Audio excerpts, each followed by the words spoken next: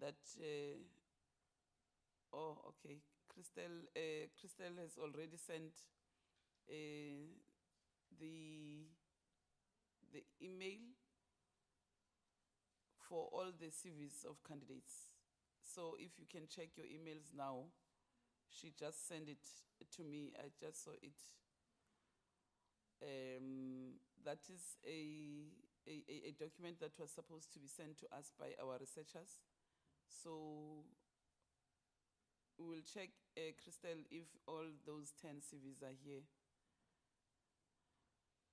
And then, what else? Nomvula, may you please present what was outstanding yesterday? Remember, honorable members, we're not opening for discussions. We are just presenting things that we have agreed that we are going to present today in the morning. So let me open the meeting officially. I declare this meeting officially open, and let me hand over to the chair so that maybe if the chair wants to make opening remarks, she can also be given an opportunity to say her opening remarks. Over to you, Chairperson. Good morning, Chairperson. Good morning, members. Chairperson, let me take the opportunity to welcome everybody in the start of this very important process. I think we have come a long way, and I am very positive, Chairperson, that today will be the start of new things for the youth in the country.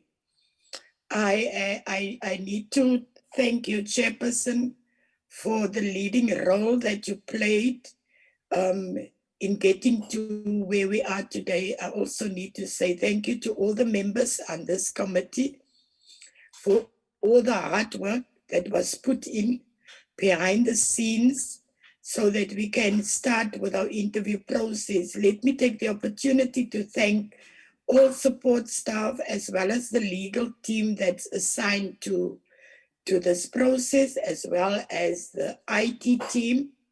Thank you for your professional way in dealing with the issues. To all the candidates who were invited to the interviews, who made it to the shortlist, good luck, and I hope you won't disappoint the people of this country. At the end of this process, Chairperson, I, myself, you, and all members, we will really be fortunate to come up with the perfect candidates that we will send to the president.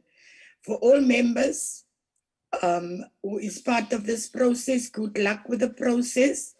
And I hope that we won't disappoint the leadership of Parliament in going forward, in getting the best out of the 30 candidates to present to the president to appoint the board that is so important to take the youth of our country forward. And with this word, thank you. And let me hand over and back to the chairperson of the day. Thank you, Chair. Thank you very much, Chairperson. I'm not going to waste time, but we want to thank you for your opening remarks. Maybe let me go straight to our business of the day. Honorable members, thank you very much for your cooperation and your attendance of all the meetings of this subcommittee, and for also attending Recording in progress. All the meetings that we have convened so far. I declare this meeting officially open, and I welcome you all and wish all the candidates that we have shortlisted good luck. And hopefully we are going to work as a team as usual. And even those that will be joining us visually, we'll make sure that we give them an opportunity to participate in our meetings. Members who have challenges with their gadgets, they must also raise their hands so that they can be assisted we are hoping that our staff members have make all the arrangements with the IT the office, that we don't want to be disappointed like last time. We need that even the communications unit must make sure that these interviews are open and transparent, and the public have access to all our interviews, because sometimes we experience challenges when whether it's Twitter or Facebook or YouTube or even 408 is not showing what is happening in the room, and the community will then complain, and young people have got interest in these interviews. So we are taking it that Neliswa and Marcel, the communication, my problem now is that I don't see any person from communications.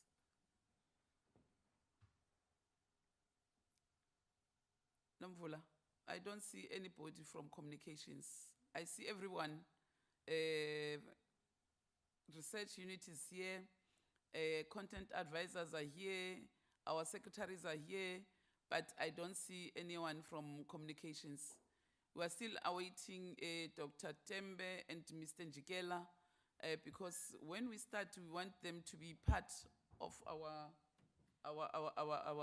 meetings. Okay, Chair. I think PCS is joining us virtually, Chairperson. We have sent them a link to join the meeting virtually, as well as Mr. Njikela as well. Both of them are joining us virtually. Thanks, Chair.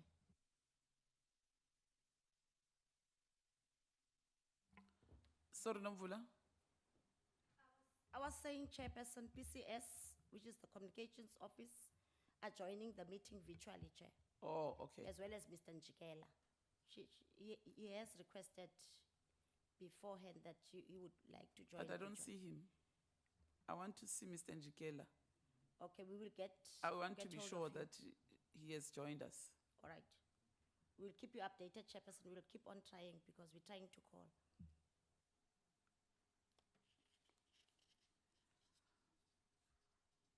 Yeah, and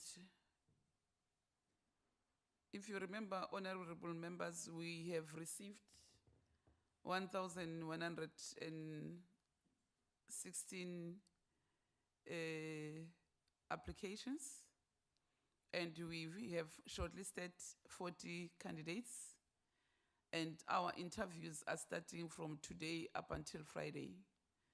Each day we are going to interview 10 candidates.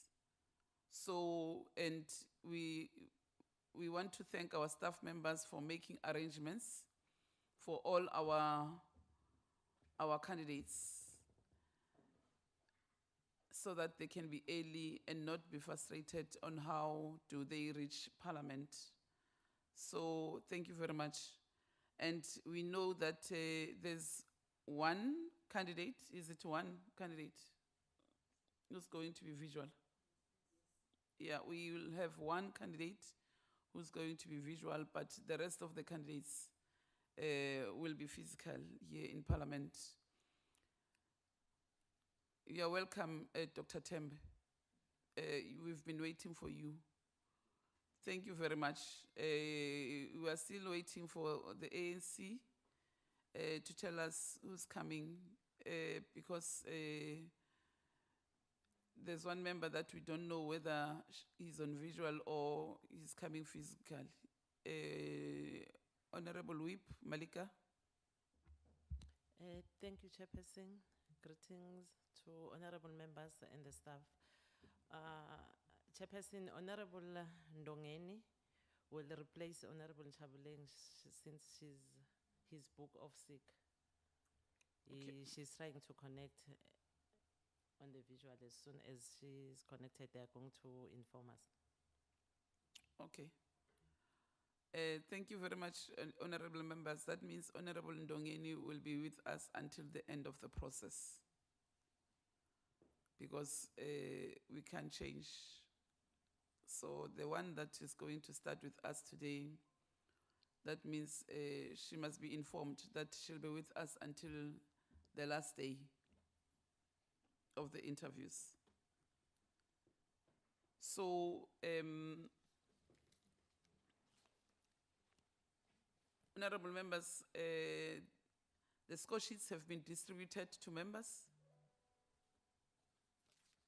And members, as per our decision of yesterday's meeting, you do have the questionnaires, the questions, but also members, you know, which you are free to ask any question for as long as it is in line with the NYDA Act and with the things that we have discussed yesterday. In terms of follow-ups, you know that follow-ups are allowed, but also as chairpersons will be managing time. Each candidate will be given 45 minutes. So we'll make sure and we'll try our level best that we treat all candidates fair, so that other candidates must not be given more airtime and other candidates be given less airtime. So we are going to try our level best that we manage that with the chair. And what else?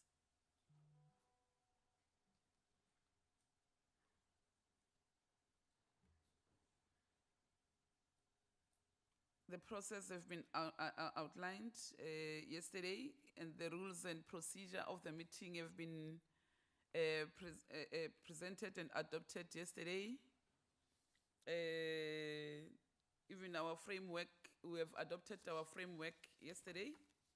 So, and the roles and responsibilities of all of us have been adopted and clarified yesterday. So, all what we are expecting is teamwork. Where there are disagreements, I think we are going to do them in a professional way, which will not lead to the public losing confidence in the work that we are doing as honorable members. So we are going to work professionally as much as we can. So thank you very much, honorable members. Dr. Tembe, I think yesterday, you were giving a task to clarify on the question that was raised by, I don't know whether I must say social media or some candidates out there, that why have we shortlisted, started with our shortlisting when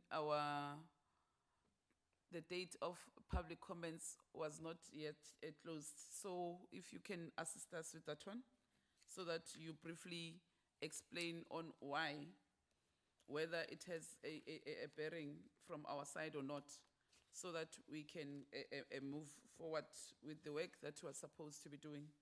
Because maybe if we don't explain these things properly, people won't understand. They will still keep asking that maybe we have flawed our process, whereas there's nothing that we have flawed. We are following our processes according to the rules and procedures of Parliament. So each and everything that we are doing is in line with the rules and procedures of Parliament. So, and everything that we're doing is legally. We do it legally. So there are no shenanigans, because the perception out there is like there are other things that are happening within the subcommittee which are illegal. So if you can take us through, so that people must understand on how do we do things in Parliament. Over to you, Dr. Tembe.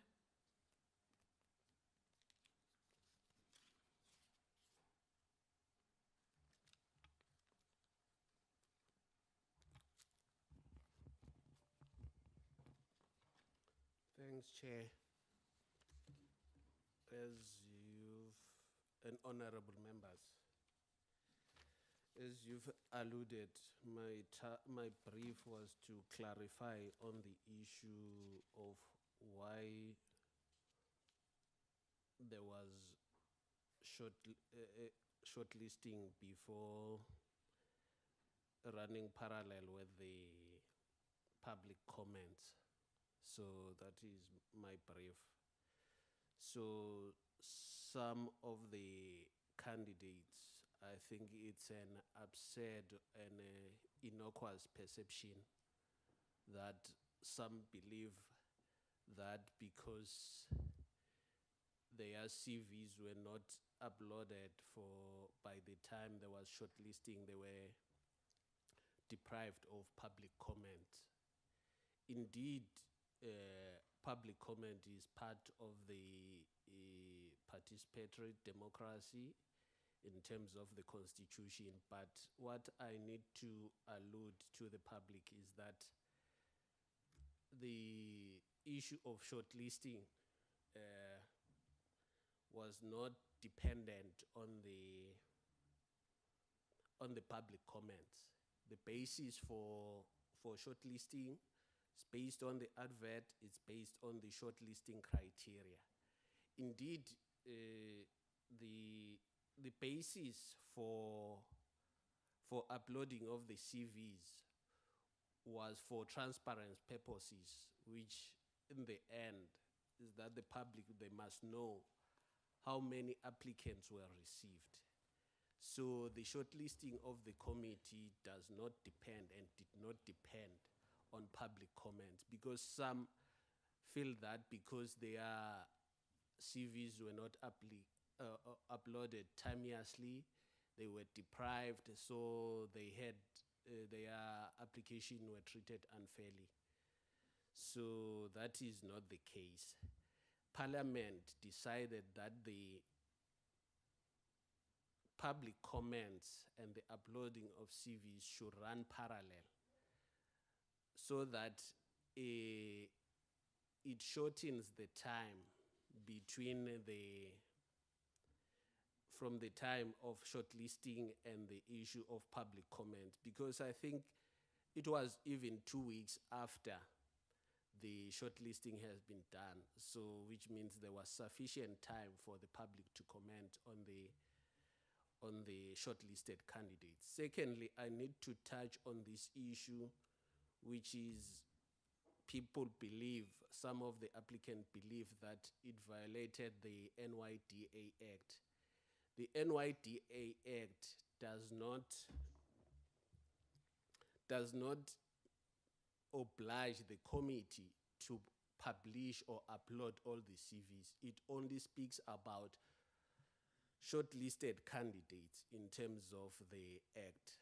So, which we need to dispel that perception, which is innocuous for some of the applicants. They might not be aware because they believe that shortlisting was based on public comment. So there is no unfair advantage which have been suffered by applicants which did not receive public comment or their CV were uploaded later. The purpose, as I've explained, the purpose for the uploading was for transparency purposes and openness in terms of the Act. So there's nothing untoward. Thanks, Chair.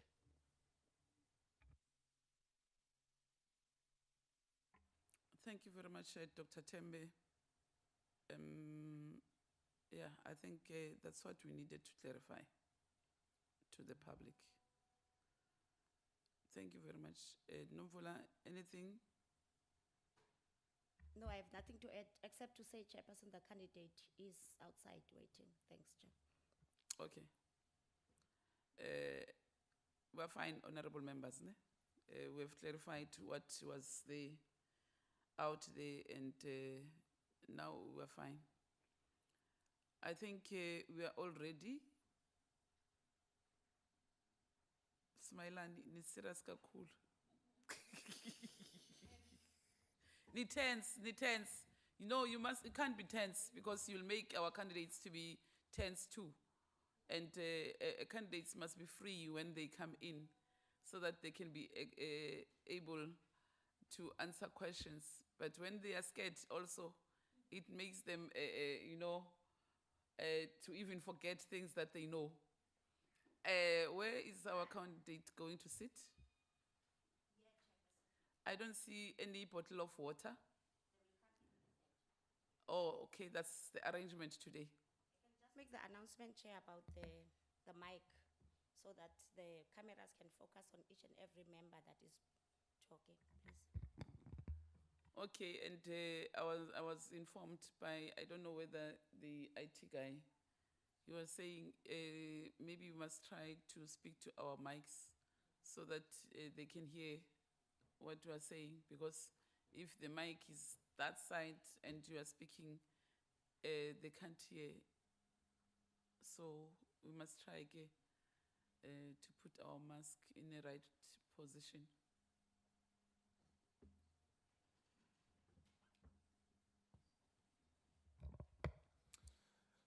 Thank you very much, Chair, and a very good morning to all honorable members.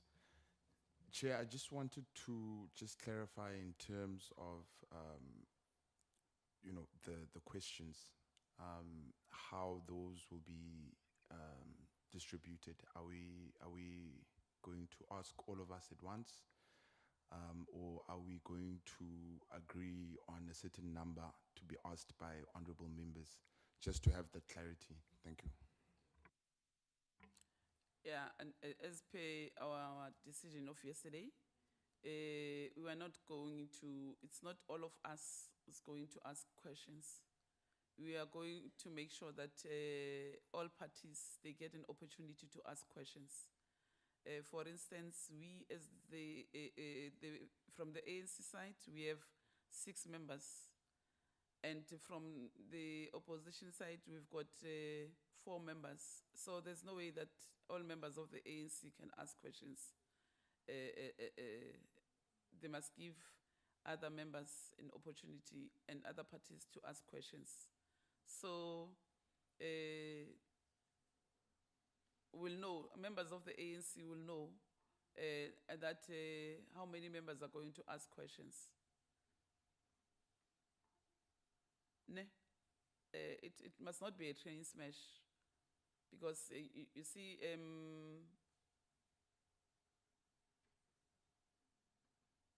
it's 4 plus 6, so fanele sichinjisane, so We have to exchange one another. yeah, we need to change, because if we don't do that, we are adults anyway, but we'll monitor that as chairpersons, you know, because there's no way that all members will ask questions to candidates. Remember, it's 45 minutes. So that on its own, it tells you that 45 minutes, it must be divided by how many?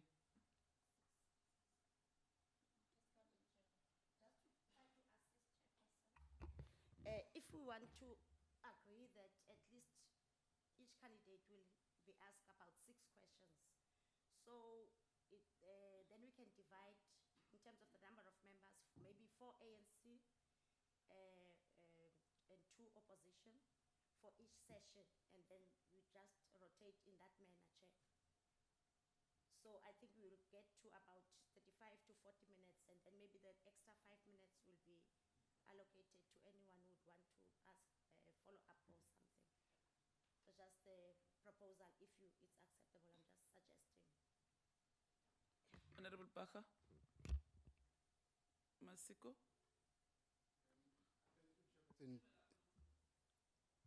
Thank you, Chairperson. Chair, I think that we should not be a session that kind of looks at things in terms of how big the other party is more than the others. Secondly, I would suggest that let's go for the first one and see how the chairperson proceeds with the process.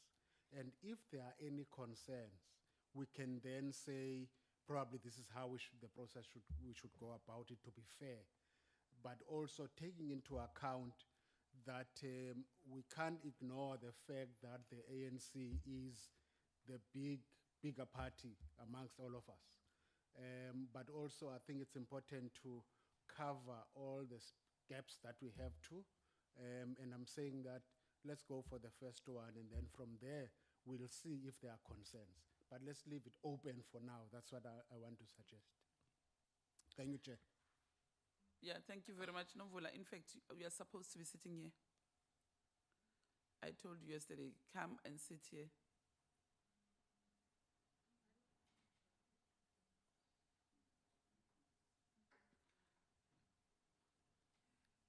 Remember, there'll be fairness. There must be fairness. All members must be given an opportunity to ask questions. Even last time, we were able to give all members an opportunity to speak, to ask questions. So we are still going to do that. But as chairpersons, we'll guard against whereby other members are not being recognized. You know, even yourselves, honorable members, just try to give each other an opportunity. But you are going to ask questions anyway. So there's no member who will go out of these interviews without asking any candidate questions. But what I want to appeal to you is that members also must listen to questions, because sometimes other members, they repeat a question that have been asked already. So we must not cram questions. We must just ask questions. So I think with that one, it's fine. Follow-up questions, we said it yesterday, we'll give you 1 minute to ask a follow-up question, only in those critical items where we will be given 2 minutes. But we don't want preambles, background, and so on. If you want to ask a follow-up question, just ask your follow-up question. Don't come with history. We can read history, and don't come with history, so that we avoid a situation whereby even the candidate is now confused, you know.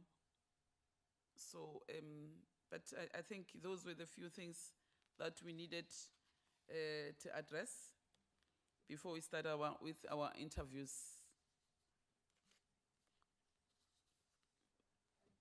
But, you know, last time, some of the candidates were scared that because even the way members are looking at them, they were looking at them like, you are too serious, you know. So at least if you are smiling a little bit, at least you make a person to be at ease, so that the medulla oblongata will work, you know. But if you are too serious, like myself, when I'm serious, a person can say, "Ah, mna ngiyajika la." Yes, yeah. Okay, Matebula. Chairperson, in terms of live streaming, is there anyone assisting in terms of sign language? There is, Namvula and Nelisa, I was informed by the staff, even yesterday, they did inform us that they have made arrangements on that one. Okay. But I think the communications unit is the one that is also responsible for the sign language. You remember, most even last time, they were the ones who was dealing, just double check with them. Chair, we've arranged for all languages, including the sign language interpreter. The person will be interviewed tomorrow, so he will be here tomorrow. We know what she means is that Akere, for 08, most of the time, you'll see those people who are doing sign language, even when other candidates are responding. So what communication unit must prepare is that we need to have a sign language person who will be also interpreting what the candidate is saying, even what members are saying. So if you didn't make that arrangement, can you please also deal with that? Chairperson, Chair? interpretations is not working on virtual. If communications can also just sort that out for us. There's no interpretations on the virtual platform, which means if a candidate wants to speak in the language that they're comfortable with, I won't be able to follow, or any other member if a candidate wants to speak Afrikaans, but there's no interpretation services available on virtual. Okay, okay, Chair, thank you. Chair. Honorable Baka? Yes, Chair, just a small thing. There's one member from the Eastern Cape who's saying that the sound is very low. Maybe the technical people must try and work that out. Okay, but the sound is very low. And at first, Honorable Baka, they were saying, it's me, I speak very soft. And I was wondering why. And they said maybe it's the mic, the positioning of my mic. That's why now I've put it straight.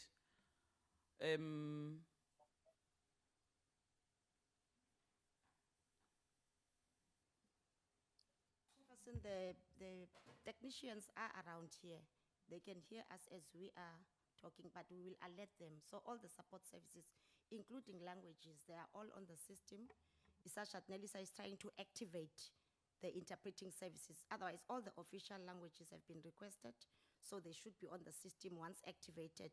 Whoever need to address the committee in whatever language, they should be accommodated today, Chair, and for the rest of the week. Thanks, Chair.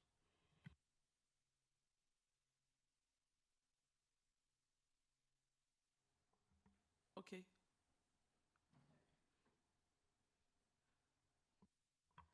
Anna ta vutisa ku na hina tanihi ti-members ha pfumeleriwa ku vutisa ku interviewa candidate hi language ya hina na?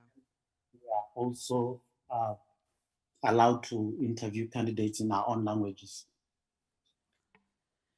Yes, you're allowed to ask questions in your own language for as long as, in fact, you did well by talking in your language, so that we can check whether it's whether. Yeah, that was a good test, so that we are sure.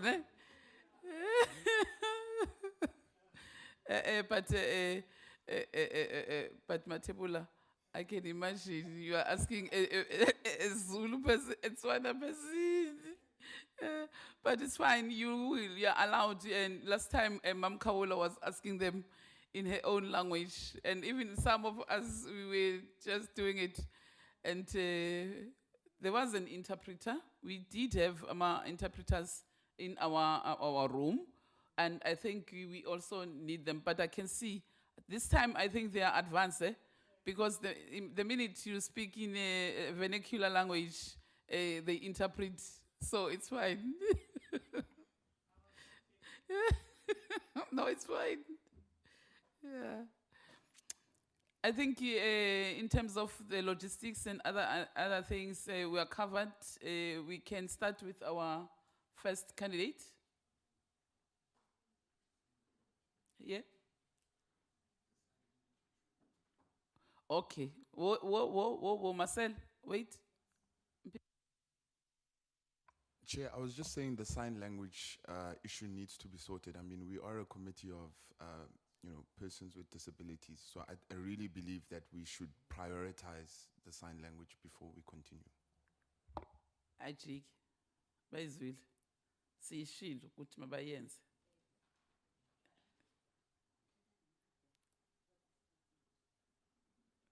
.408 must assist on that one. Zisuka nje ebhandeni. Just in the beginning.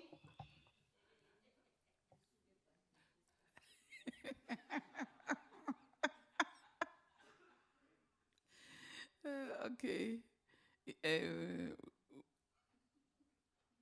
Marcel? We're ready, ne? We can I call the first candidate?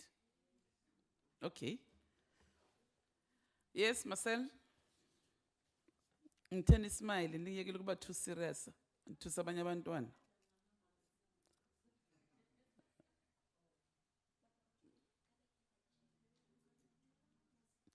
Angithi manikhuluma niyawayehlisa mamasi. You remove mask when you speak.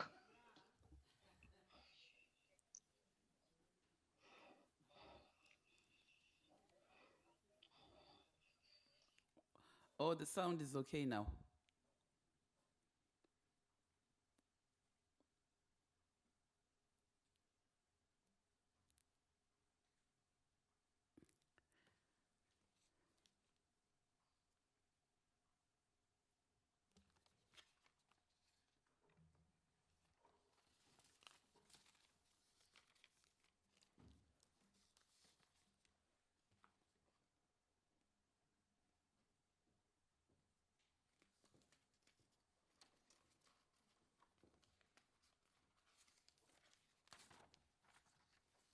Nomvula ngithini ufuna bese eceleni kwami so that ngizokwazi ukuthi ungincedise time. Be on my side, Nomvula. Yazi ngikhohliwe na.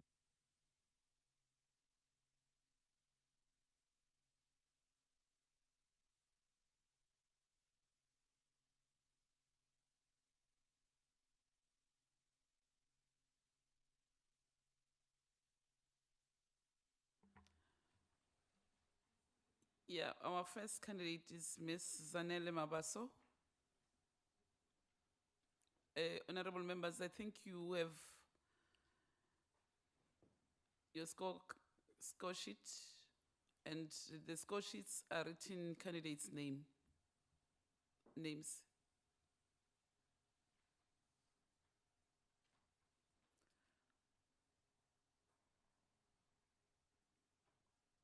Chairperson, over to you.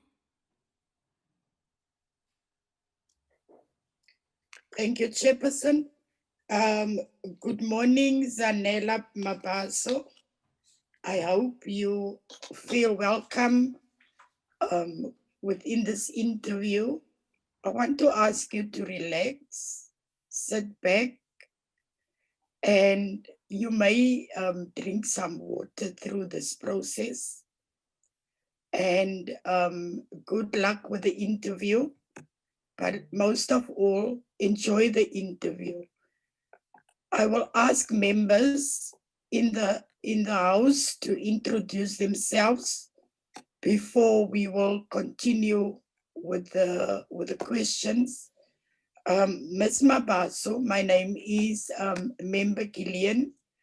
I'm the the co-chairperson of the subcommittee, and I will hand over to the chairperson, who is that side, and then all members just to introduce themselves. But I really want you to enjoy the interview, Ms. Mabaso. Over to you, chairperson. Thank you very much, Chair. My name is Nontlantla Claudia Nontlantla Ngubendaba. I'm the chairperson of the Portfolio Committee on Women, Youth, and Persons with Disabilities. You're welcome.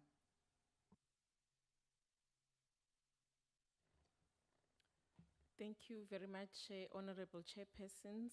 Good morning to yourselves and honorable members. Good morning, Ms. Mabaso, and welcome.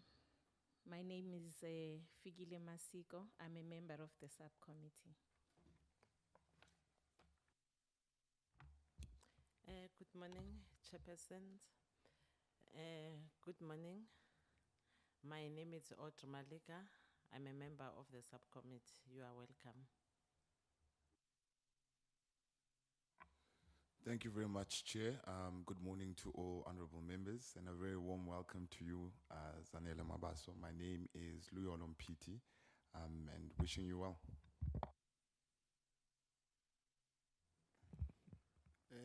Thank you, Chairperson. Molo Sisi, igama lam ndinguMbulelo Bharha, ndililungu lale committee. Enkosi kakhulu.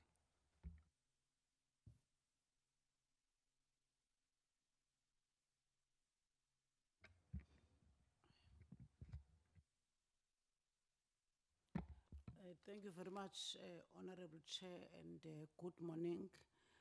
Good morning, Zanele Mabaso. My name is Teliswa Mkweba, ilungu lale committee. You are welcome. Morning, Zanella. My name is Natasha Ntlangweni.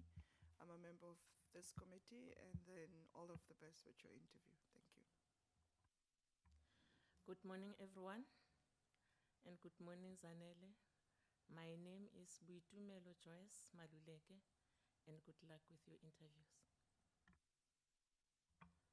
Nakensa Chairperson. Thank you, Absheni Chairperson. Sesi Zanele. Morning, Doni Brenda Matebul. Ni member morning, la subcommittee. Emnabela I'm a- mkateko na Kensa. I wish you well. Thank you very much. Thank you, members. Member Tongeni is also on a virtual platform. Member Tongeni, are you there? Yes, Chair. Just introduce yourself.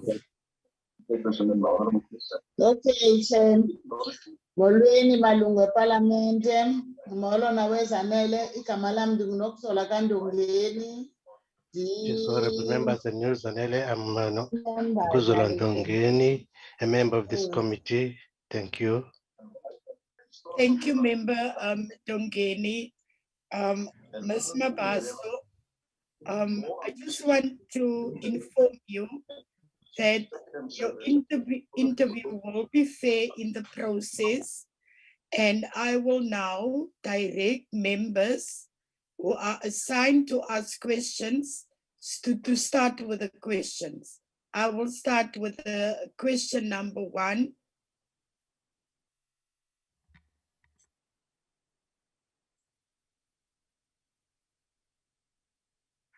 Can we have the member who will start with the first question?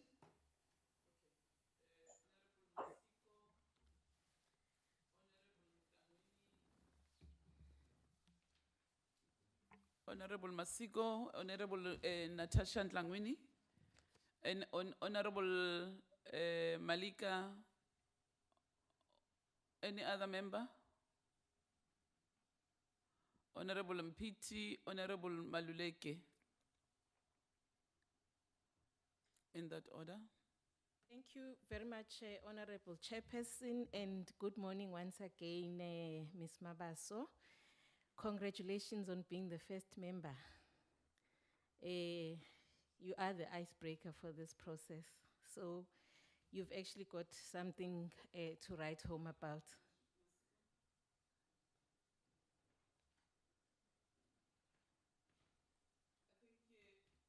Chair, I think we must start first by giving on Zanele Mabaso an opportunity to introduce herself and tell us why did she apply for this position, and why does she think she's the suitable candidate to be recommended to serve in the board of NYDA.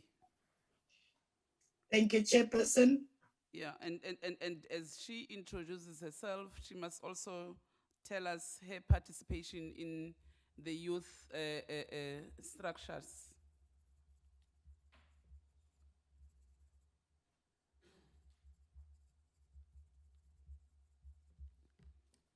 Okay, can I go ahead? You can continue, Ms. Mabaso. All right.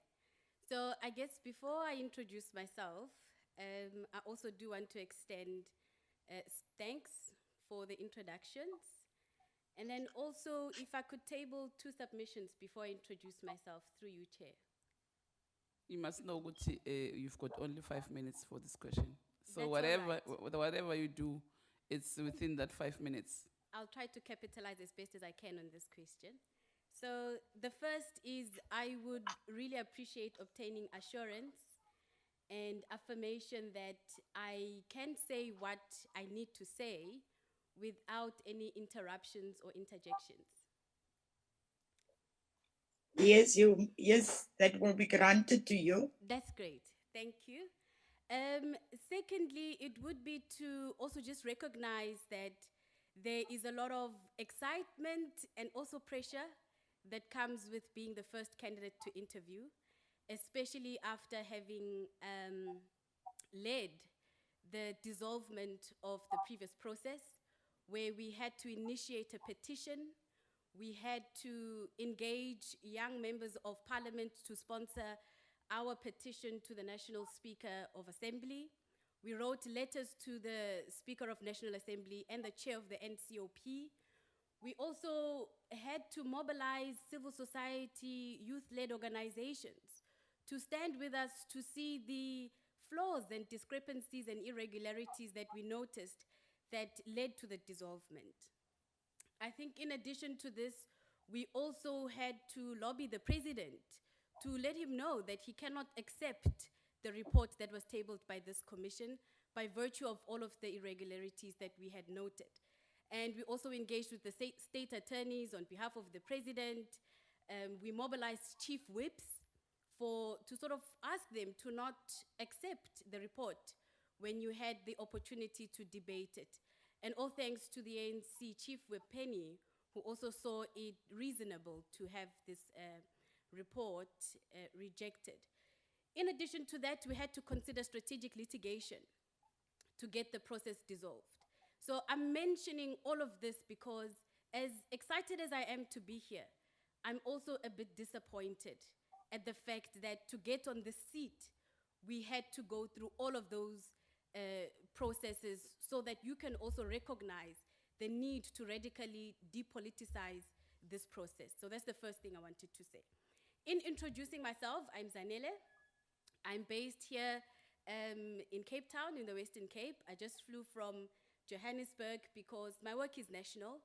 And so I had some project-related matters to attend to in Johannesburg. And by virtue of that, there isn't any province that I haven't been to or haven't worked in.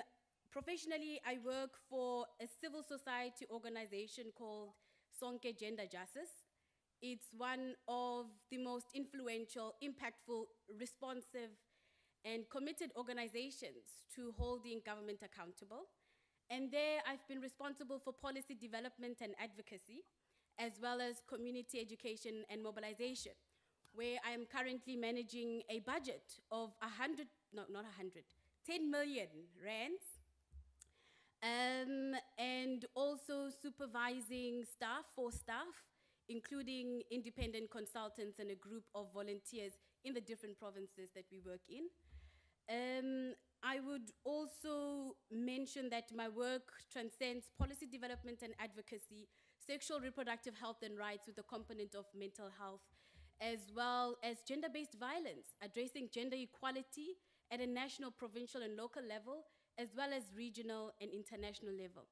My work is also focused on addressing constitutional infringements of women and children's rights, as well as young people's rights. So hence the process that we had to follow for me to actually be here today.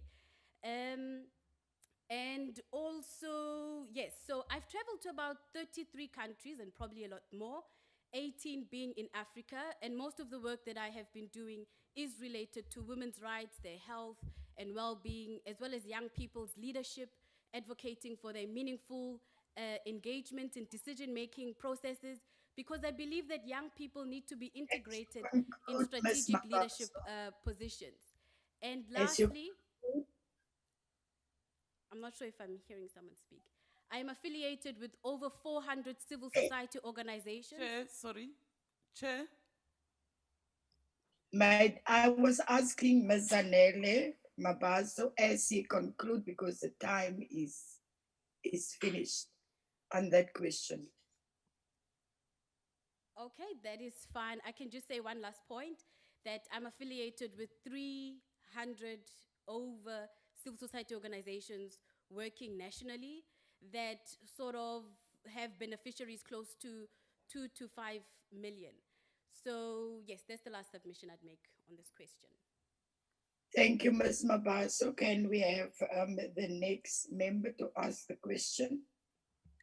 Thank you very much, Honorable Chairperson, and thank you, Ms. Mabaso, for your introductory remarks. I think it shows us that you do have a deeper understanding of the National Youth Development Agency Act.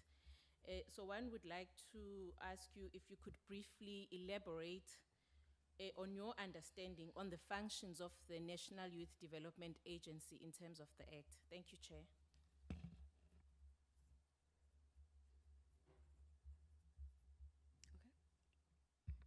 Okay, so in terms of the functions, I would say 3 points. It is to initiate policy development and advocacy as well as research.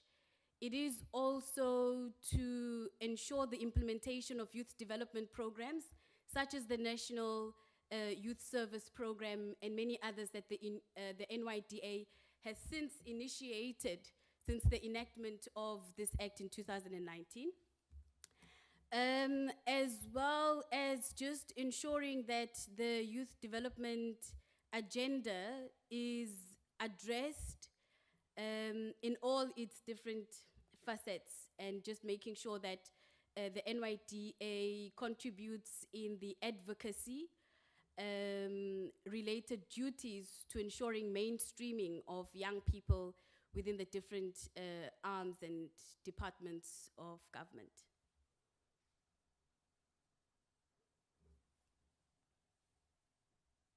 Honorable Tlangoni.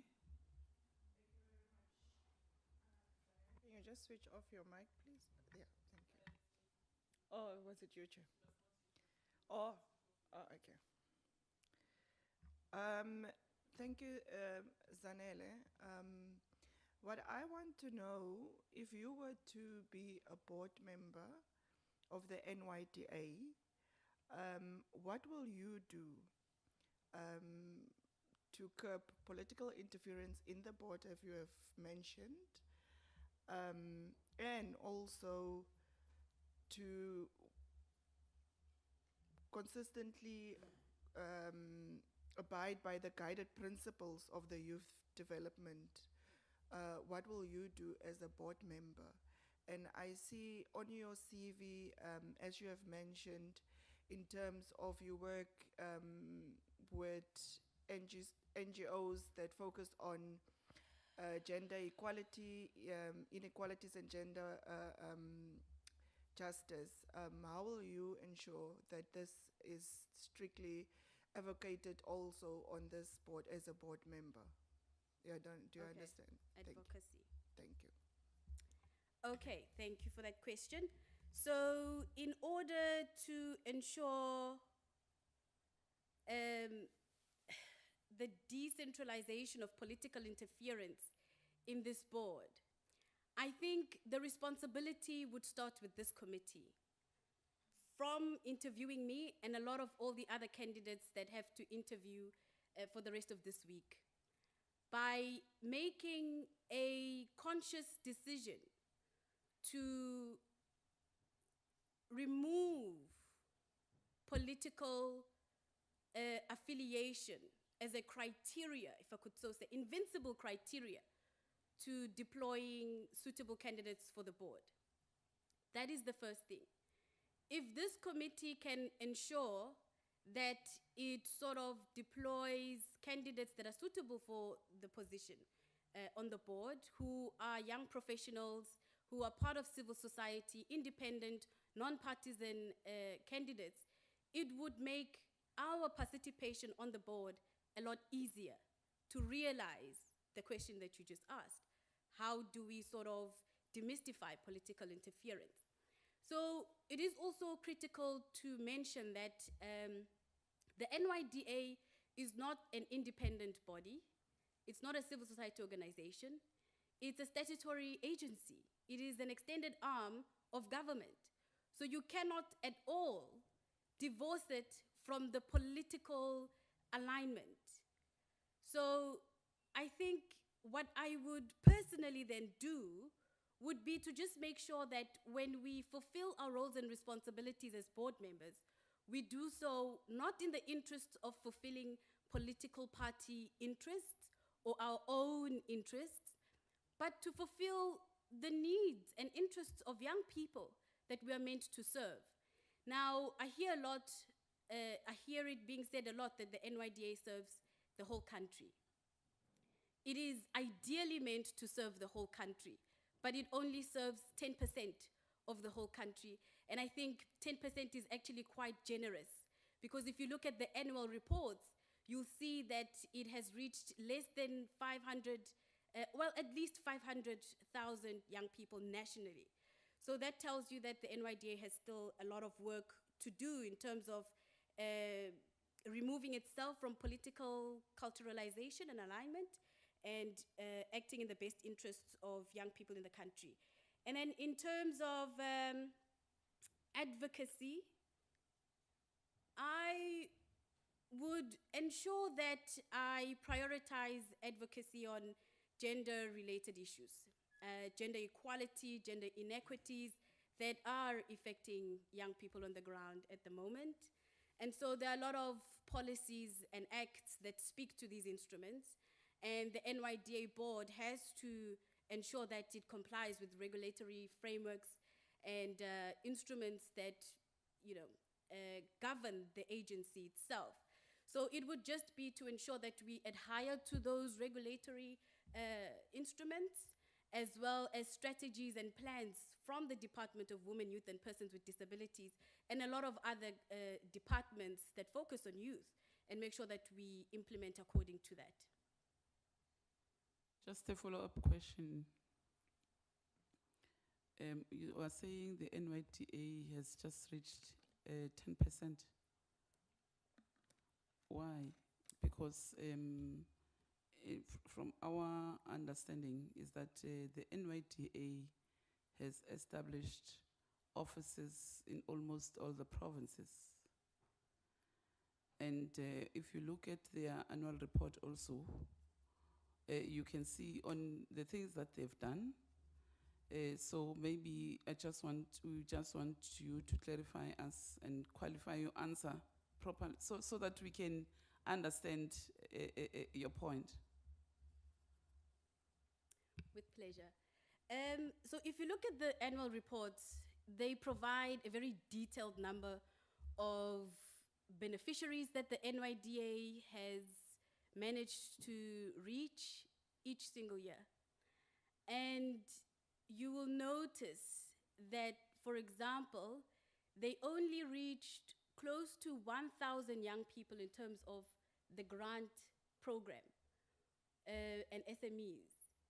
And there are numbers that are literally pasted on the website, front page, that are constantly updated in addition to the annual report that reflect the reach of the NYDA. So the NYDA, I would say, from 2019 to date, has managed to reach close to 500,000 young people, and not more than that, based on the statistics that they release on their own reports. So I was also qualifying in saying, I am affiliated with over 400 national youth civil society organizations. And a lot of the organizations that we work with, some don't even know about the work of the NYDA.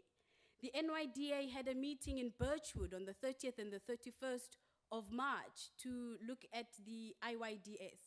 I had to contribute in terms of sharing the stakeholders that the NYDA needs to prioritize and have in those engagements to influence the IYDS. Because if it does not have those stakeholders in that room, those are the stakeholders that are going to litigate the NYDA, that are going to speak against the programs of the NYDA, because they hold the center when it comes to certain decision-making processes in the country. So yes, I do stand on my submission that the NYDA currently is not doing what it's meant to do at a large scale, and there is a lot of potential for the agency to scale up its interventions on a national scale. And maybe lastly, having provincial offices does not equate to implementation on the ground, and actually young people visiting those offices in their numbers. So I think in order to effectively manage or measure how many young people visit the provincial offices and even the district ones that were opened, we'd have to put in place mechanisms to counter for those statistics. Thank you, Ms. Mabaso. Can we have the next questions, and can we also um, just guide against the time that is spent? Can we have the next question? Thank you, Chairperson. Ms. Mabaso, as we know that effective governance in the public service encourage better decision-making and the efficient use of resources. How would you ensure good governance in the National Youth Development Agency if you can be recommended to be appointed to be one of the board members? Okay, thank you. So, as I had mentioned, the NYDA is a statutory agency, and therefore it is obliged to adhere to finance management related instruments that are regulated by National Treasury and other structures of governance.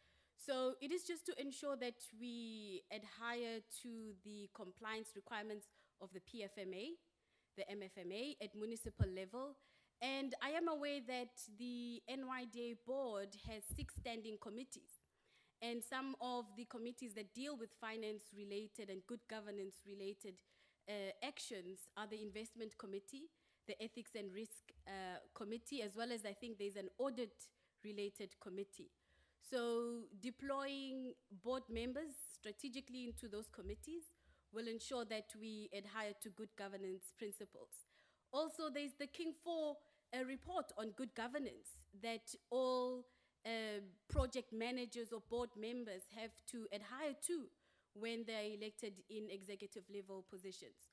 So adhering to those recommendations, as well as just general principles of good governance to ensure that we maximize on service delivery and ensure the effective and efficient utilization of limited resources of the agency.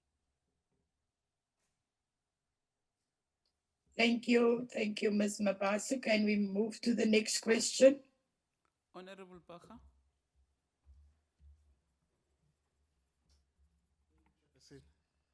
Thank you, Chair. Ms. Mabaso, for me, we are confronted with COVID-19 as we speak, and a high percentage of unemployment in terms of young people. And some of them have expectations that coming out of these interviews would be people who would be able to carry them out of the demise that they find themselves in.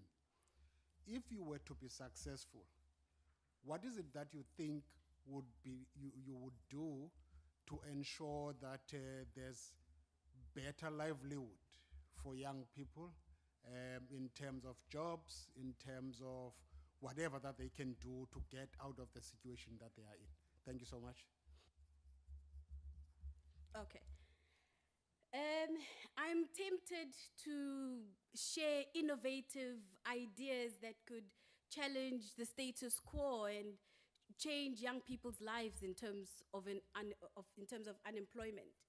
But I will digress from doing that, and I will rather give a very honest response in that youth unemployment and addressing all of the intersectional issues that it comes with is the responsibility of all government departments.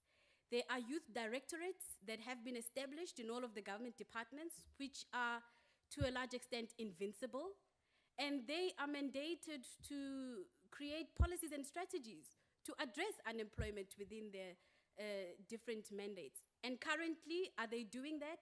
Do we have annual reports from all of the government departments that sort of depict the activities that they implement to sort of lower the scourge of youth unemployment and combat it?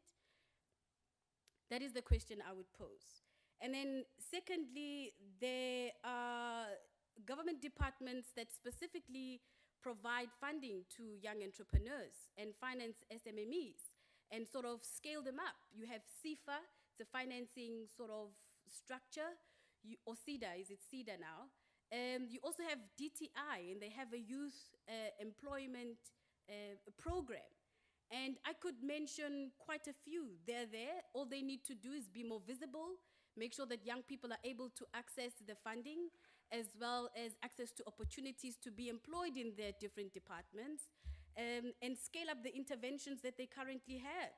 There's also this new pathways sort of initiative that His Excellency Mr. Ramaphosa, or rather President Ramaphosa, introduced on the 16th of June. He rather announced it, where the different state, civil society, and private sector initiatives aimed at addressing youth unemployment will come together and create some form of a platform to address youth unemployment.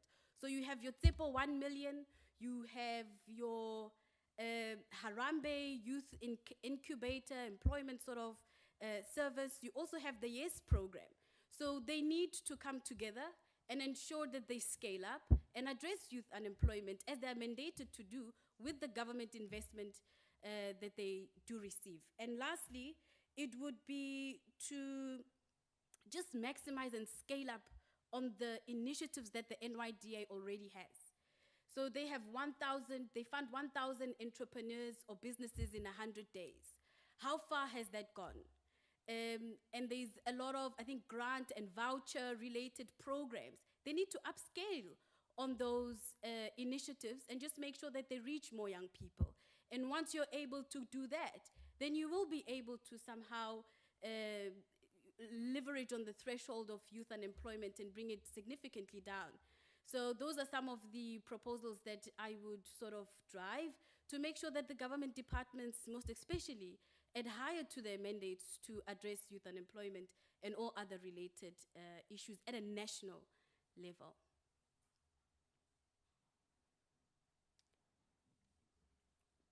Honorable Maluleke. Thank you very much, Chairperson. Ms. Mabaso. You know, you said a mouthful when you were introducing yourself. But I just want to find out from you what can be done to change the negative perception amongst the young people about the NYDA? And secondly, how are you going to ensure that NYDA, under your leadership as a board member, will constantly abide and be guided by the principles of the youth development without any prejudice? Thank you, Chair. Thank you, Honorable Member. This is a good question. I think it also emanates from the previous process.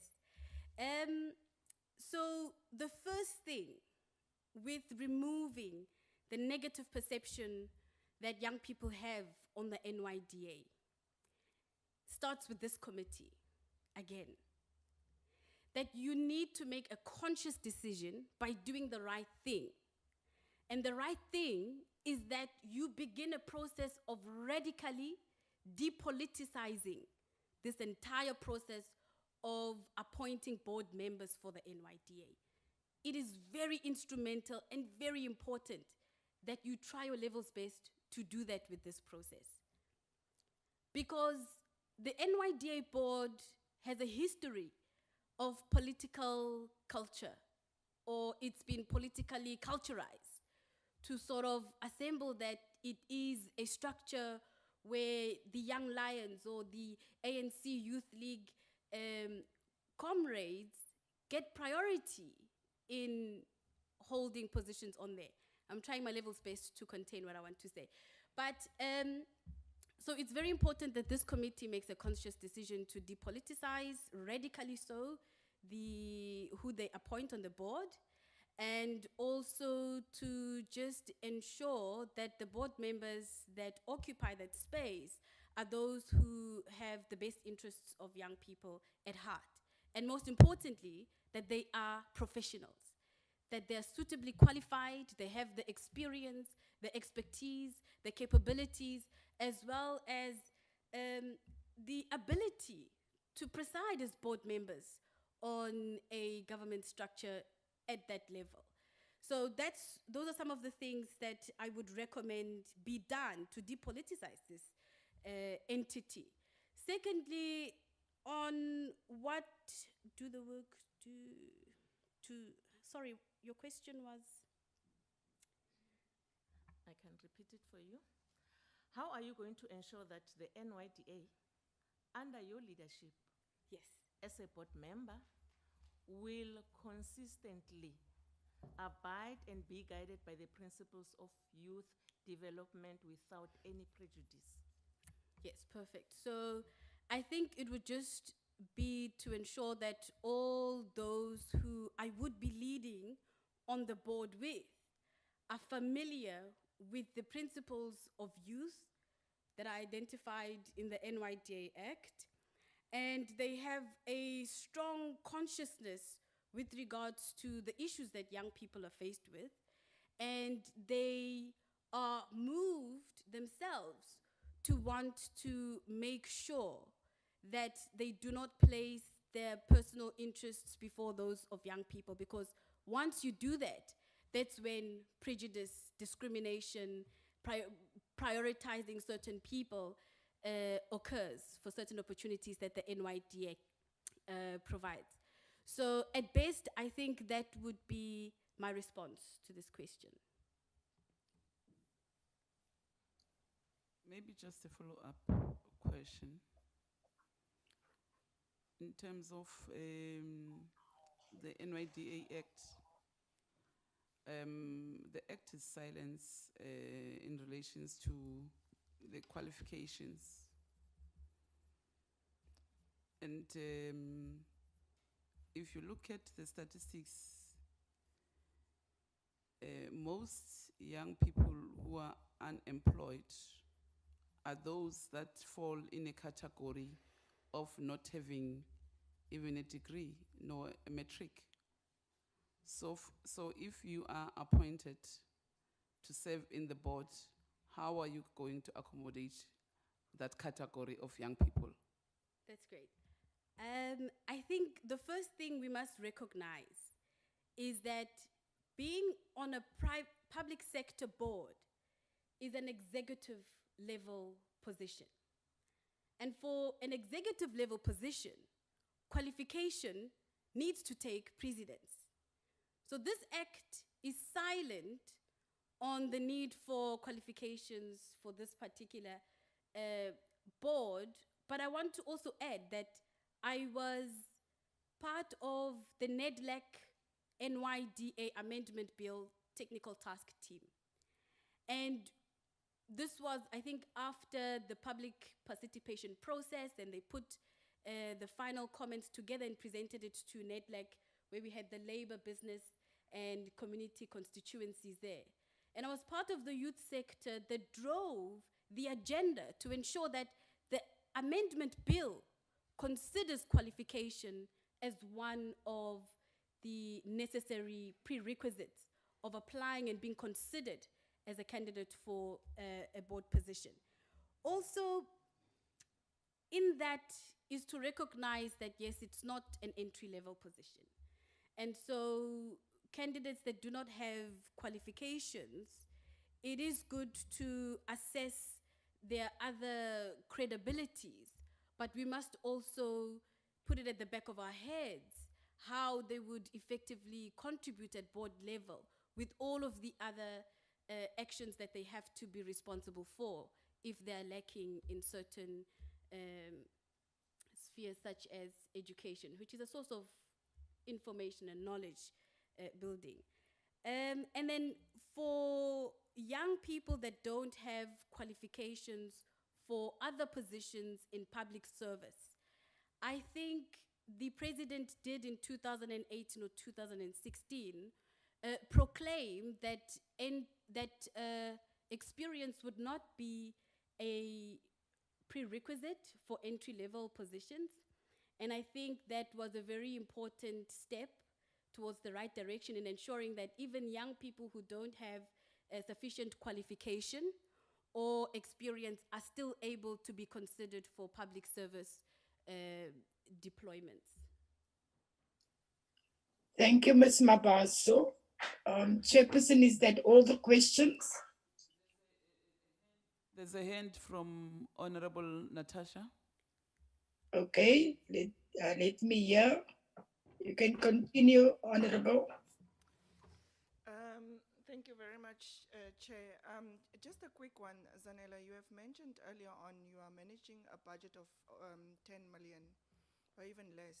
If you were to become a board member, how are you going to manage a budget of 1 billion? And in your 10 million, have you ever gotten a qualified audit or any discrepancies in your financial background in managing that 10 million? Thank you very much, Chair. Thank you. So I think audits are done at an organizational level, and Sonke Gender Justice, as an organization, one of the largest in the country, civil society organizations, has had qualified audits and clean audits at that. And I just also want to mention that the NYDA is quite obsessed with clean audits and just public service in general, but the most important thing is service delivery, as we prioritize also in the projects that I am managing. So yes, the budget is just above 10 million rand. And how would I manage a 10 billion, did you say 1 billion rand budget? The exact same way that I do with the 10 million.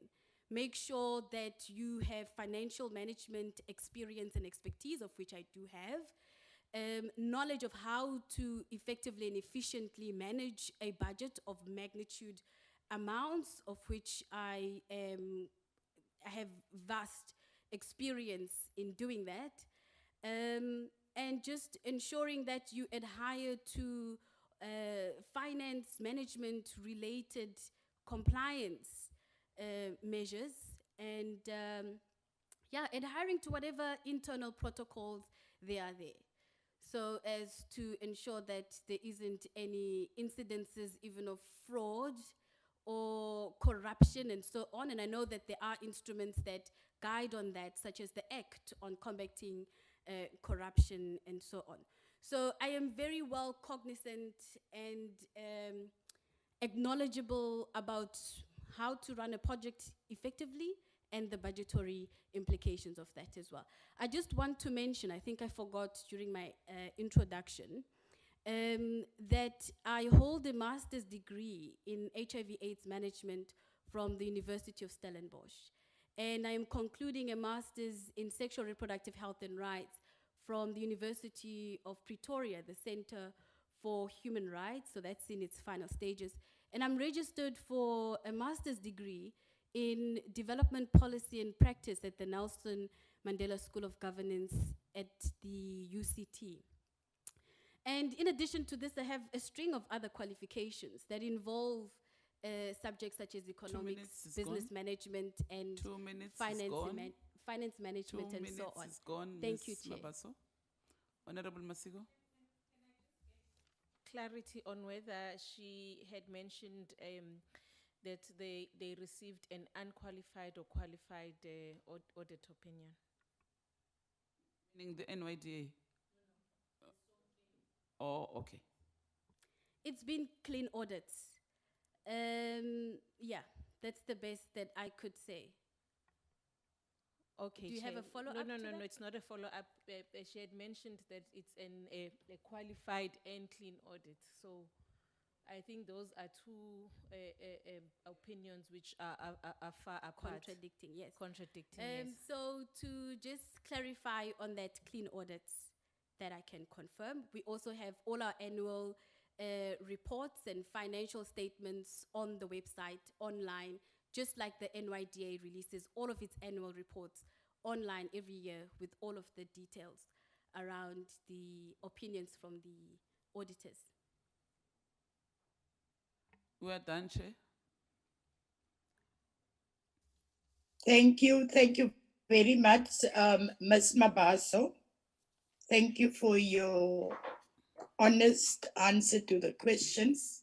The process will be outlined, what will happen after this.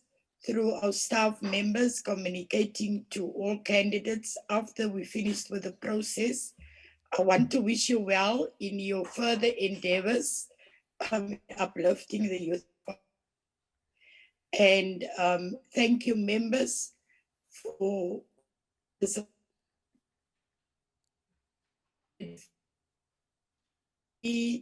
and also comfortable.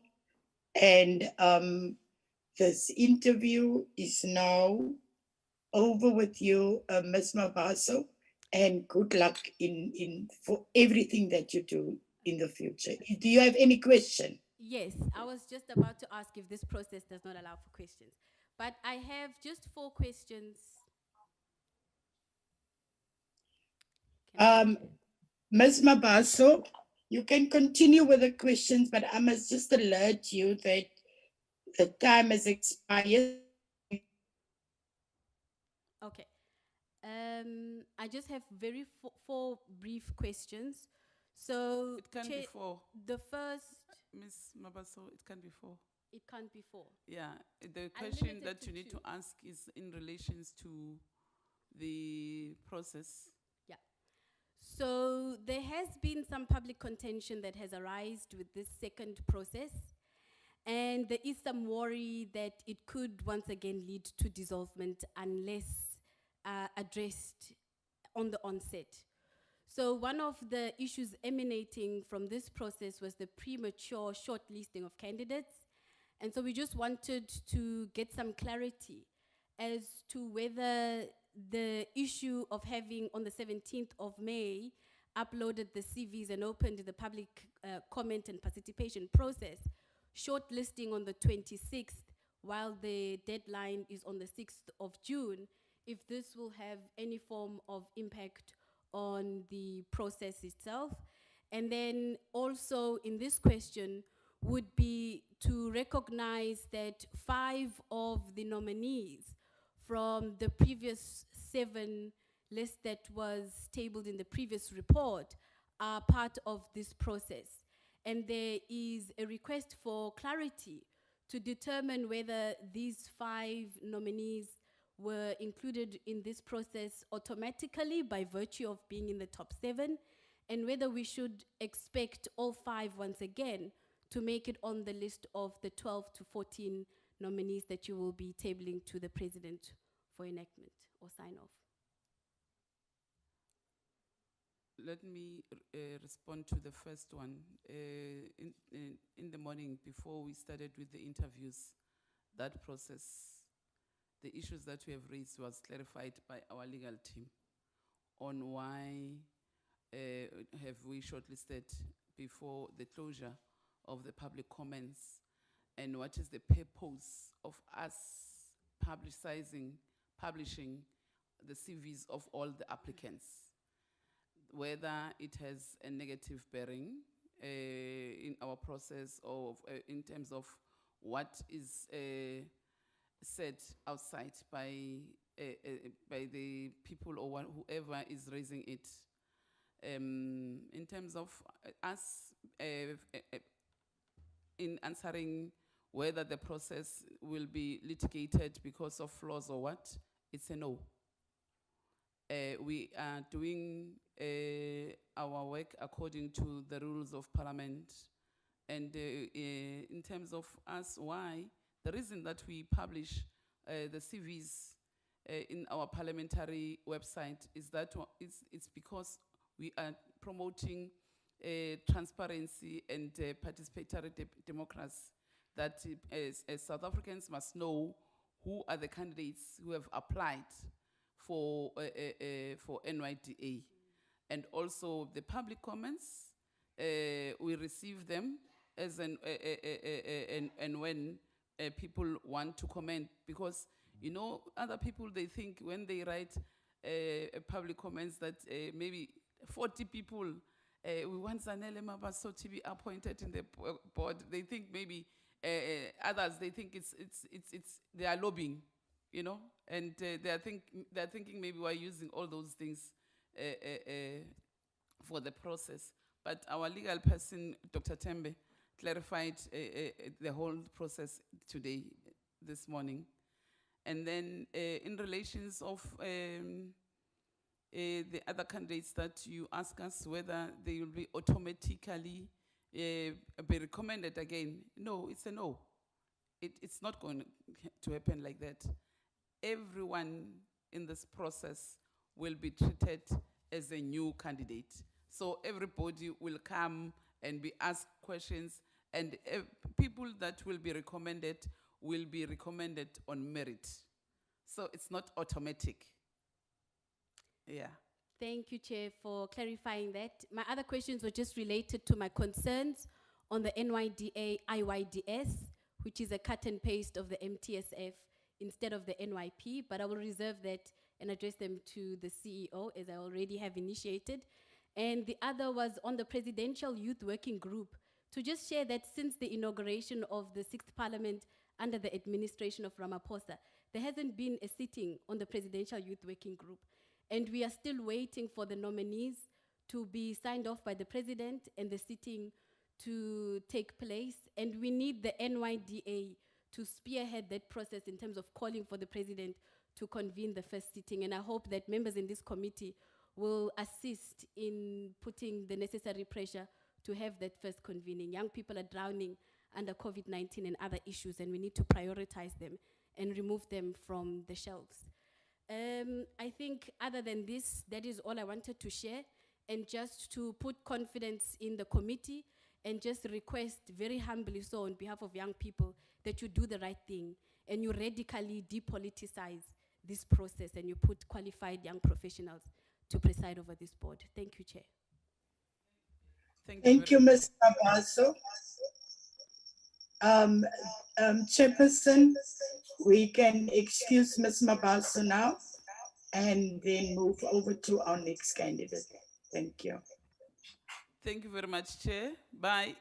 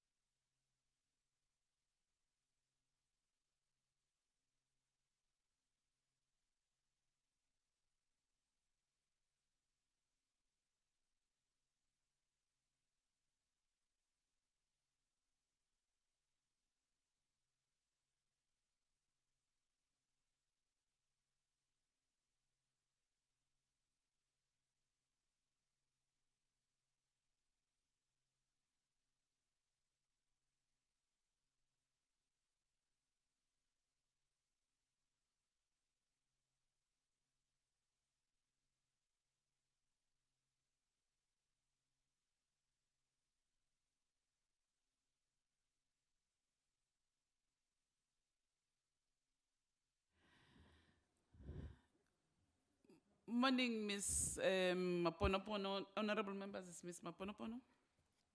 Over to you, Chair.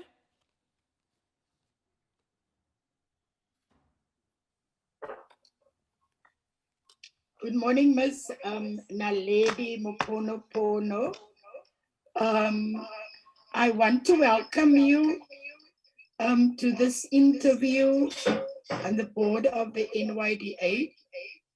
Ms. Ponopono, I want you to be relaxed, sit back. You can drink some water. I want you to be very relaxed. I also want you to enjoy the interview and to share your knowledge with us. Ms. Ponopono, to be invited to this interview, we have gone through your CV, and the members of the subcommittee find it fit to invite you to be part of this interview process. Most of all, enjoy the interview. And before we continue with questions, I would like to ask all our members in the ad hoc committee to introduce themselves. I will start with myself. Let me just switch off this. I will start with myself, Ms. Ponopono. My name is Member Marinsha Gillian. I'm the co-chairperson of this committee and also the chairperson of the select committee of health and social services in the NCOP. I will hand over to the chairperson who is in the committee room with you now to introduce herself and then all other members. Thank you, chairperson. Thank you very much, Chairperson. My name is Nonhlanhla Ncubendaba. I'm the chairperson of the Portfolio Committee on Women, Youth and Persons with Disabilities. You're welcome and feel free. Ngiyakubona utense. Smile ngoba lesikhathi ku-visual Just smile. smile. Just smile. Don't be tense. Thank you very much, chairpersons, and good morning and welcome, Miss Maponopono. I must say I love the bag. Igama ufikile wakamasiko, member of the committee. Figile Masika, the member of the committee. Thank you, Chairperson. Good morning, Ms. Maponopono. My name is Audrey Malika. I'm a member of the subcommittee. Molo Sisi, my name is Louis Olompiti, and I'm a member of this committee. Wishing you well. Thank you, Chairperson. Molo Sisi kama ngumbulelo Bhaga kwalilungu lale committee. Enkosi kakhulu.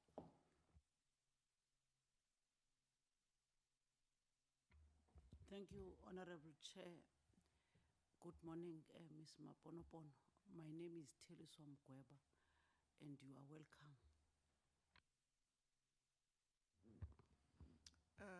Thank you, Chair. Morning, Nalady. My name is Natasha Ntlangweni. I'm a member of this committee, and all of the best with your interview. Good morning, Ms. Maponopono, and thank you, Chairperson. My name is Buitumelo Joyce Maduleke, member of this committee. Nakensa Chairperson, I'm Gela Sesi, Vitoni Brenda Matebul, member of the committee. I'm Rani Mavasa, a member of this committee. Thank you very much, Chair. I think here we are done with our introduction. It's people who are on the visual that needs to introduce themselves. Yes, Member Dongeni. Thank you, Chair. Morning, Ms. Maponopono. Morning, members. My name is Nokuzola Geni. I'm a member of the committee. Thank you. Thank you, members. Ms. Ponopono, can you briefly tell the panel members about yourself? Also, why you are interested in committing your time and your energy to serve on the NYDA board? And also, if possible, what do you know about the agency? Most of all, give us a background about yourself, who you are, your involvement also in youth structures and the upliftment of young people. You will have 5 minutes to answer this question.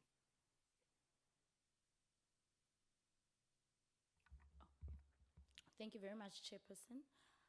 Before I start, please, can you allow me a little bit more than 5 minutes because my background and profile is a little bit lengthy, so I might not finish in 5 minutes. So if you'll allow me, and then because it will give a full context about myself and why I think I'm suitable for this position, Chairperson. Okay, continue, Ms. Pono. You've got only 5 minutes. Thanks, Chair. Okay, my name is Naledi Maponopono. I was born in Cape Town, here in the Western Cape. I grew up in a township called Kailicha. When I was in Makaya, in a section called Makaya. When I was 12 years old, I moved from Kailicha due to a traumatic experience where my father was robbed and then he died. Then we moved to a small township called Westlake, which is in Tukai, close to Portsmouth Prison. So from the age of 12, I grew up there, and I got a scholarship to attend Westerford High School, which is in Newlands, one of the top state schools in the country. So being raised by a domestic worker, my mom could have never afforded me to go to Westerford High School. So I went to Westerford High School, finished my matric, and went on to the University of Cape Town, where I did my undergraduate degree, a Bachelor of Social Science, majoring in Public Policy and Administration, Sociology, and isiXhosa Language and Literature Studies. I finished my degree in record time. I was in the top 15% of the university. I was a member of the Golden Key Society. After that, I went to work. After finishing my degree, I worked at the National Department of Public Works, where I was working with the EPWP program, specifically for the National Youth Service. After that, I went back to university to do an honors degree, which I did in African languages. I specialized in language policy implementation in basic education. This is when I also started to become a teacher. I was a language teacher from grade R to grade 7. Then I pursued my master's degree in African languages, specializing in language policy implementation in basic education again, as I have a passion for education and also language. I finished my master's degree by 100% dissertation. I also continued to be a teacher, and this time I was teaching from grade 7 to grade 12. So I've taught from grade R to grade 12 as a teacher. I also pursued lecturing. I lectured adult basic education and training in the township where I grew up. I was headhunted. I taught youth that had dropped out of basic education. I also lectured currently at the South African College of Applied Psychology. Psychology students who are doing a Bachelor of Applied Psychology, I teach them academic literacy, language and communication skills, and also diversity skills. I'm also a lecturer at the University of Cape Town. Currently, I lecture in the African Languages Department, while I'm also pursuing my PhD in African languages. My research specialization is language policy implementation in higher education and training. I am also a researcher for the African National Congress Parliamentary Caucus, servicing the study groups for small business development and DTIC. I am also an entrepreneur. I've got 2 businesses, which I started during lockdown. One of my companies, they are both registered. It's Inkwenkwezi Language Services. I offer language academic services. Most of my clients I edit their dissertations. Most of my clients are that. But I edit all kinds of documents, tutor, and also any other service related to academics. My other company, Inkwenkwezi Nanny Services, born out of my own frustration as a working mother who is also a student or candidate. I started a nanny service company wherein my clients are mostly lower middle class women who need help in their households. And both businesses I started during the lockdown, and they are doing relatively well. So I believe that I'm a very befitting candidate to be a member of the NYDA board, because I'm living testament of the fact that no matter where you come from and what your circumstances are, you can change your life for the better. So where you come from does not determine what you can become, and it does not diminish the potential that you have as a person. So that's why I believe that I would add value to the board. Thank you, Chair.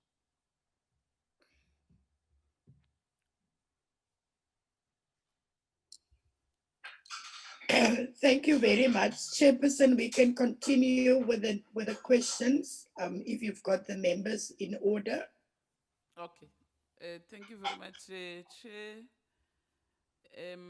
we'll start with Honorable Ndongeni.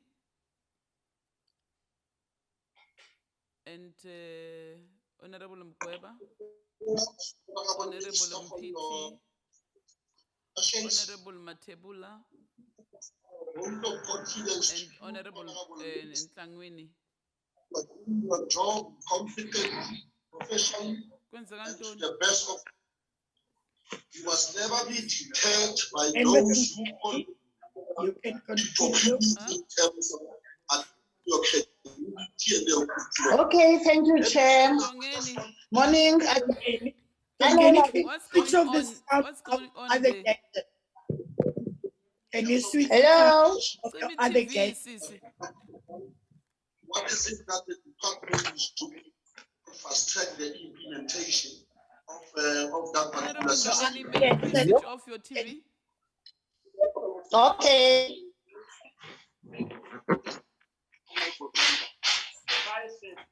Honorable member, this was very amazing.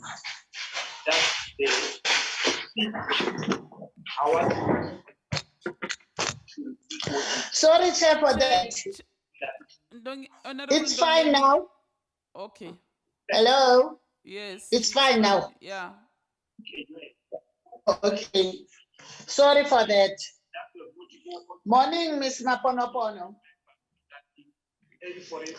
My question is, Honorable Ndongeni sizogcina ngawe lungisa le problem onayo lapho siseve TV. Just correct yourself, Honorable Ndongeni. Yes. You must be the last once one. again, What's happened? When we were asking them to give us permission to see.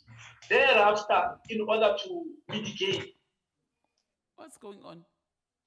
Dongeni, It's it's from your your side. it's the other gadget from the setting. Can you just switch off the sound?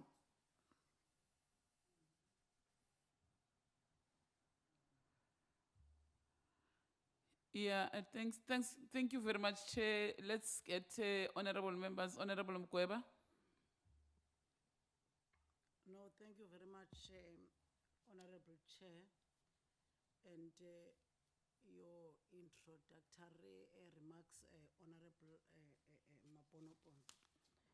But my question to yourself is that I can see in your introductory remarks that you are very passionate about youth development matters. But however, we as a country, we are in a difficult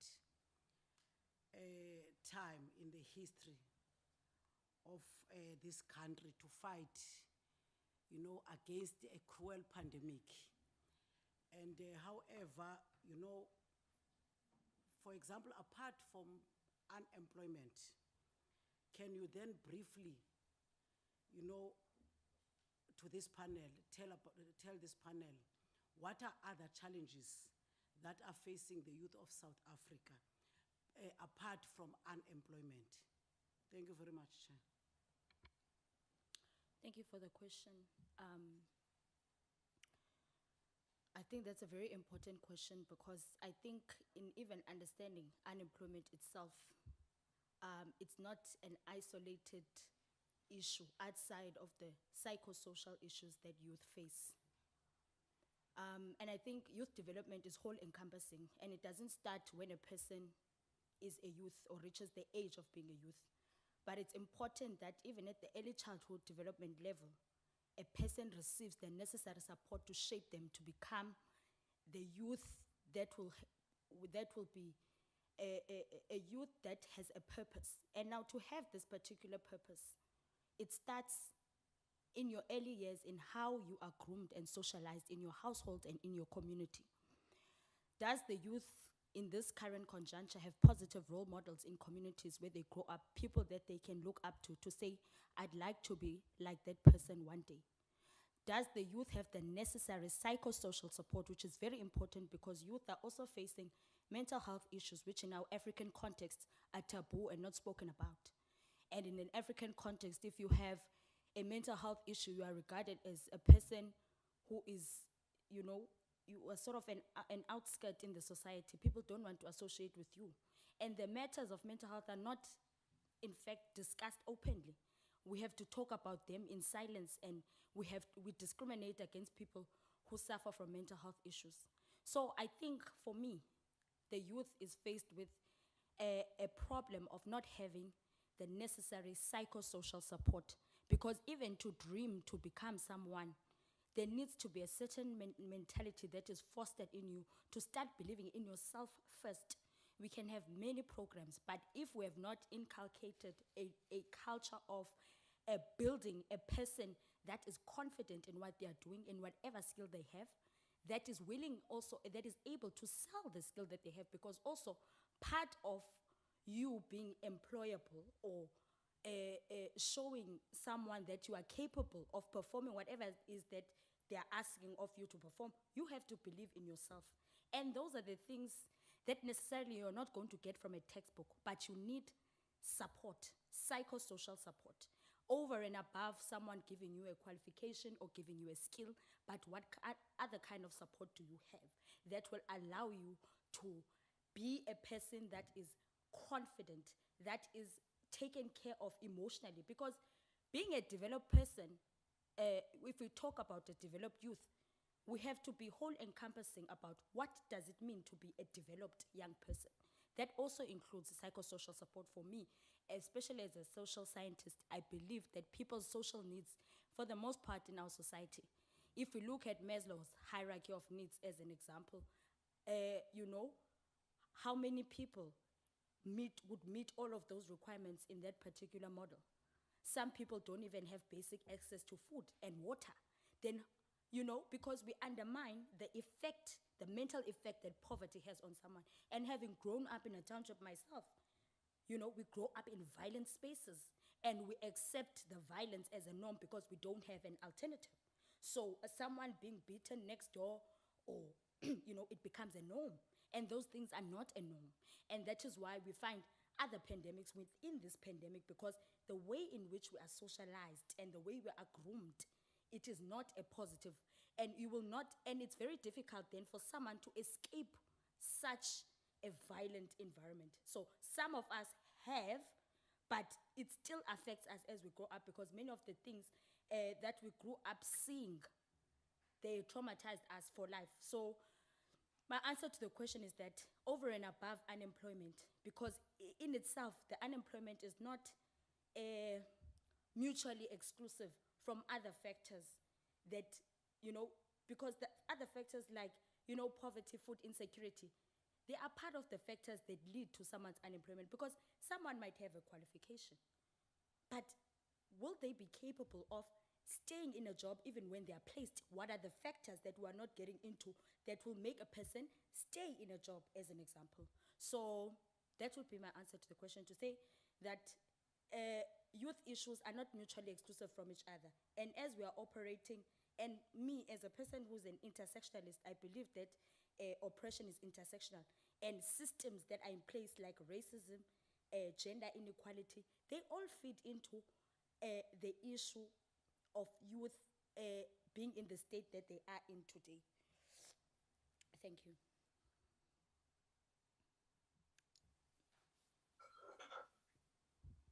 Thank you. Can the next member ask the question?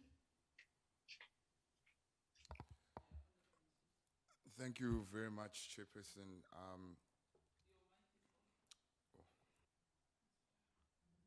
Is it on? Am I audible?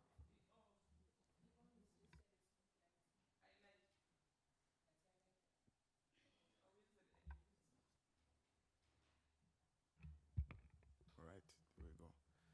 Wallace, I'm so glad that you spoke about mental health, particularly as a generation that is very much depressed because of what is happening around us. But my question to you is really about, we've heard from a number of young people across the country, and particularly myself, who spent some time traveling across the country and traveling the NYDA offices in particular, that there is a perception amongst young people that the NYDA is an organization or an agency that distributes its services on the basis of political affiliations and political connections.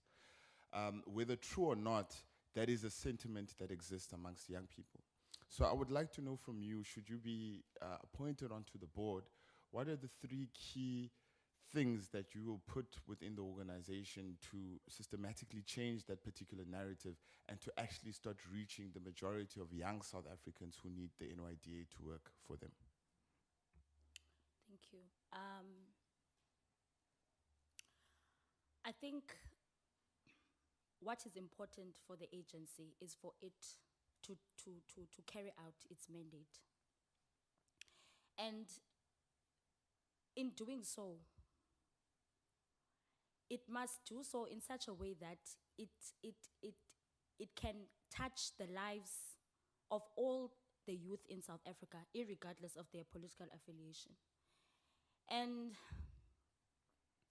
the thing about narratives is that to dispel a narrative, I would say, is to do precisely what you are required to do, i.e. do the role, play the role that you are supposed to play, and prove that narrative wrong. Because whether or not the narrative has truth, it would be up to you as the person, the incumbent in that position, to prove that the narrative that is being purported in the society is not true.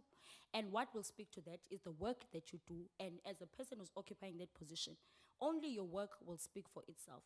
For me, if I'm appointed in the board, as a person who has dealt with youth on various levels, over and above the political positions that I've held, and particularly as a teacher and a lecturer, where, you know, the space does not even allow you to, you know, sort of, or doesn't allow you to express your own political beliefs, even if you have them, but you are not, you know, you are ethically bound to not impose your views on students or learners.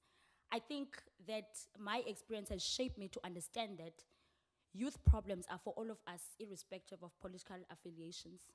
Youth problems are for the entire society for us to solve. So in working, for me, I believe also, working with different stakeholders such as progressive non-governmental organizations, those are the people that, you know, they work in communities on a day-to-day basis. Those are the people we can draw from and forge alliances with, because the board itself cannot carry out such a huge mandate. But working with progressive NGOs and forging international partnerships, the board can reach each and every youth irrespective of their political affiliation. And I want to say that also, it is not fair or just to assume just because someone is from a particular political party that they don't have the youth's best interest at heart. I think it's an unfair space to be put in as a young person who, for example, is a member of the African National Congress. For everything that I've worked for, I've worked very hard. I've never been given anything on a silver platter. And I do not think that it is fair to simply judge me based on the political party that I come from, rather than looking at the skills and attributes that I can be able to bring to the board, because for me, that is the most important part. And given the opportunity, I will show you, because one thing I can tell you about myself, I'm a very hard worker. As I introduce myself, I'm currently doing 5 things all at once, and I can tell you now I excel in all of them. I'm also a mother of a 3-year-old, but I excel in everything that I do. So for me, I'm passionate about youth development, whether you come from the green, the orange party, or the pink one. To me, I'm here to service you. Whatever corner in South Africa you are, I'm here to walk that journey if I'm appointed as a board member. Thank you very much. Thank you, Ms. Pono. We will call on Member Dongeni to pose a question if she's ready. Thank you, sir. Sorry about the interruption. Morning, Ms. Maponopono. My name is Nokuzola Ndongeni. My question is, the National Development Plan highlighted that having a relative young population can be advantageous, provided the majority of working age individuals are gainfully employed. My question is, taking into consideration the current labor market situation in the country, what can you recommend to ensure that public and private institutions prioritize employment of young people, both skilled and unskilled, with the aim to reduce youth unemployment. Thank you, Chair.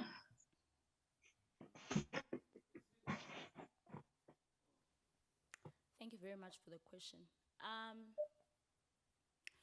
You know, as I've said, I think the issue of youth unemployment, and as a person with 2 small businesses, I've seen the impact that small businesses can have in creating job opportunities. As an example, I registered my other company this year in February, but to date, I've already placed 10 nannies, successfully placed 10 nannies to different families. And I have a database of over 50 people who are waiting to be placed in a job anytime today. So for me, small businesses can play a very big role in combating unemployment. But also the issue of unemployment is very complex, and even the space in which the small business operate is not easy. And many businesses owned by young people, you know, are regarded as informal businesses. So even when the funding comes, they don't have the necessary paperwork or, you know, the funds to register their businesses or open bank accounts. So this unemployment then is a systematic issue, and I'll be doing a disservice to myself if I say there's a quick fix to the solution, to the problem. But what I would like to say is that we need to continue supporting small businesses. The agency must work with the Department of Small Business Development. They do have targets set to fund small businesses, both financial and non-financial support. And I think the non-financial part is equally important, because starting a business, maintaining it and making it profitable is not an easy process.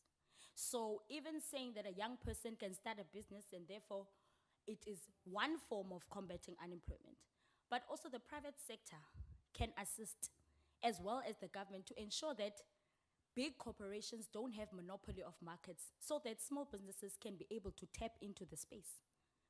Also, I believe, as I am an advocate of education, because it took me from nothing to seeing the world and learning skills that I never knew that I would have. I believe that every community must have a community college. Each young person sitting at home today has a skill in them that we need to tap into as a country.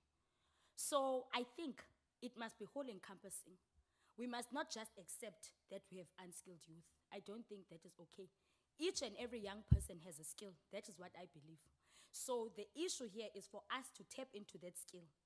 What can you use that skill for? That's where the community colleges come in, and the TVET colleges. So we must have partnerships with DHET, we must have partnership with the Department of Small Business Development and all other government departments to ensure that the youth have the necessary support. Because, you know, giving someone a grant to say, here is a grant, continue the business, and then nothing after that will not assist that person.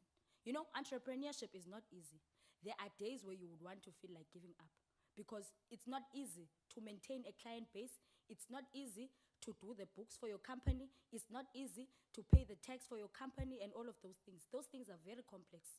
And so our duty is to ensure that the youth have the necessary support and skills. We must not just accept that we have what we refer to as needs. What are we doing about those youth? And as I said, each and every young person has a skill inside of them that we need to tap into. And that is the role of the NYTA, over and above giving people grants. So my answer to that would be, we need to forge partnerships, because the board on its own does not have the financial capacity to solve the issue of unemployment, because it's a very complex issue.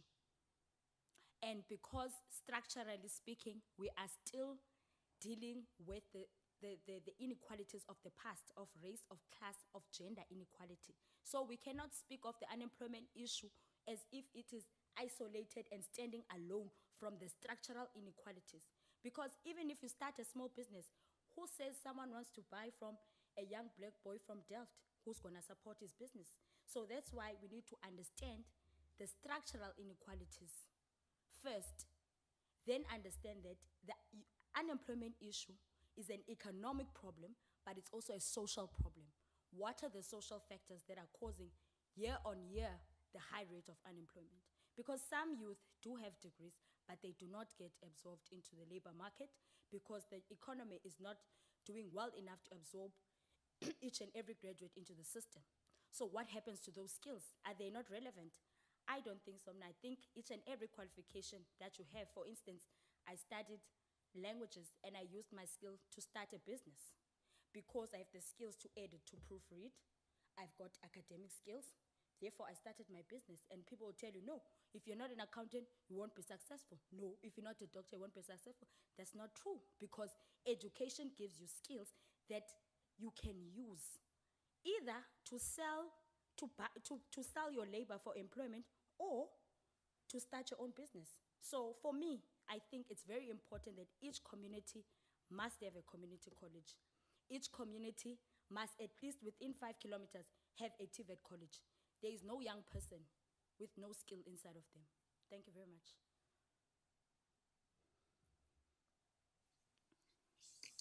Thank you, Ms. Chairperson. Is there another member to pose a question? Yes, Chair, Honorable Matebula.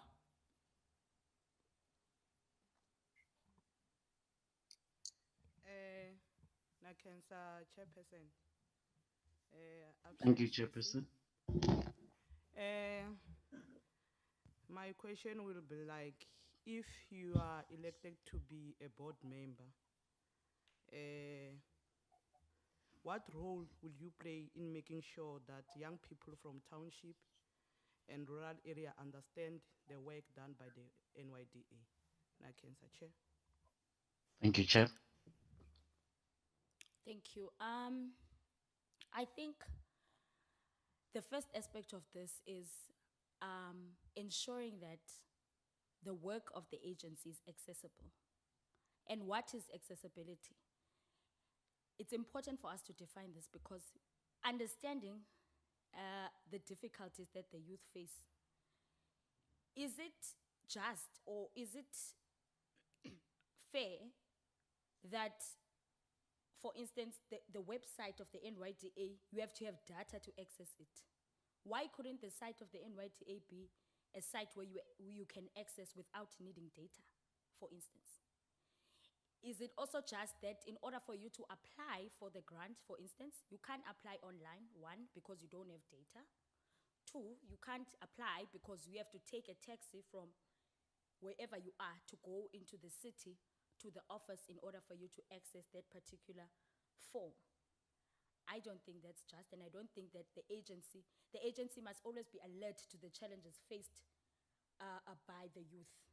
So I would say that we need to work on accessibility. And also accessibility doesn't only refer to able-bodied people, because also accessibility for persons living with disabilities, for me, is lacking at a very large scale.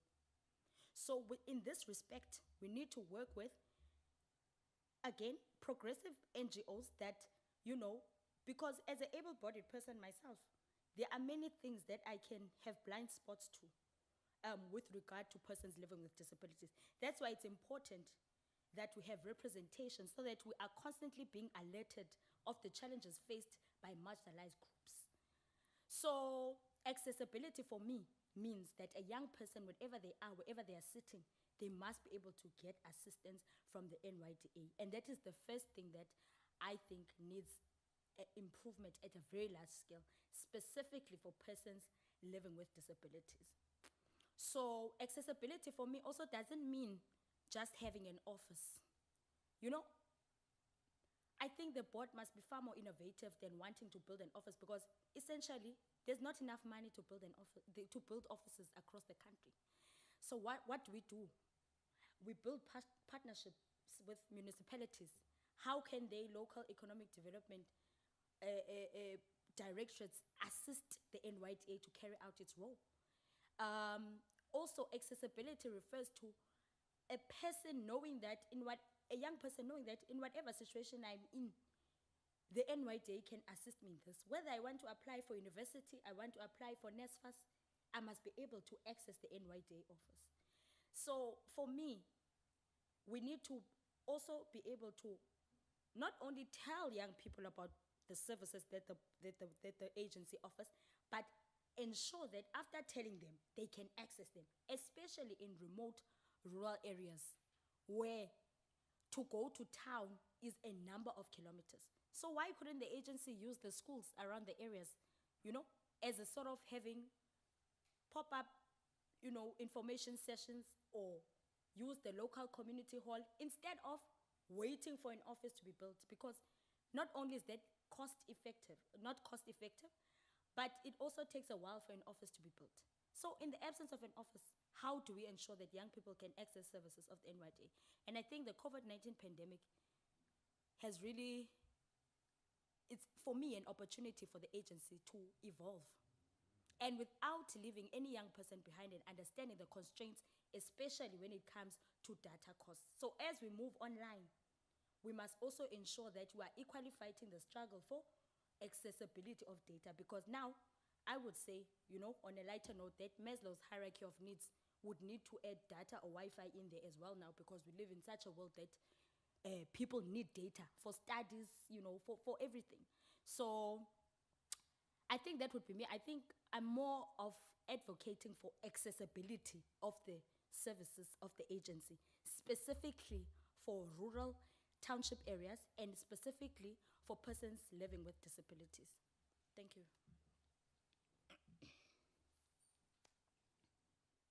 Follow up.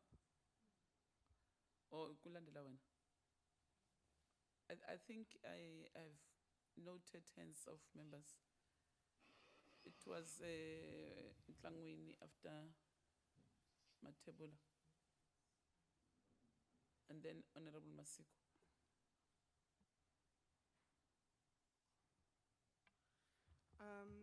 Thank you very much, Chair.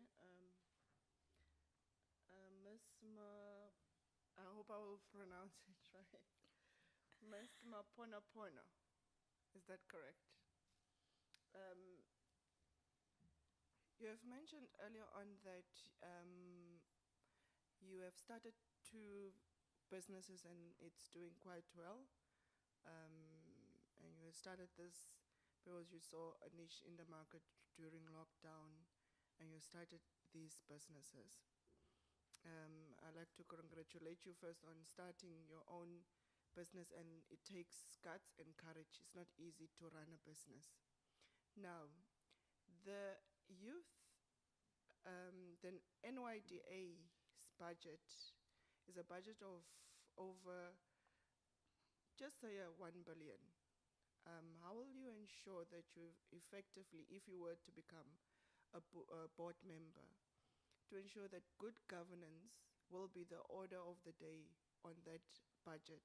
As a person that is already running her own business, I know you can't maybe take from your float to put petrol in your car to come to work or so forth. How will you ensure that good governance is the order of the day in the NYDA? Thank you very much. Thank you. I think for this one, the PFMA would be the guiding act for the board, as the act clearly defines roles and responsibilities for executives as well as accounting officers. So in the instance of the board, they would be the accounting officers who would ensure that they at all times adhere to the principles as outlined in the PFMA. So ensuring that financial statements are prepared in line with accounting principles, and that there's transparency, which is very important, about how much was spent for what, and the reporting has to be accurate and factual. And as the accounting officers, if I'm appointed as a member of the board, I am bound by this legislation to ensure that good governance is the order of the day. So I would say that the PFMA would guide me as a board member, and to ensure that all the regulations in terms of how public money is spent is adhered to. And of course, having my own business, I've come to understand a lot of things about good governance, i.e., that I cannot just take the business money and buy myself a chocolate at the garage. I have to be accountable for the money. So I think, yes, the PFMA for me would be that guiding document to ensure, because it is the document that guides and ensures that there's good governance in all government departments, entities, and agencies such as the NYDA. Thank you, Ms. Pono Chairperson. I have experienced some difficulties due to the weather, but I'm back. If that was the last question, Chair, can you give me an indication? No, there's Honorable Masiko. Thank you, Chair. Thank you very much, Honorable Chairpersons, and thank you once again, Ms. Maponopono. Let me join other honorable members in congratulating you on a job well done in establishing your two small businesses in a very difficult period of COVID-19. And I'm sure that you would agree with me when I'm saying that the businesses of young people have been mostly affected during this period.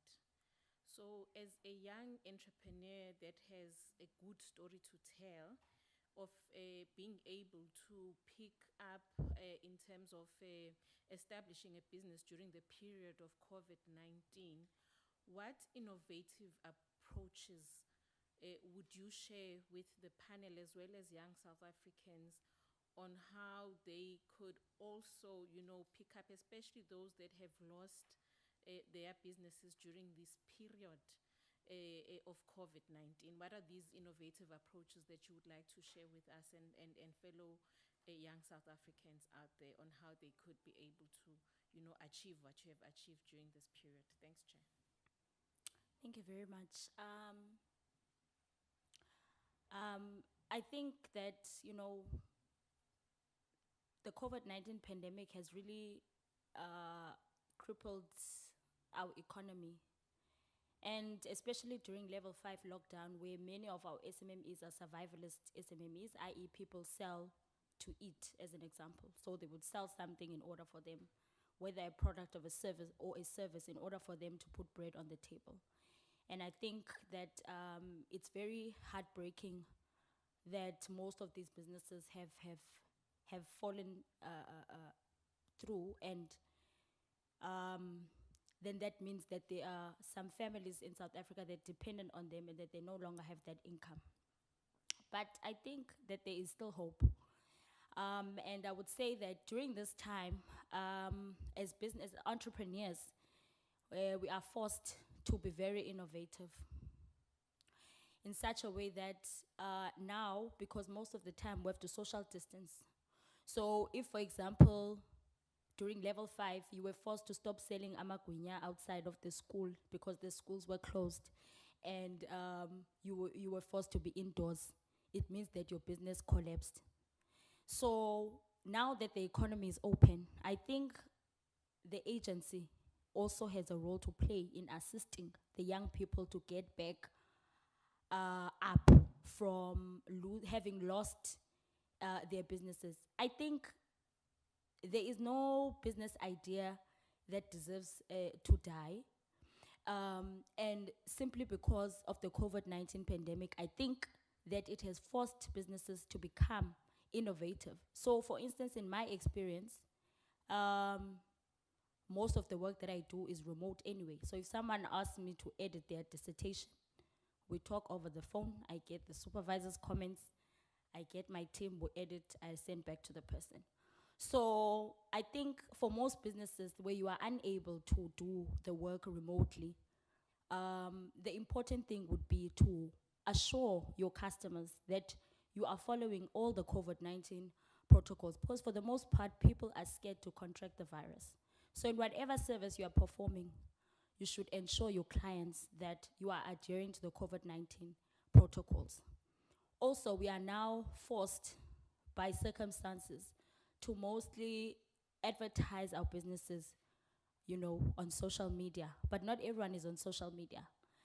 So that's also quite a challenge for businesses because sometimes your clients can't even access social media because they don't have data. So what do you do in such an instance? Because you can't also hand out flyers. It's quite a risk to hand out paper. So you constantly have to be innovative, you know, in terms of advertising your business. So for me, I say you use what you have.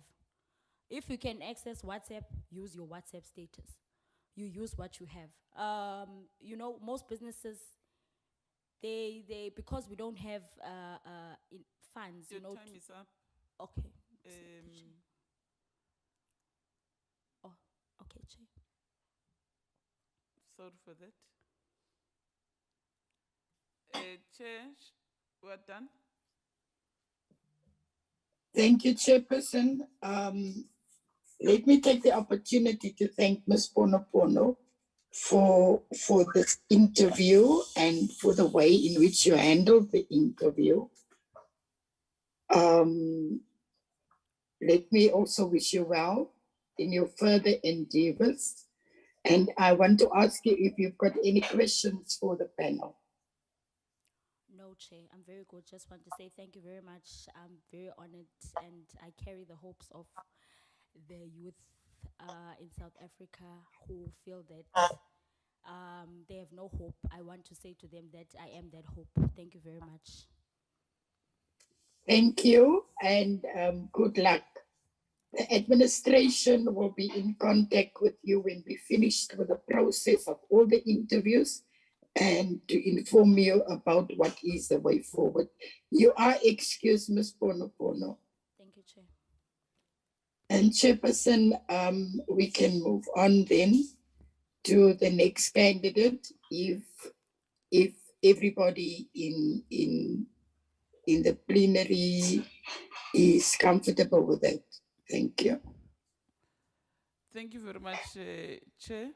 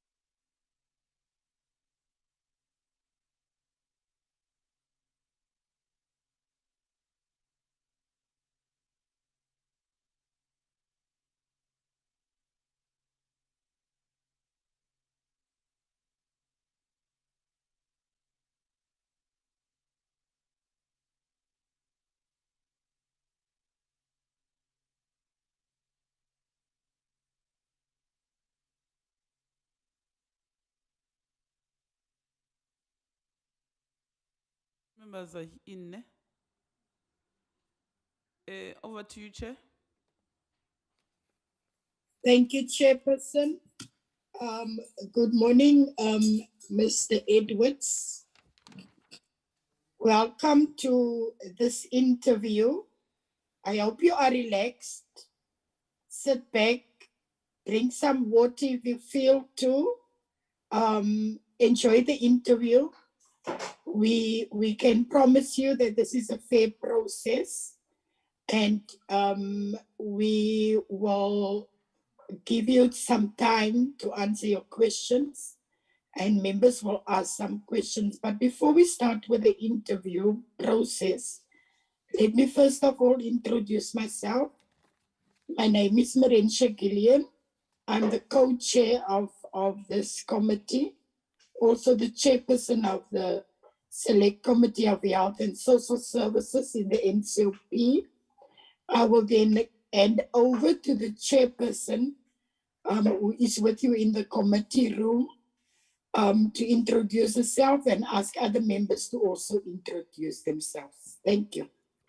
Thank you very much, Chairperson. My name is Nonhlanhla Ncube-Ndaba.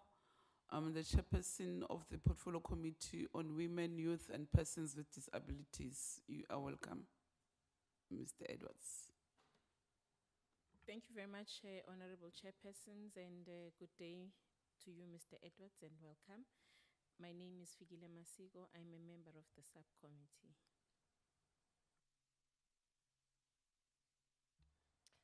Thank you, Chairpersons, and good day, Mr. Edwards. My name is Otto Malika. I'm a member of the subcommittee. You are welcome. Very good morning to you, Mr. Edwards. My name is Louis Olumpiti, and I'm a member of this committee. Good afternoon, Mr. Edwards. My name is Mbule Lopacha.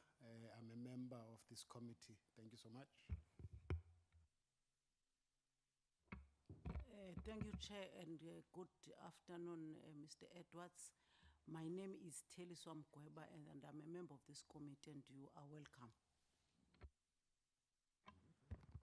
Good morning, Mr. Edwards. My name is Natasha Ntlangweni. I'm a member of this committee, and all the best with your interview. Good day, Mr. Edwards, and thank you, Chairperson. My name is Buitumelo Joyce Maluleke, a member of this committee. You are welcome. And Chairperson Ilhikan. Thank you, Chairperson. Good afternoon. My name is Brenda Matebula. Thank you. Thank you, members. Member Dongeni, you can introduce yourself. Thank you, Chair.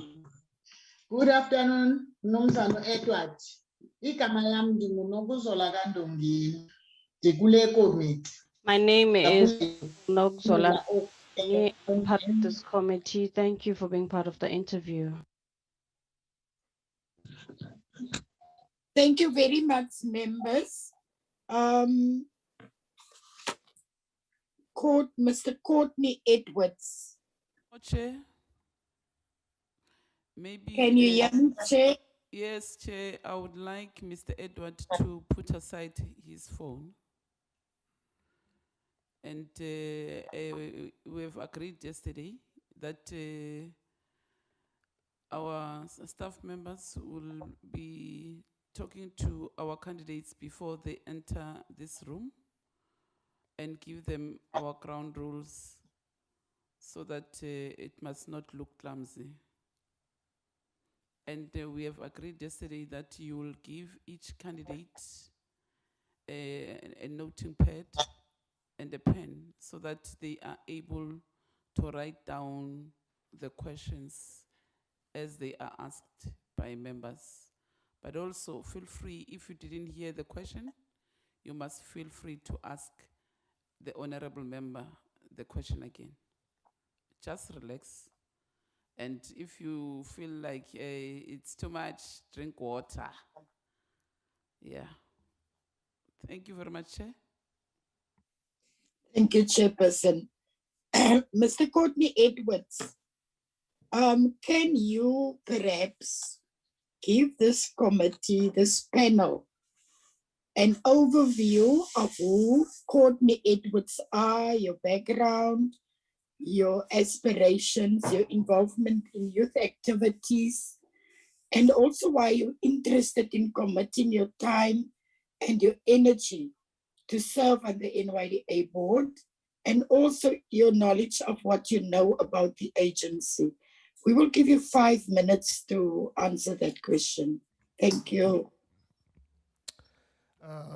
Good afternoon, Honorable Chairperson and Co-Chair. It's indeed an honor to be here this morning, as well as each committee member chairing this or joint committee member in this proceeding. So thank you very much for the invitation, first of all. Today, Honorable Chair, it is indeed, last night was the 21 minutes past 9. It was the 21 minute of the 29th hour of the 29th day of the 29th week of the 21st month, and no, not month, week, and the 21st century as well. Time is moving fast, and it is time that we act fast as well. On that basis, I'm Courtney Edwards, hailing all the way from Tafelsig, Mitchells Plain. As a young individual, I matriculated from Cedar High School of Art in Mitchells Plain. At the age of 14, Chairperson, I became involved in youth projects as an RCL member, and that was in grade 8 and grade 9, grade 10, grade 11. I was basically re-elected for 5 consecutive years or terms to serve. In my last year, which is in my matric year, that is when I became the chairperson or the head of the RCL at that time. So, apologies, Chair. I, as the chairperson at that time, looked at the structure, the individuals, and I saw the need for development in them and myself. And so I went to the parliamentary constituency office in Mitchells Plain, and I asked, do you have anything that, you know, young people can get involved in, any projects that we can get involved in? And so they said, you know, leave your number, we'll get back to you, and we will see if once we have any projects. And it was at that time that a young gentleman at that time, his name is Faiz Dolly, and he was tasked to coordinate 3 structures in Mitchells Plain. Where the structures are coming from was an education summit held in 2010 in Mitchells Plain, and what came out of that summit was to start 3 critical institutions: Mitchells Plain Skills Center, Mitchells Plain Bursary Fund, and the Mitchells Plain Education Forum, because of the need within Mitchells Plain. And so I was part of the Bursary Fund stream. And as a young individual, they tasked me to get 1,000 past pupils from Mitchells Plain, those individuals that come from the area, to give back, to try and create this role model sense of start. That's why it's called the Mitchells Plain Bursary and Role Model Trust. So I went into schools, asked principals at a young age. Remember, I was only matric that time. Went into schools, asked principals, please give me your database. And as a joint, sort of committee that was tasked to do this, I was then elected as the RCL chairperson. At the time, we had called all the RCLs together of the area to get that information as well. So I was tasked as an RCL chairperson, and then I had to initiate various other projects. Part of the projects we had to do was second chance projects. It was projects like community gardening. It was projects like post-school opportunity seminars and various others, Honorable Chair, that we had to do. And so I enrolled at CPUT to do my education.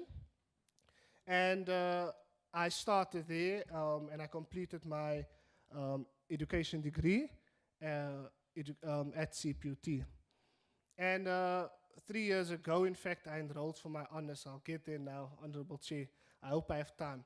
But to move forward, we did these projects. And today, Honorable Chairperson, as a young individual that time, I was already introduced to leadership, leadership projects and how to do projects and to influence the young people. And because I think I was born to influence and to make a difference in the lives of young people. And as a youngster at that time, we tasked it, and the bursary fund was then launched June 16, 2011. And we were also involved with the organizing of the bursary fund. And I became more and more involved in the trust work. And over the years, Honorable Chairperson, the bursary fund assisted about 386 or 96, if I'm correct, individuals through bursaries. The whole idea of the bursary fund was never that it's going to be a full-fledged bursary. It's rather, the bursary fund was rather started as a sort of an assistance for young people until the president announced, I think in January 2018, about free higher education. And so our role changed over time, you know, besides providing, I mean, we have NSFAS as well, and I mean, those dynamics I can explain later on again. But as this part of my introduction, that was one project that I did. I then started doing projects in Mitchell's Plain. In fact, our footprint in the Mitchell's Plain Bursary Fund went to Philippi as well. So we incorporated Philippi schools as well. We actually want to create the idea of Kaya Plain, you know, Kaya Licha and Mitchell's Plain coming together as one, and, you know, not seen as these separate places, you know. So I started the Western Cape. I was then appointed as the director at Today's Future. And I was, as a director, I started the Western Cape Career Expos. We held three expos in Mitchell's Plain and in Berrydale in the rural areas. We tried to expand, and in fact, we're arranging one for August in Mossel Bay. That's our plan. So we take universities, we take all of them with us. But there's a fundamental issue with, you know, aftercare when it comes to career expos, and that's, you know, one of my concerns. So in conclusion, Honorable Chair. I think your 5 minutes is up.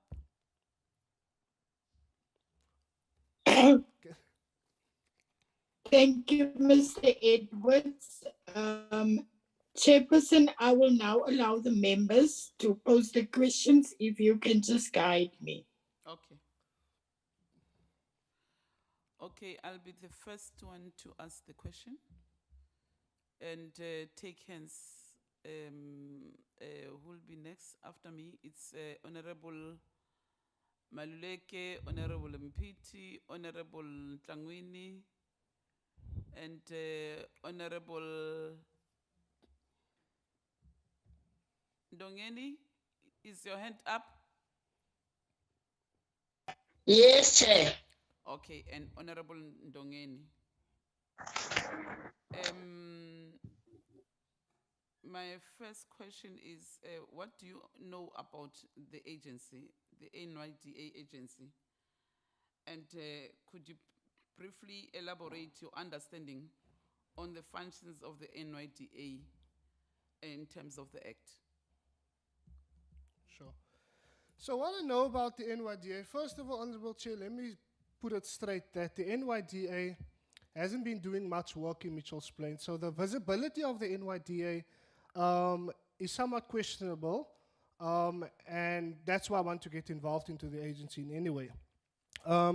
So what I know is that, they provide various, so the function of it is to basically try to integrate young people of society into the economy.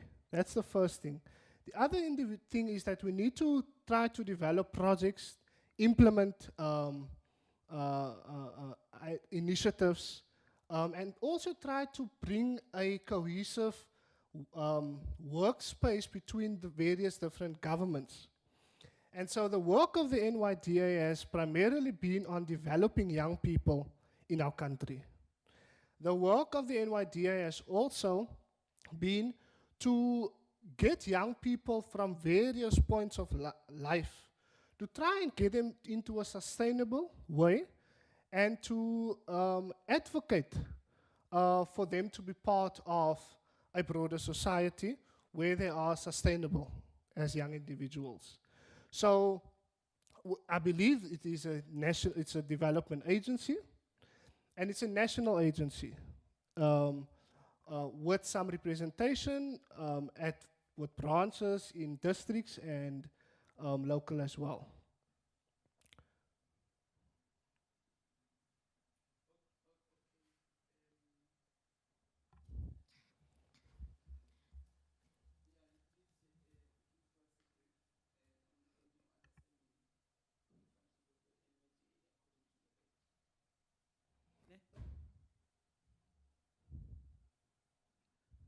The next honorable member.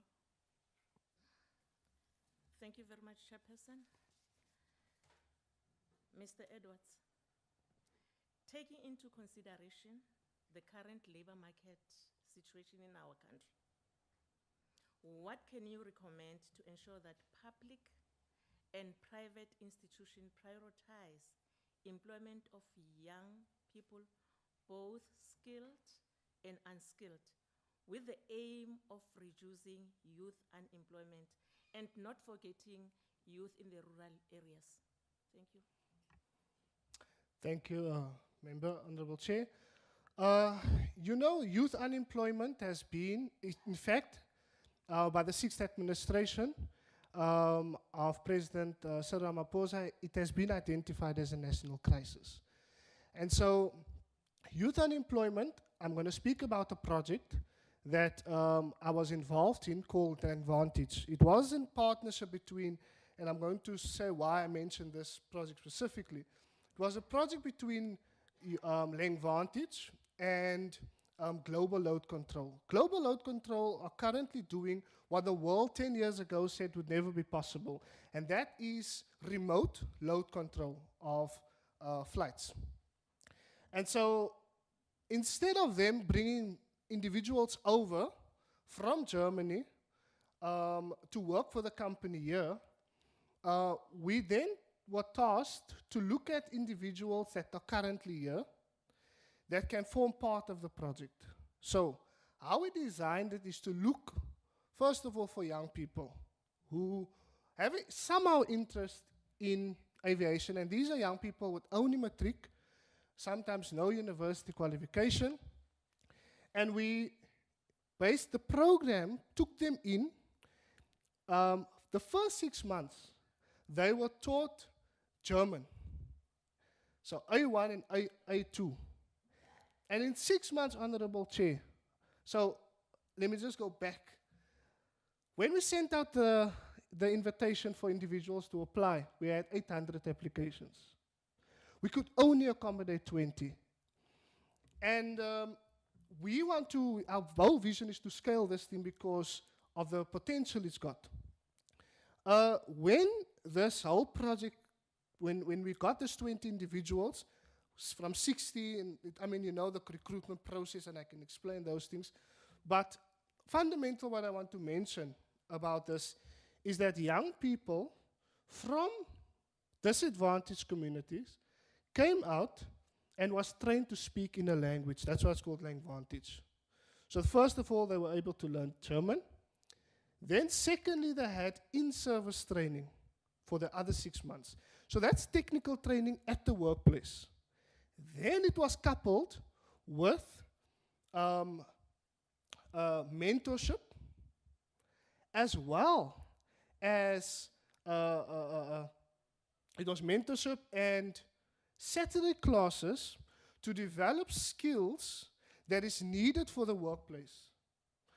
So why am I mentioning this? Because this project was so successful that this is the new way of how we need to look at employing young people. Giving them an internship, 100 young people an internship, and only employing 5, I think it's a disgrace. Because, yes, there are the skills that the individual can acquire, so that's useful as well.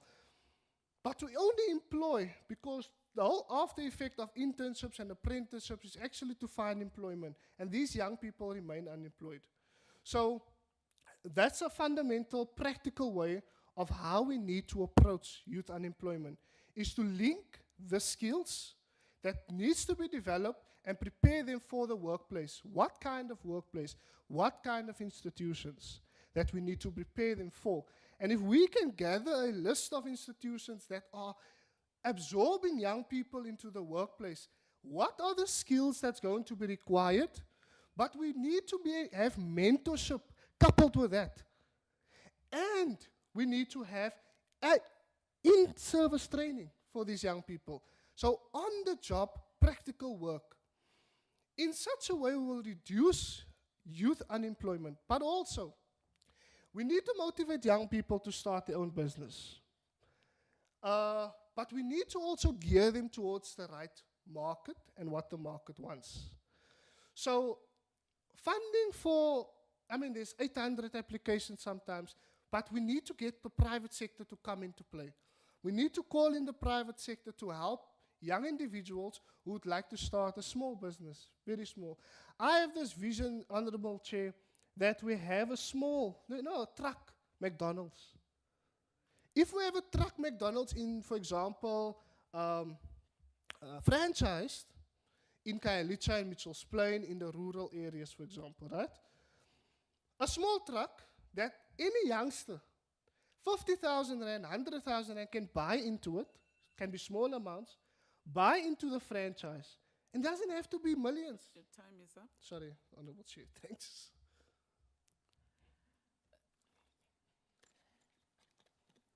We can move Chairperson to the next question. Okay, Honorable Mpiti. Chair, thank you very much, Chair. I think it's really great, Mr. Edwards, that you keep referring to your community, Mitchell's Plain. I think that's really great, and I'm sure they're watching today and very proud of you. I think there's many issues.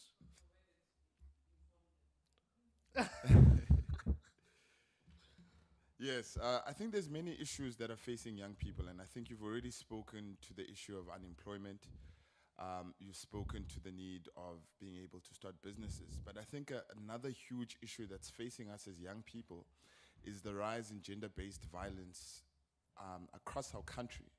And so I'd really like to know, should you be appointed to the board, what will you as a board member do in terms of bringing new strategies and innovative ideas to be able to help us as a country to fight the scourge of gender-based violence in this country? Thank you. Thank you very much, Member and Honorable Chair. I need to mention here this morning that gender-based violence is very personal to me because of how I grew up. I grew up in a household where there was gender-based violence, and I had to move out of the house in grade 9, and I have to go and live with people. I had to get some resilience, through this life. And the problem that I had personally experienced is that there are no access. In fact, I went to the police station, they couldn't help me.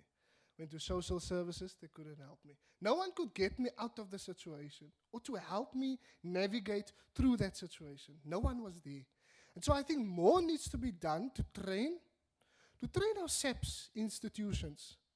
And I believe there can be a gender-based violence office at every South African police station, where people can have access to go to that specific office and address the issue, because gender-based violence, it's a very sensitive issue. And how people deal with it can be different. Some people survive through it, and some people just don't survive. And that's why you get for example, dropout rates. That's how you get all these other things that lead to individuals having to leave school at a very young age. Because in grade 9, Honorable Chair, I wanted to actually go to a FET college because of the situation at home. I wanted to go and study some training institution, do training and get a matric. I wanted to do something that's going to get me to matric as fast as possible, but to go and work. The priority was to go and work. And so young people leave school in the hope to find jobs, and there's no jobs for them as well. So gender-based violence, I believe, must be addressed robustly. We need to have trained SAPs, and we need to have more campaigns. We need to have WhatsApp lines where people can WhatsApp to and say, I have a problem. And the response is fundamentally important, because we cannot leave people living in conditions where gender-based violence is prevalent. And gender-based violence has increased during this COVID.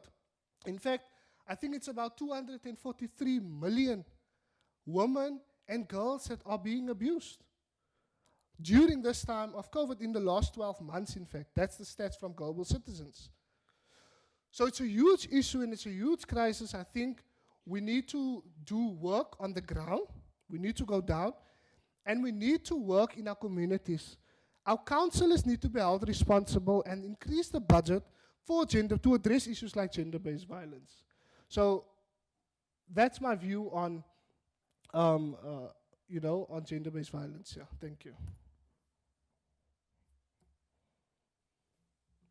And we have the next member. Thank you very much, Chair. Mr. Edwards, you touched on it just now, on the youth that don't have, that are just focusing on quitting their studies because of lack of support and so forth. Now, we are having stats of nearly over 30% of youth that doesn't have a matric. And the youth of today, in that, they are also many a times labeled by several media houses and several civil society organizations as being entitled, the entitled youth. Now, with all of that negativity clouded over them, if I were to be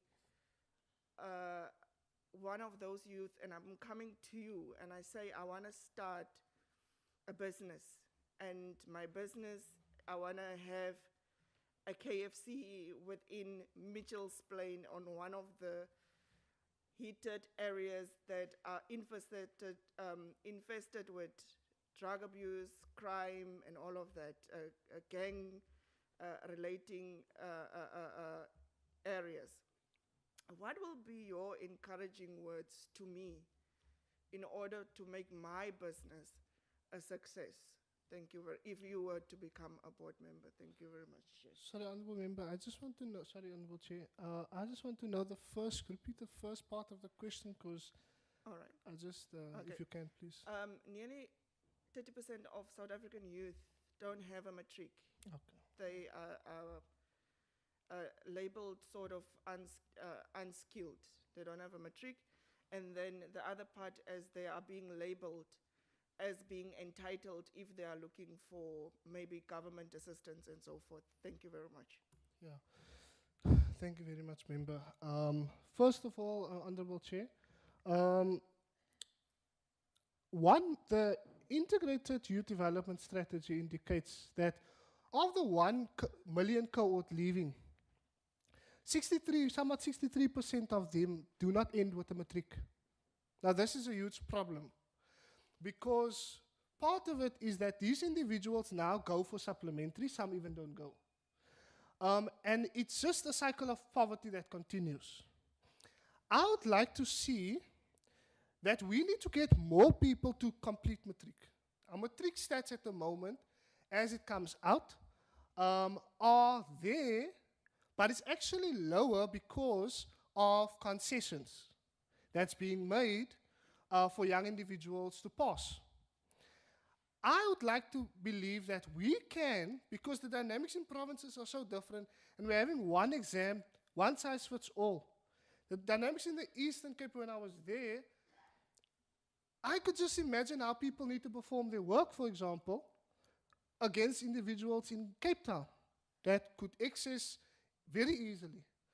So part of what I think is that the Second Chance program is not just to look at how can we put a bridge to for those individuals who drop through the system, because there are some of them that goes to university, goes and do an internship, and so some are catered for there, but there are a bulk of them that's sitting from leaving matric to entering further education and training. So we can do it via skills development and a lot of other things. But I'm thinking now, if we could do a provincial exam, what if we don't have a one-size-fits-all? What if we have an exam that caters for the needs of that province, caters for the learners of that province, and regulated that we can have not only a national exam where majority of young people are struggling. We could see it with the effects of COVID. COVID has increased inequality in our country. So we need to exercise how can we get more people, and even that included with training of individuals. If we can't have a provincial exams, how can we have improved training of teachers, for example? So I'm really concerned that, the bulk that fall through the system. But there are them that is resilient enough to wanting to start a business. And so individual wants to start a business. I don't believe in giving them money and there you go start your business. We read the business plan and it's okay. I think we need to have a different approach where we first do the work with the individual before the business starts, before the individual, and sometimes there are businesses that, they started. But we need to look at the business model maybe and look at strategic plans and look at how can we and where can the institution assist. Once you have, young people sometimes have, and as you mentioned, remember that they have this entitlement that, government must give me this and I'm entitled to it. We need to create more individuals that are role models to change the tide. So if we can have more people to come out as role models who do things in the community. In fact, in Mitchell's Plain alone, there's a youngster who created an app. This app, it assists young people to go onto it, do great things in the community, and get a voucher, win a voucher or something. Just having some social impact, These are young people that's maybe seeking a job. So for whatever great things they do, they get points, and these points you can use at Pick a Pay, at various other institutions, and it works through the app. Thank you, Mr. Edwards. Chairperson, if we can get another member to pose a question, but I just need to remind Mr. Edwards about time constraints. You've got 4 minutes to answer a question and 2 minutes on a supplementary question. Just bear that in mind, otherwise we will run out of time. Can we have the next member?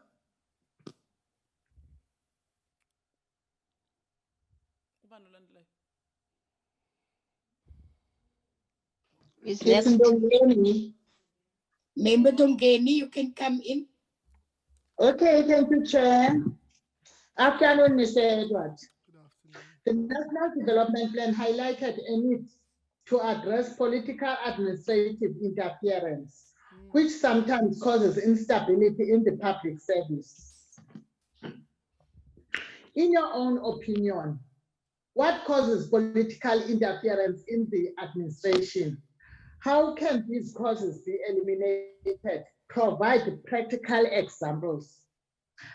Number 2, in your own understanding, what are the roles and responsibility of the NYDA board? Thanks, Chair. Thank you very much, Member. Honorable Chair, political interference sometimes happen in institutions that are public entities. And so, as a board, we obviously come with various different skills sets. And I think the King's report highlights this, that it's fundamental that we need to come with different skill sets, come from different backgrounds, and try to work as an engine together as a board.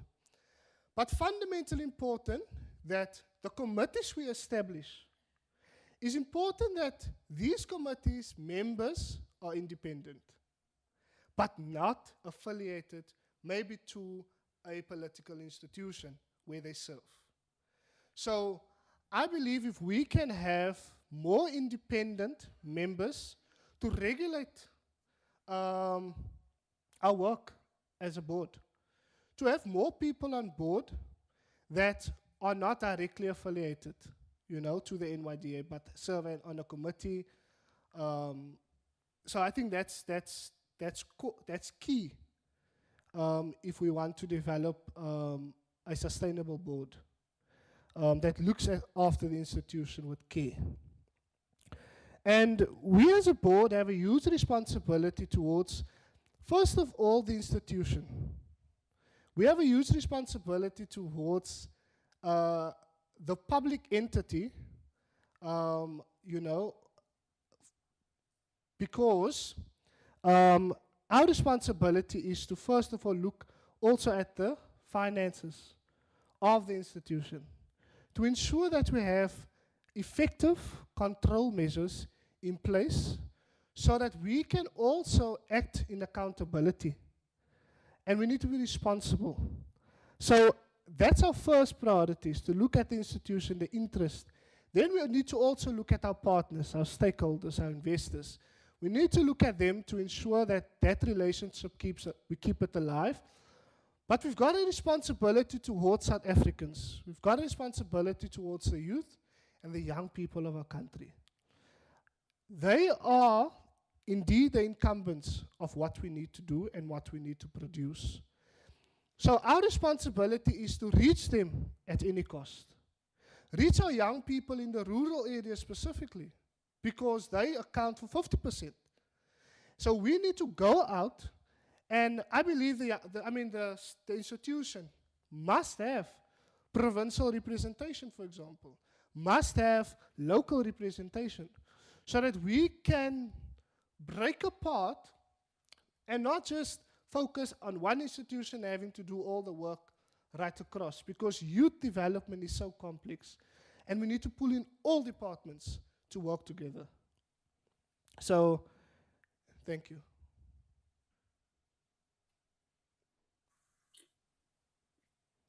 Thank you, Mr. Edwards. Chairperson, do you have a follow-up question? No, Chair.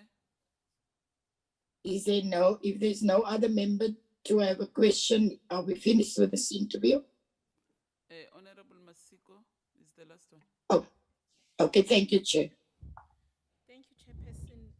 Mr. Edwards, I'd like us to address issues of good governance. And I'm sure that you do have a good understanding that if you would be appointed to serve on the NYDA board, you would be expected to work on your fiducial responsibilities. What is your understanding of the key principles of good governance? Thank you, Honorable Member. Honorable Chair, I think good governance looks at ethical leadership. The institutions that were large in our country, that had huge downfalls, challenged that of ethical leadership in our institutions. And so processes that were in place, you have huge, great processes in place, but having to assume that things are okay is the big problem. We should never assume. We should always ensure that we as a board look after the entity and its business. So to me, it is about accountability. It's about taking responsibility. You know, if you are assigned to do something and something goes wrong, the board must take responsibility. And we need to account for every single cent that goes out of that institution to its people. So having to be accountable, having to be ethical, and having, the interest of the youth at heart. I think when we do that, we will play a huge role in our communities. So, I mean, that's my view on ethical on governance. That as an institution, we need to, as a board, we need to have great reporting systems in place.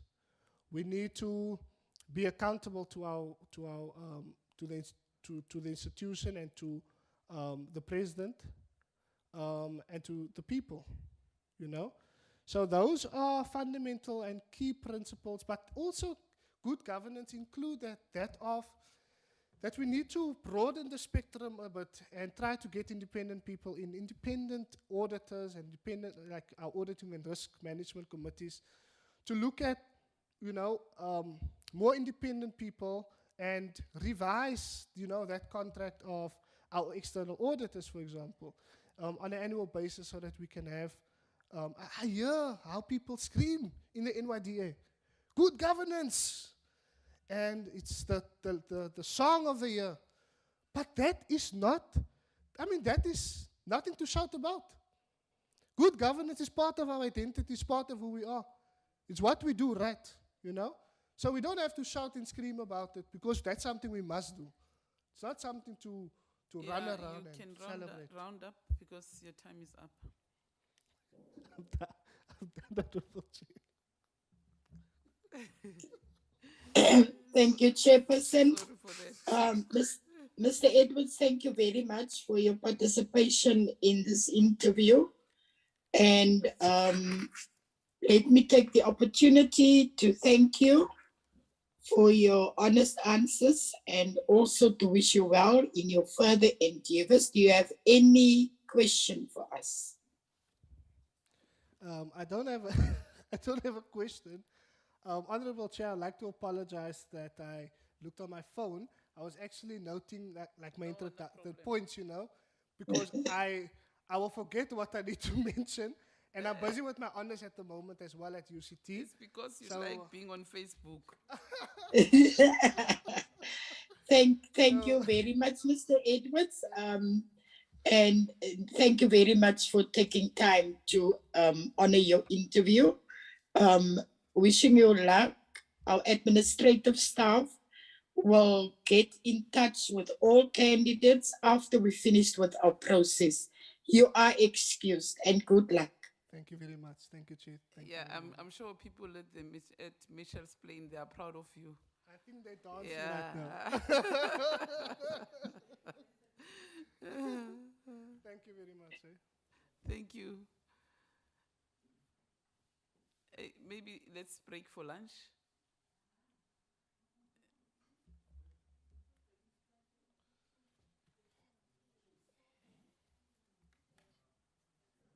Are we breaking now, Chair?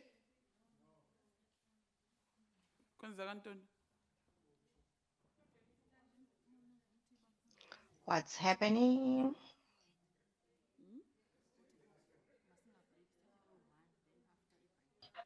We come back what time, Chair? No, we're continuing, Chair. Are we continuing? Members are saying let's take another person. Another one. Yeah. Honorable Ndongeni, we're not breaking for lunch. We are continuing. Okay. Thanks, Chair. Okay.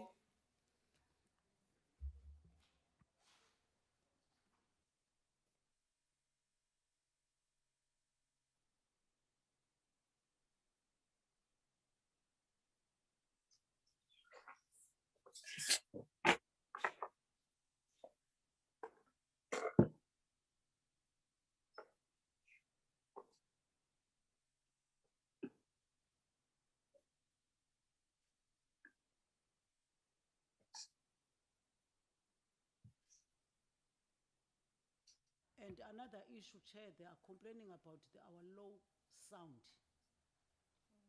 They are saying they can't hear. There's a problem with our sound.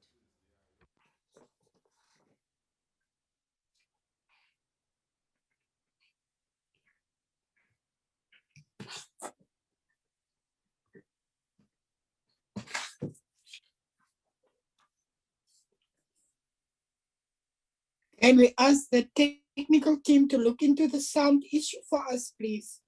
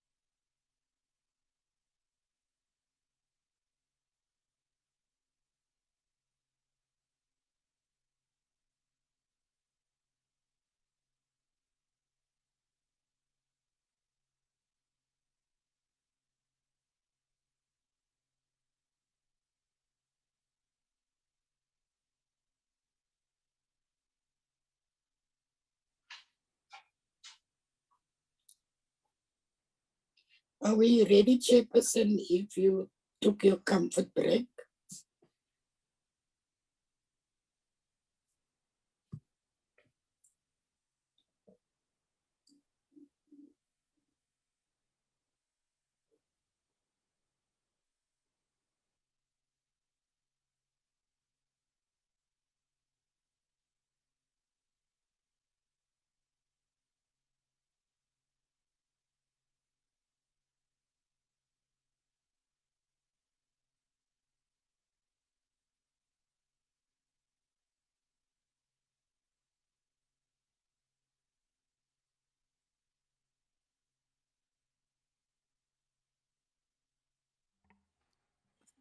Chair, the candidate is in. Thank you, Chairperson. Welcome back.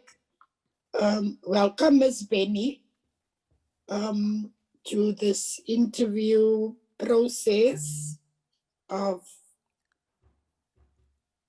the interviews to appoint the board for the NYDA. I want you to be relaxed, sit back, smile, and if you need to drink some water, drink some water. It is important, Ms. Benny, that you enjoy the interview and that you are very relaxed. And we will give you some time to answer questions. You have 4 minutes to answer a direct question and 2 minutes to answer a follow-up question. But before going into the interview process, allow me to introduce myself. My name is Marinche Gillian. I'm the chairperson of the Select Committee of Health and Social Services in the National Council of Provinces and also the co-chair of this committee dealing with the NYDA board appointment. I will hand over to the chairperson who's with you in the room to introduce herself, and then the rest of the members to introduce themselves. But most of all, be relaxed, feel free, this process will be fair, and put a smile on your face and enjoy the interview. Over to you, Chairperson. Thank you very much, Chairperson. Good afternoon, Ms. Latigas. My name is Nonhlanhla Ncubendaba. I'm the chairperson of the Portfolio Committee on Women, Youth and Persons with Disabilities. We welcome you, Ms. Feel free, as the chair said already. Yeah, phuza amanzi. Mawushawa usigidi, phuza amanzi. Drink water if you feel nervous. Thank you so much for having me. It's such an honor and a privilege, both to you, Madam Chair, and your co-chairperson. Thank you.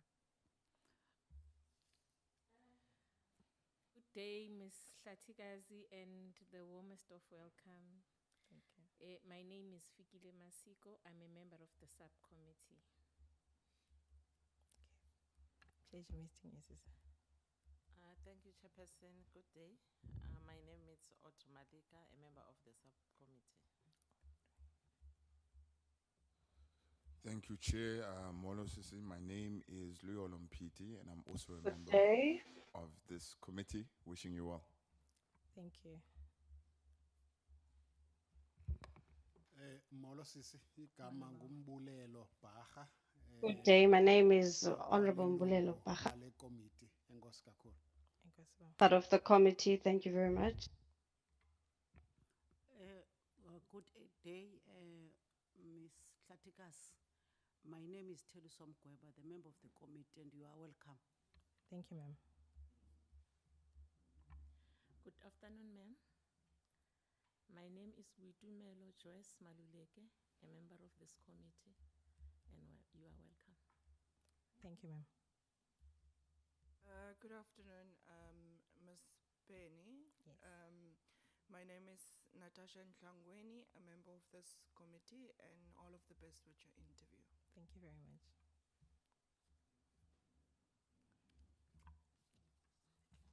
Inhlikani, na Kensa Chair, we Tony Brenda Matibula, the member of this subcommittee. My name is Brenda Matibula, I'm a member of this committee. Pleasure meeting you. Ms. Brenda. Dongeni, Honorable Dongeni. Yes, Chair. Hello, Mr. Kazi. Malo, ma'am. I am Honorable Dongeni. Ndiyimember yale committee. I am member of this committee. I am a member of this committee. Thanks, Chair. Nafana nje, yini ingane yakho le. You look alike. Is this your child? Yeah. Thank you, members. Ms. Benny, I would like you to feel very relaxed now. And if you can tell us more about who you are, give us a background. Also, tell us why you are interested in committing your time and energy to serve on the NYDA board, and also share with us what do you know about the agency. Be very brief on this one, and also if you can tell us some of your history with youth development, and you've got 5 minutes to answer this question. Thank you, Chair Lady. As you have all heard my name, and Hlatikazi Melanie Benny. My name is derived from my clan name, Sonikumahlad. I come from Emachubeni in the Lady Frey, but I currently reside in Johannesburg. Hlatikazi is a daughter and a sister, and she's also a youth activist and an entrepreneur. To answer the question on why I would want to serve my time on the board, I reside with the intentions and the values of the board, and that is to facilitate and create a space that focuses on youth development. As a member of the youth myself, and as a female, I have experienced some of the plights that our youth do go through. And with some of the privileges that I have been offered and afforded, based from basic education and higher education, I feel I can add on value into what the board is trying to achieve. Secondly, with the recovery that as a country, globally as well, that we're trying to get through with the pandemic, I think it's important that different background and forces in terms of innovative ideas, business models, as well as academic background will add a lot of value in what the agency is trying to achieve. What I know briefly about the agency, it's what it's trying to serve, as well as based on the achievements that has been afforded to me based on the last report for 2019 as well as 2020. The agency has taken strides during the pandemic to make sure that the opportunities that it affords are accessible to communities as well as areas that our youth are mostly residing in. Thank you. Thank you, Ms. Benny. I will hand over to the chairperson to guide me in the questions of the members in the committee room. Thank you very much, Chair. I'll be the first one to ask a question, and then I will take hands from honorable members. Honorable Malika, Honorable Bacha, Honorable Matebula, Honorable Mkweba.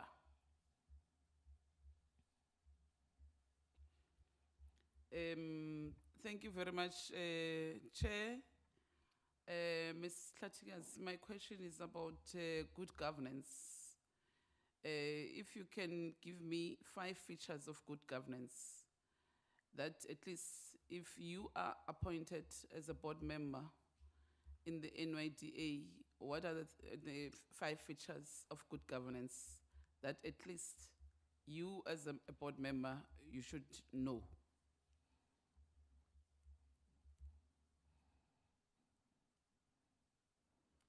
Thank you, Chair Lady. Principles of a good governance for me reside with accountability.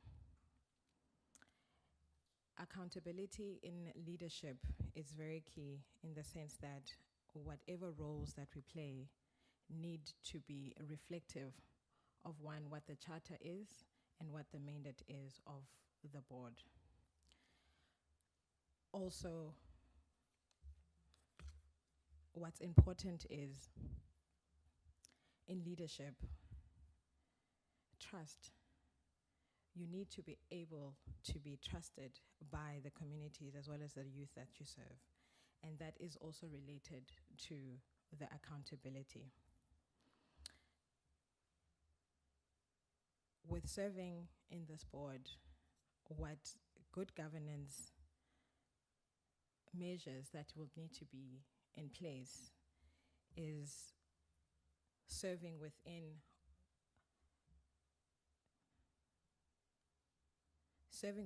one, the mandate, and also understanding what the role purely plays. Thirdly,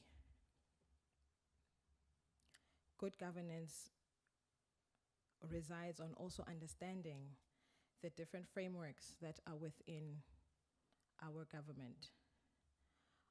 Speaking of factors of procurement, speaking of factors of financial responsibilities, speaking also on factors that remain in the rights and the Constitution, also availing that to the beneficiaries of the people that we are serving. Thank you. Thank you very much, Ms. Latias. Honorable Malika? Thank you, Chairperson. Ms. Latikazi, I want to check with you while we are on good governance.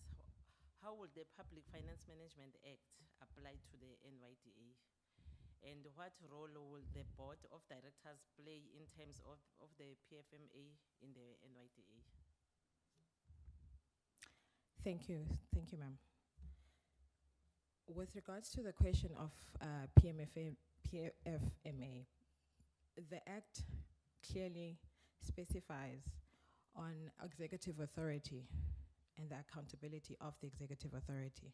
So as a member of the NYDA board, whoever is elected to represent the executive authority when it comes to management of finance, that is the accountability that will be held with that certain person, including us being there to ensure that everything is followed to the T. Thank you, ma'am. Thank you very much. Honorable Pacha? Thank you, Chairperson. Sis Klatikazi, we are living in an age where people are confronted with COVID-19.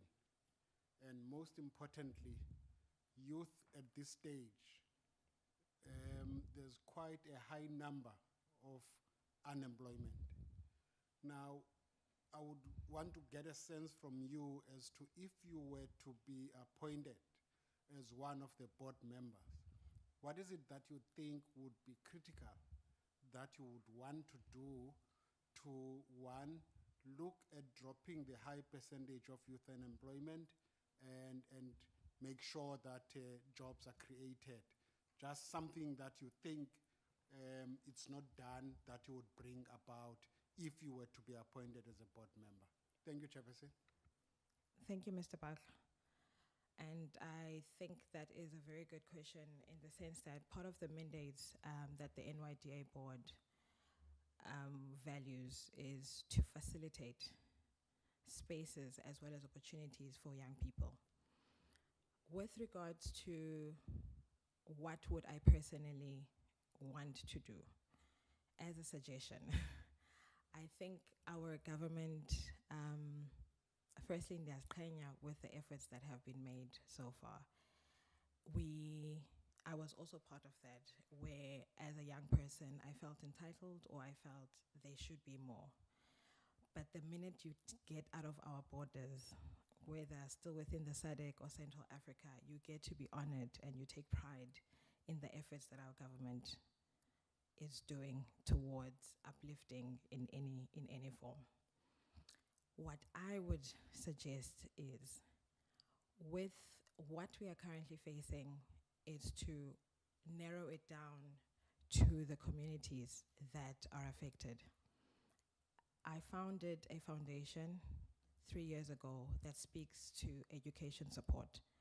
And most of the issues that we had faced is young people willing to want to empower themselves.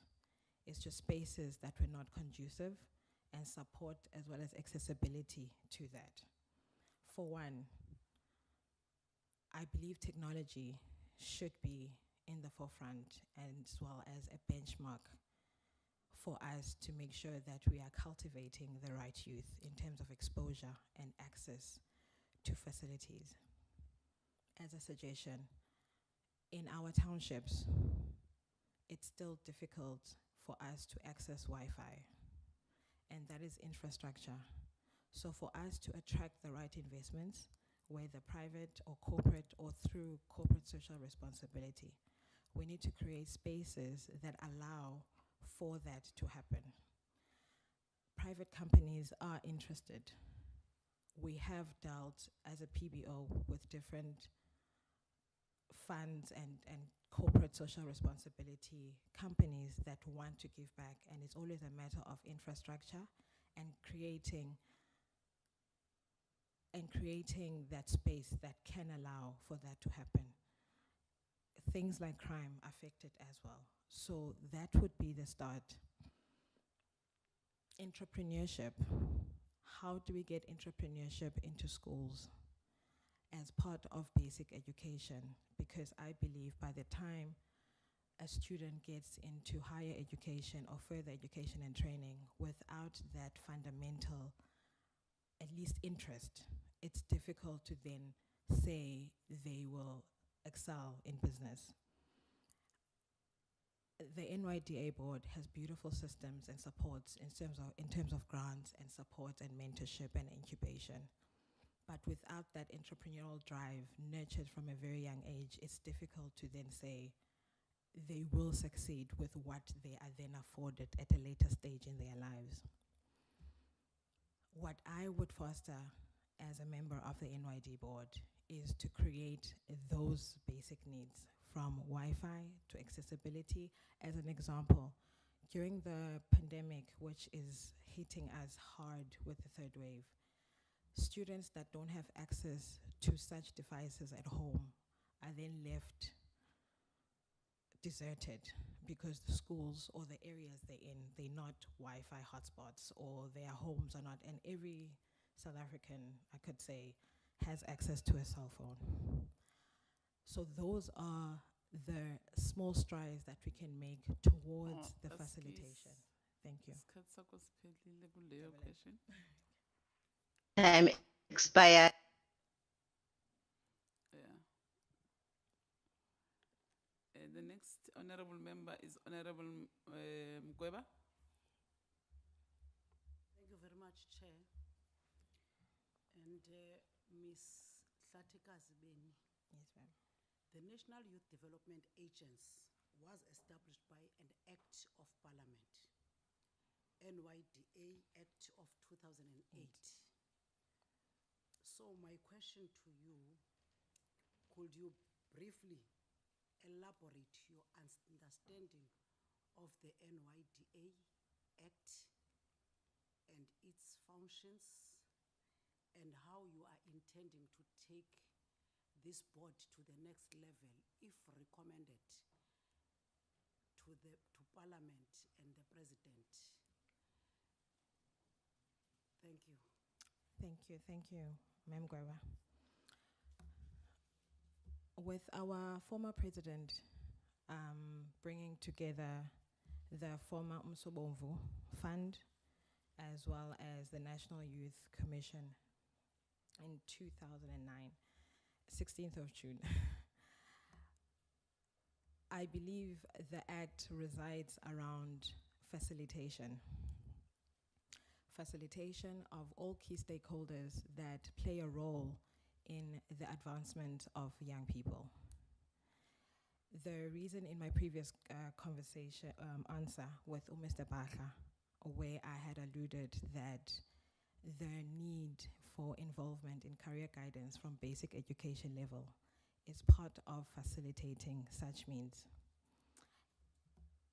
As an NYDA board member, our problems are down at grassroots level.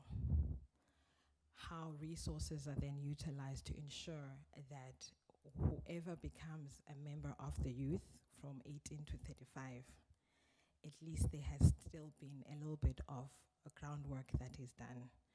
And part of that facilitation is pulling in and lobbing in resources that are already awarded to us through the different ministries.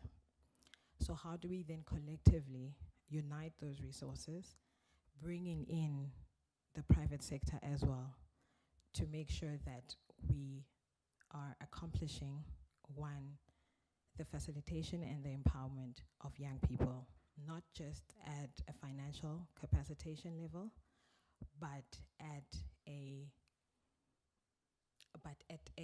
academic and conducive level, that young people believe their problems don't just reside with affordability of starting a business, but how do you utilize what you have in the spaces that you are in to make sure that you empower yourself as well. Creating that responsibility and accountability from the youth as well. Thank you, ma'am.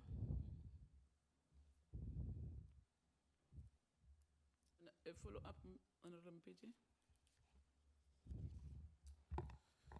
Thank you, Chair. As you may know, there is currently a process underway to amend the National Youth Development Agency Act of 2008 that is currently before Parliament and, of course, before young people.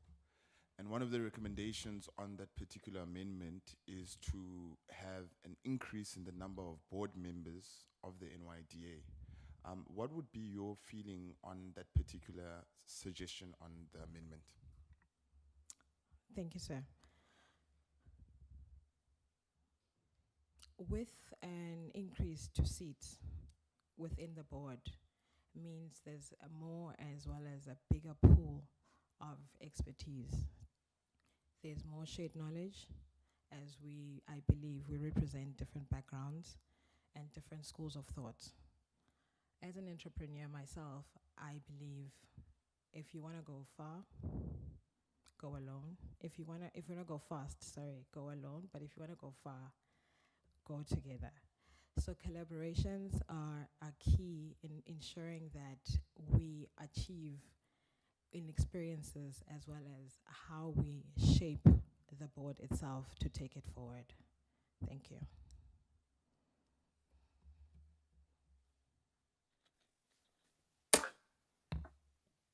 Honorable Matebula. Nakensa Chairperson. Sister, there are many young people Chairperson. who are closed due to COVID-19. If you are elected as a board member, what programs will you put in place to reach out to these young entrepreneurs? Thank you, Chair. Thank you, ma'am. May I repeat your question? So, due to COVID-19, you are saying the youth has been affected most by the pandemic, and what programs will I make sure are in place to ensure that? Please, I'm sorry, ma'am. There are many young people whose business are closed due to COVID-19. if you are elected as a board member, what programs will you put in place to reach out to these young entrepreneurs? Thank you. Thank you, ma'am. Yes, now that it's more clear. With the pandemic, ma'am, it would be very selfish of me to narrow it down to the individual people that were affected. With the pandemic, at a macro and micro level, everybody is equally affected. With the partnership and stakeholders that have been part of the NYDA, I'll speak of the private sector, the motor industry, the mining industry somewhat also affected. So programs that we're currently running, whether placements, whether internships, or whether support on exposures within what our respective young entrepreneurs are doing, I believe it would have to start there for us to say what are the losses, the extensive of the losses, at the micro level, who is still in business, and how do we then collectively try resuscitate what's still there towards a growth strategy. I think that would be the most realistic way of abiding with it. Also coming back with our key stakeholders within our government, I feel discipline also with the responsibility that I mentioned from our young people. The correctional services gets to deal with the output of young people not doing right in society. How do we rope them in and their programs to make sure we align? How do we bring in the Department of Defense?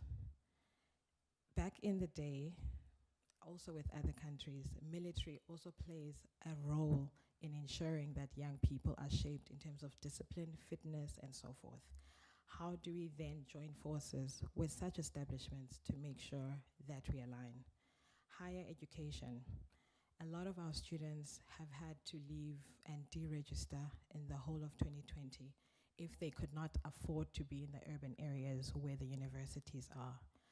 Those students have time on their hands. How do we make sure that they are also capacitated? So it's a whole collective effort besides just the businesses just that closed, because the markets they were also serving were very affected by the pandemic. So it's a combined effort using these entrepreneurs as leaders to drive these efforts that we're trying to put together with our stakeholders, both private and government. Thank you.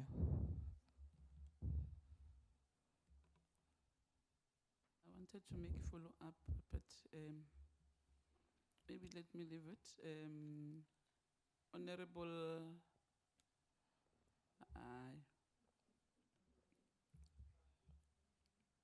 Konjiben Kumbeban. Angeke.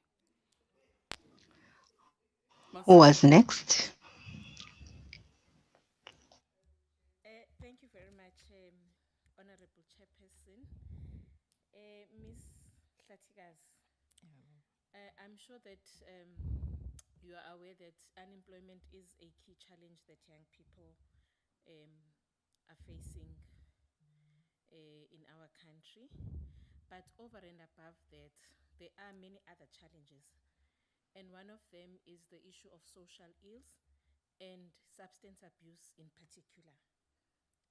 Now, I see that in your CV, you've been working for one of the big breweries in South Africa as a marketing and a sales manager. Now, in terms of the issue of substance abuse and your experience in the work environment that you've been working in, what are the innovative approaches that you would bring if you're appointed to the board to assist in addressing the issue of youth and substance abuse? Thank you, Chair. Thank you, ma'am. With relating to my background with the South African breweries, part of what I'd learned within the marketing space is responsible marketing. And our corporate social responsibility at the time was relating to marketing as well.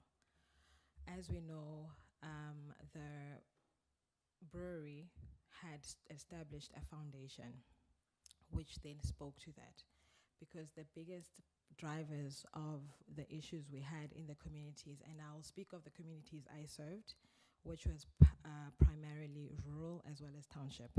So I was based in the border region, which Queenstown falls under in the Eastern Cape. So we could report incidences that we find within the, I'll call it, outlets that we were serving at the time. Together with the liquor board, you could provoke the licenses of outlets that are selling illegally or that are exposing young people or having underage people within their premises, and they all knew this. Going back to the innovation, they had programs, they had sports, there's different things that they were facilitating. When we speak of public as well as private partnerships, part of the innovation would come from those budgets. So what these budgets mean, private businesses have a mandate, or what you call corporate social responsibility, and they report that to SARS for tax matters. From SARS, they then get tax rebates. So part of the innovation is linking up with such establishments, making sure, including young local entrepreneurs, sure that they are aware of this, because part of the issues that businesses have is maybe issues with SARS. So what our foundation actually does is educating local businesses, not just big conglomerates or corporates, on how they can use such platforms for tax rebates. So that's one. Two, within the communities, in the townships and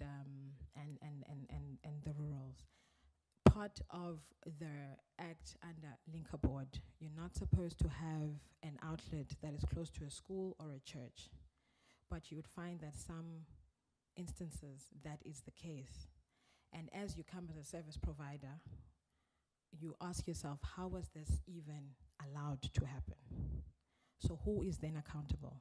It's the community, it's the councillors, it's the leadership, it's the other businesses, the schools, the churches in those communities.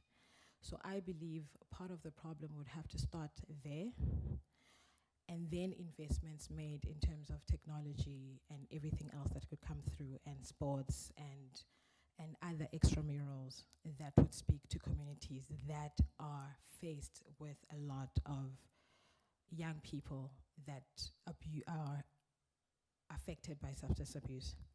One other issue that at the time that it was addressed from as a result of substance abuse is teenage pregnancy that then resulted to fetal, it's a fetal disease. So when you're pregnant and you are drinking, that was also an output of that. And social development was inundated through nurses and clinics to ensure that these kids are taken care of. So this problem affects everyone, and it will have to start there for us to make sure that we uproot and take responsibility from service providers like the breweries and other brands that serve those communities at a commercial level. Thank you.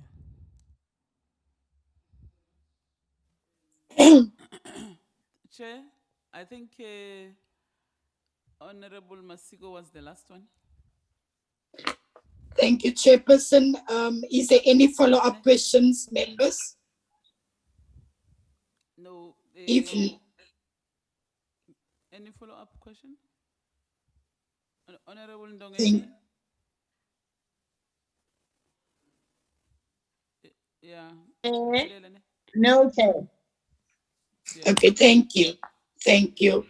Thank you, members. Chairperson, thank you. Let me.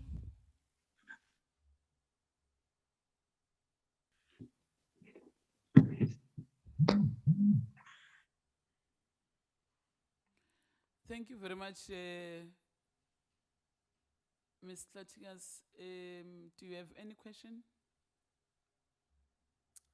No, I don't have a question, ma'am. Just a comment. Yes. To thank every member that is here today, both for taking time out as well as during a pandemic to come sit in person, because I was actually expecting everything would be virtual. So it's really appreciated.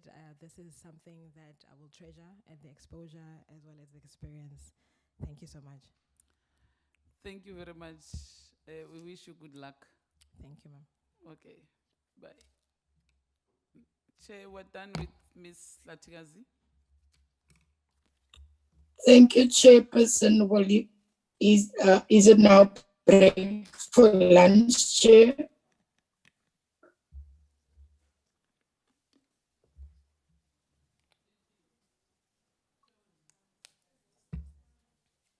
They're saying let's take one candidate. Are we taking the next candidate? Yeah. Thank you. All right. And good luck with the rest of the week. I heard this is going to be the whole week. I wouldn't want to be you guys right now. Thank you.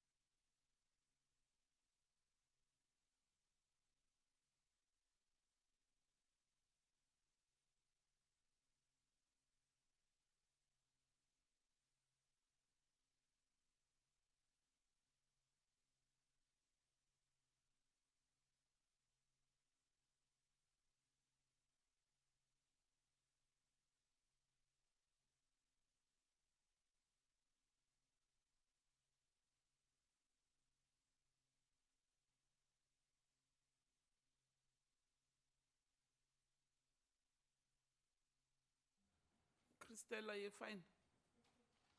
Your laptop is working now. Honorable Mpiti, are they assisting you? Okay. Eh? Oh, okay.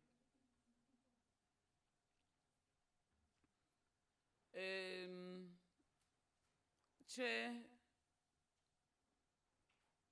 Chairperson? I'm here, Chair. Yeah, Miss Asanda Luwaka is in. Thank you. Good afternoon, Ms. Asanda Luwaka. I hope you are relaxed. Sit back, relax, give us a big smile. And whenever you need to drink some water, you can drink some water. But most of all, Ms. Asanda Luwaka, please enjoy the interview. And I can give you the assurance that this interview will be fair. You will get adequate time to answer questions. You will have 4 minutes to answer a question and about 2 minutes to answer a follow-up question. Let me first start with introducing myself. My name is Marensha Gillian. I'm the chairperson of the Select Committee of Health, Social Services in the NCOP. And then I will hand over to the chairperson who's with you in the committee room and the other members to introduce themselves to you. But relax. That's it. Thank you. Thank you very much, Asanda. Kululeka. Uyekile ukuba tense. Relax, don't be tense at all.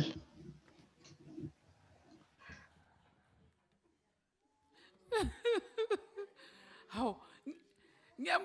Yazini.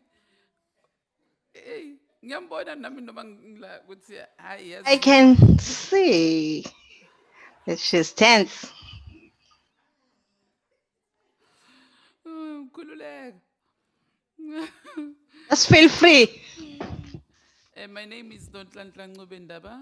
I'm the chairperson of the Portfolio Committee on Women, Youth and Persons with Disabilities. Siyakwamukela.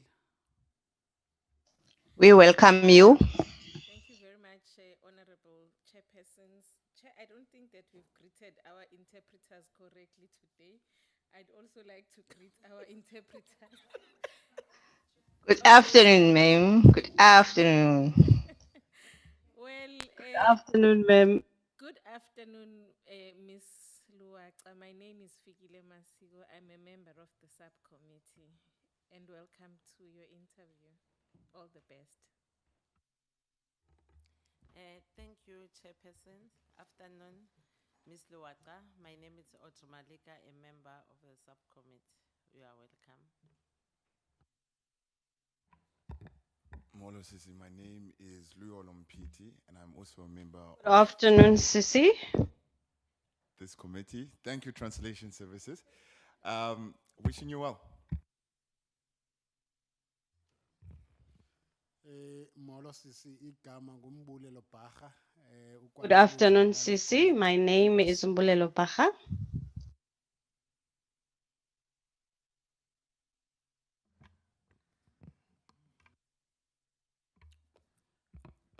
Molweni. Good afternoon. Ndililungu lale committee. Ndiwamkelekile ndikunqwenela okuhle konke. I am a member of this committee. You are welcomed and I wish you the best of luck. Thank you. Good afternoon. Is it Asanda? Yes, Ms. Asanda. My name is Natasha Nhlangweni. I'm a member of this committee, and best of luck with your interview. Good afternoon, Ms. Asanda. My name is Buitumelo Joyce Maluleke, a member of this committee. Thank you. Enhlekani Sanda amukelo vito ni Brenda Mathebula ni member ya this subcommittee na kenza. Member Dongeni, Molo Asanda. Good day, Igama Asanda. lami nguNokuzola Kandongeni.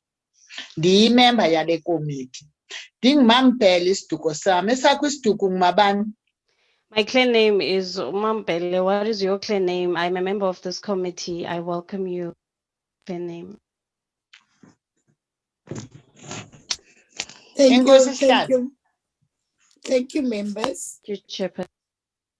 Asanda, if you are relaxed, if you're not relaxed, take a sip of water. My question will be to ask you to introduce yourself to the panel. Give us a little bit of background who Asanda is. Also, if you were involved with youth empowerment and on what levels. And then can you answer us why you are interested in committing your time and energy to serve on the NYDA board, and also your knowledge of what you know about the agency. Thank you.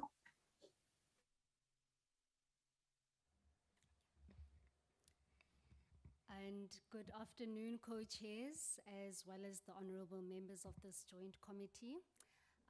As the introductory remarks had already stated, my name is Asanda Luaca, and to Honorable Ndongeni Ndungumandlovu Zidle Kaya ngenxa yoswela umalusi. I grew up in the city of Gold, Gauteng, in the Ekurhuleni region, Dawn Park to be specific. My involvement in youth, I'd say youth activism, started really when I, at a tender age, where I felt that the country has such a vast and rich political history that I felt that it would be a disservice as a citizen to not really engulf myself in that history, and as well as also looking at the plight that young people in my community were faced with. I felt that it was really incumbent upon myself to be active and part of youth development in the area where I reside. I have been at the forefront of many youth development programs, myself as well as, I'd say, like-minded youth in my area had been at the forefront of programs such as your economic empowerment workshops, where we would organize such workshops for the youth of my area, as well as programs that look to empowering youth that are entering the secondary education phase and entering into your tertiary phase of education. We would have programs or information sessions on the various opportunities that were presented to them. But also looking at the social ills, we had campaigns that address your substance and alcohol abuse.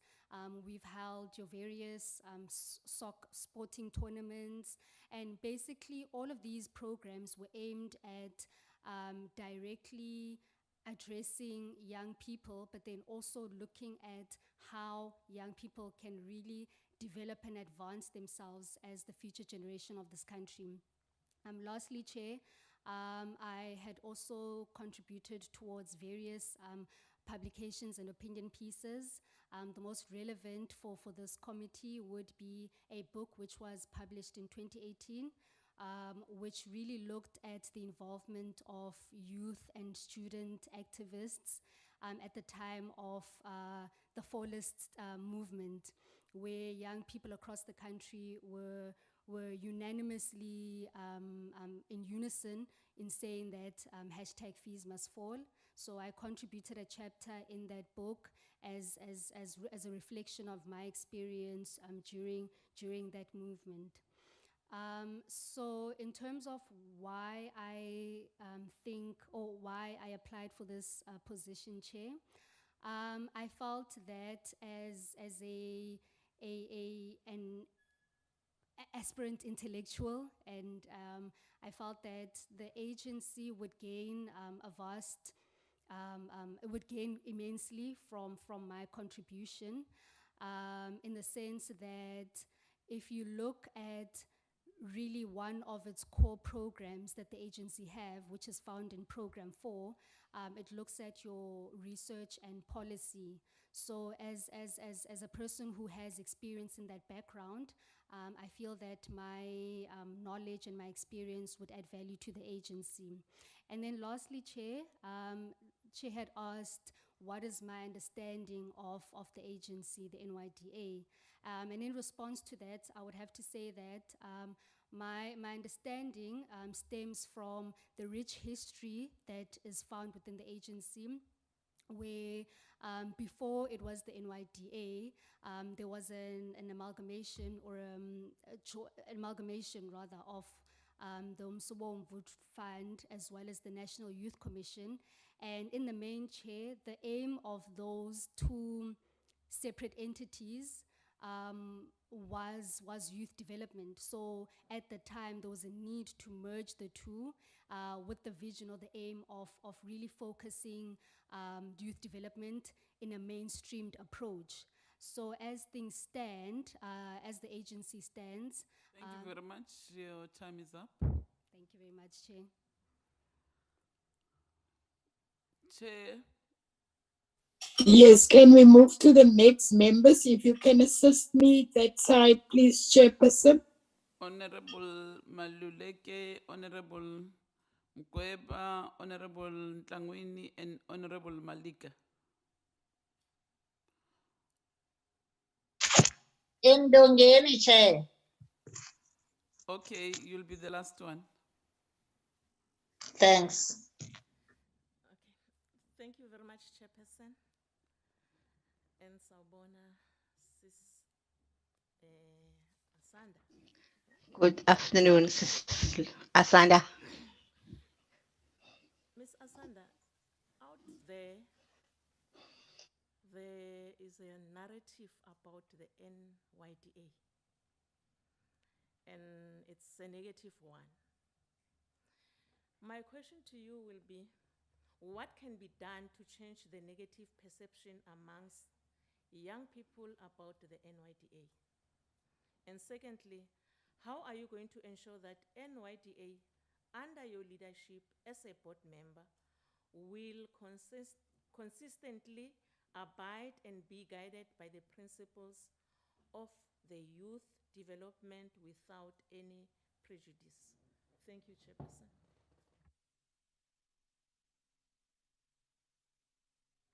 Thank you very much. Over to you, Asanda.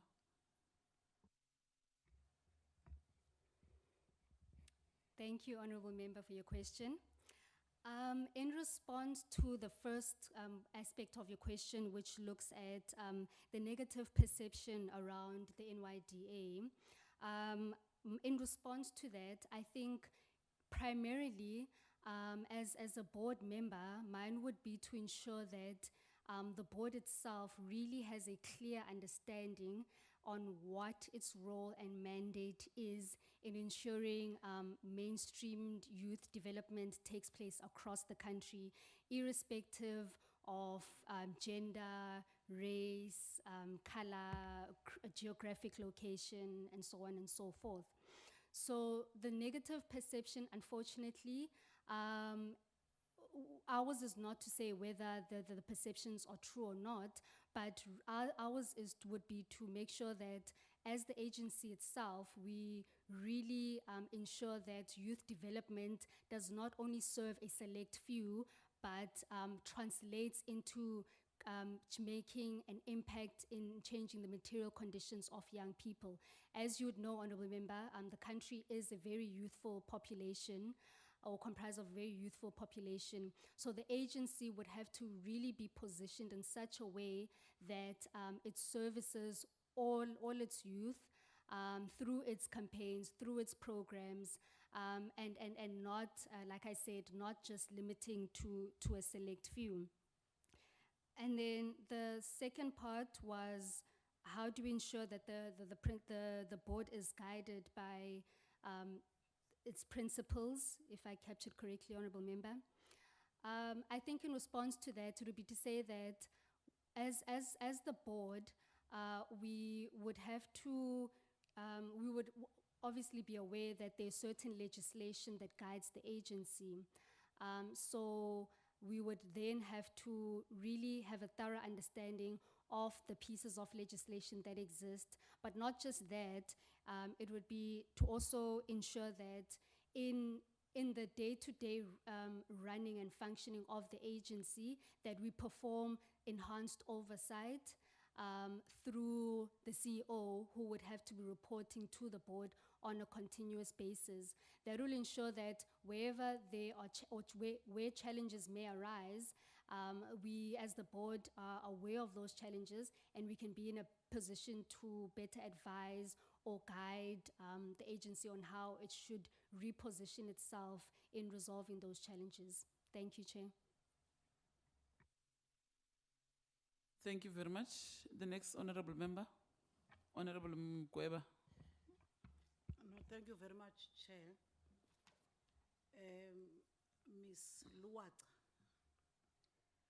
I then picked up on your presentation about yourself, that you've got an experience, or you have involved yourselves on economic empowerment workshops. You've got writing skills, you've got research capacity. But however, my question, Chair, to Ms. Luwata is that what is it that you can bring to the board if you can be recommended by this panel to represent the youth of South Africa, especially that our youth is faced with triple challenges: unemployment, inequality, and poverty. So what is it that you can then assist the youth of South Africa if you can be recommended as a member of this board? Thank you very much, Chair. Thank you, Honorable Member, for that question. In response to that, I would have to say that as a young person myself, the challenges that young people face are the challenges that I can directly relate to. So in response to those challenges, there will not be this disconnect between myself serving on the board and the everyday member of society, particularly young people. But then, Chair, through you, in response to that, there would be an aspect of addressing the plight that young people face, but then there's also the issue of women as well as people with disabilities.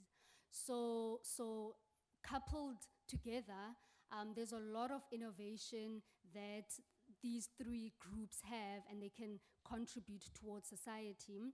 So what I would be bringing towards this board, in addition to what you've mentioned, is ensuring that in response to addressing the triple challenges of poverty, unemployment, and inequality, that those groups are attended to. One of the ways that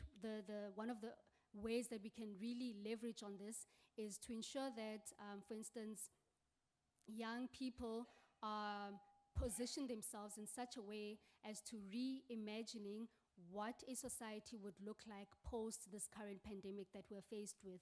So where we need to take that or steer the direction as young people is to really engage them as to what are the innovations that they can bring towards the agency, not just the agency itself, but to society in its entirety, and leveraging on this pandemic that we're faced with, and really tap into your areas of innovation, of the new economies, your ICT, as well as the fourth industrial revolution, and really engulf ourselves within that space or sector, so to ensure that we really propel society and direct it towards making impactful and meaningful change. Thank you, Chair. Thank you very much. The next honorable member, Honorable Ntlangwini. Thank you very much, Chair. Hopefully I can spell your surname, pronounce your surname correctly. It's Luwaka. Okay, perfect. Ms. Luwaka, can you briefly explain to us what is your understanding of the NYDA and the NYDA Act? And then on the second note, also worth noting that nearly 30% of our youth doesn't have a matric qualification, and some of them are willing to start their own businesses. How will you motivate them in order to achieve a sustainable business that will be able, even if they sell spinach, that very spinach can be sold at Woolworths, and they are sort of, they are penetrating the market. How will you motivate them? Thank you very much.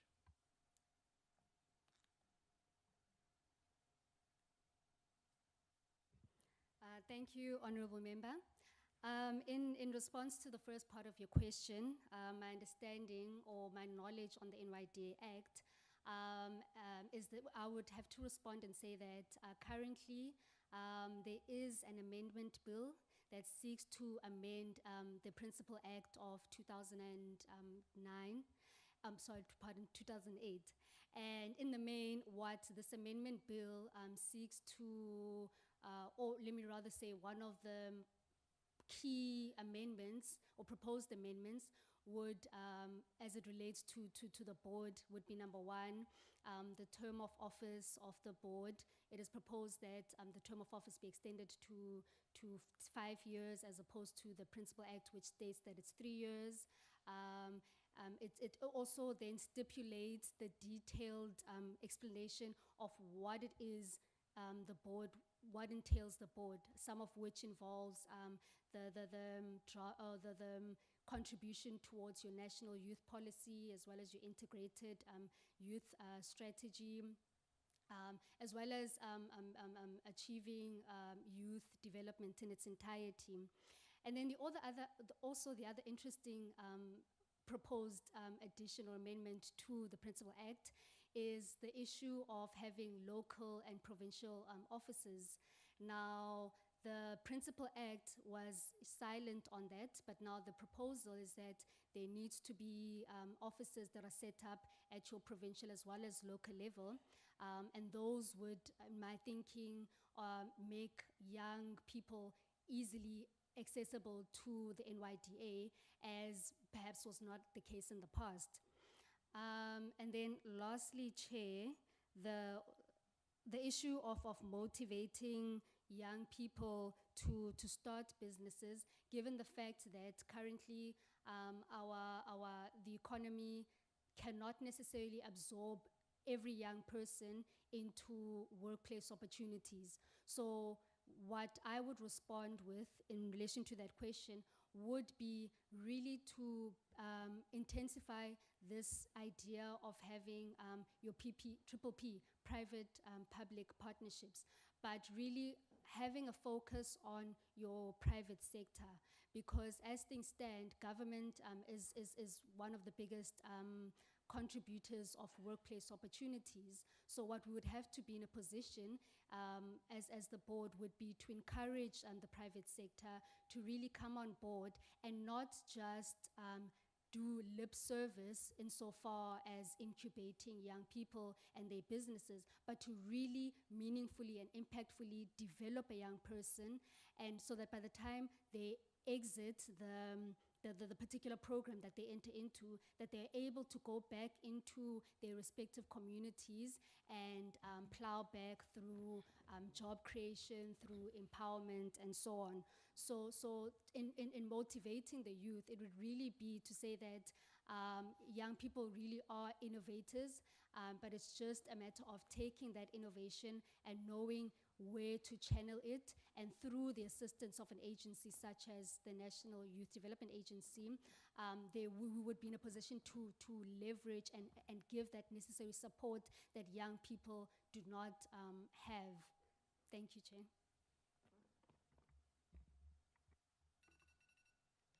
Uqade right on time. Next honorable member. Thank you, Chairperson. Ms. Lukawa, what strategies would you devise to ensure the agency effectively implement youth development programs?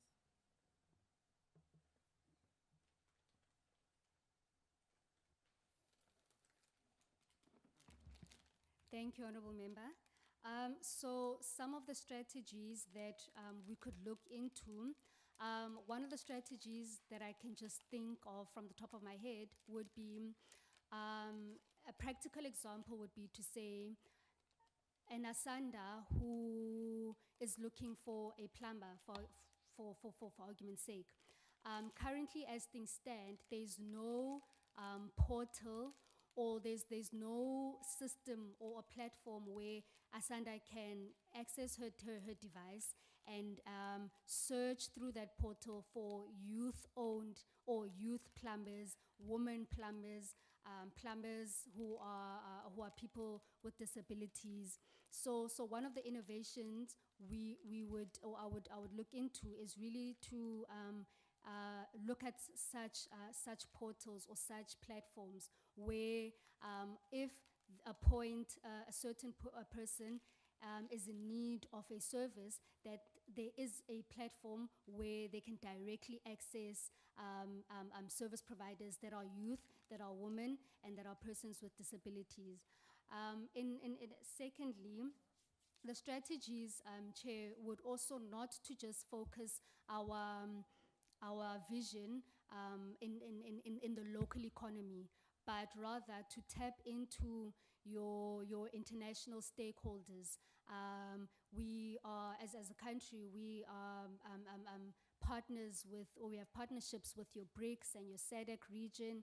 So the other strategies would really be, how do we leverage on those relations? How do we intensify them so that a young person from deep rural Eastern Cape knows that there is an opportunity that exists in Botswana, and that the vision is not only limited to their immediate community, but we really get it to a position where we profile young people internationally, and they are able to really be players on an international level, as opposed to just limiting it to the localities. Thank you, Honourable Member. Thank you very much, Asanda. And who was next? Honorable Ndongeni. Thank you, Chair. Asanda, what are the key best attributes of an NYDA board member? Number two, apart from unemployment, briefly highlight other key challenges facing youth living in South Africa. The third one, when considering COVID-19, what are the key strategies and innovative approach to address challenges facing youth? Thanks, Chair.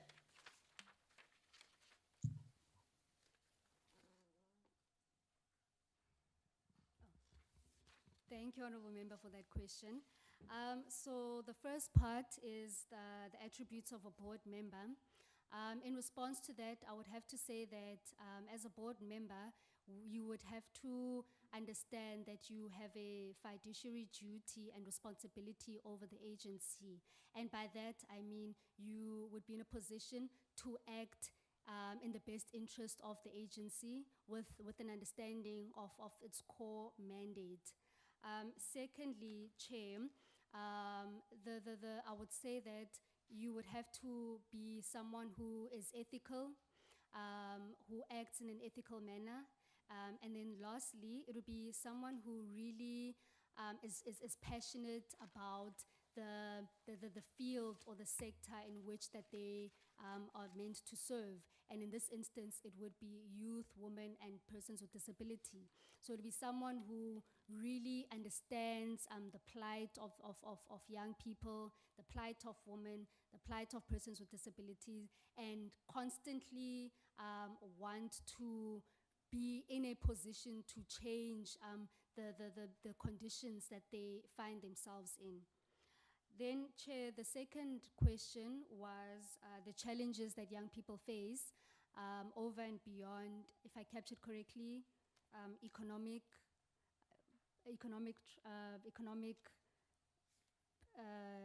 shortcomings, if I can say.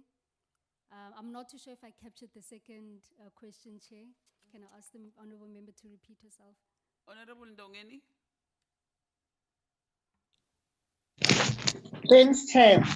Asanda, apart from unemployment, briefly highlight other key challenges facing youth living in South Africa. Thanks, Chair. Thank you, Chair. So apart from unemployment, young people really find themselves in I'd say, a precarious position where they are dealing with your health issues, issues of mental health come to the fore, issues of alcohol and substance abuse, as well as, I'd say, not being able to really navigate through over and beyond unemployment, but not necessarily, maybe not knowing where to position themselves in the country, insofar as these social challenges arise. So the NYDA, or rather let me say the Integrated Youth Strategy, really as one of its pillars looks at health. And so, and under that you would find that what the NYDA is championing is really looking at campaigns that address your health and social issues, such as your HIV and teenage pregnancies, like I stated, your alcohol and substance abuse, and many others, and so on. So I'm not too sure if I answered Honorable Ndongeni, but I think for me that would be the social aspect of the challenges that young people face over and beyond the issues of unemployment. Thank you, Honorable Member. Yeah, thank you very much, Asanda.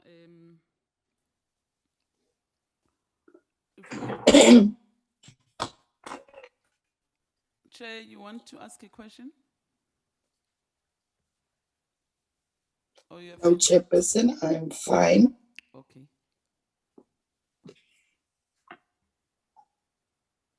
What done?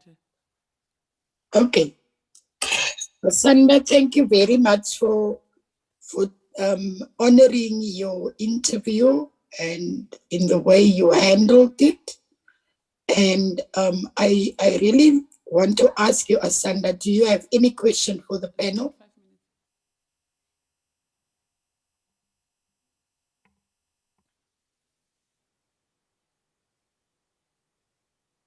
You don't have a question, Asanda? Thank you, Chair. I don't have a question, but rather to thank the committee for affording me an opportunity to really present to the committee some of my ideas, as well as my thinking, and wish the committee all the best in their deliberations. Thank you, Chair. Thank you, Asanda. I also want to wish you well and good luck in all your future endeavors. Thank you very much for coming to this interview, and our support staff will get in touch with all candidates after we finish with the interview process. And thank you once again for your way of interaction with the panel, and you can be excused. Thank you very much, Chairperson Asanda. You are umkhaya wami nomgweba. A home girl I'm for not me lobbying and members. Honorable. I'm saying umkhaya wami She's nomgweba. my home girl. Is there anything Together wrong? with Honorable Mkweba.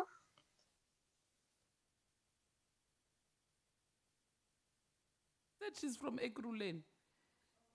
We are from Ekurhuleni with Honorable Mkweb.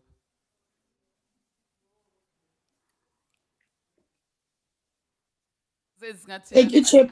Abekho abantu ababuya lapha eConce la nibuya khona. There are no people from Konwe like you. Thank you, Chair. Will we break for lunch now? Chair, before we break, Until what time? there seems to be Yes. serious problem with the sound.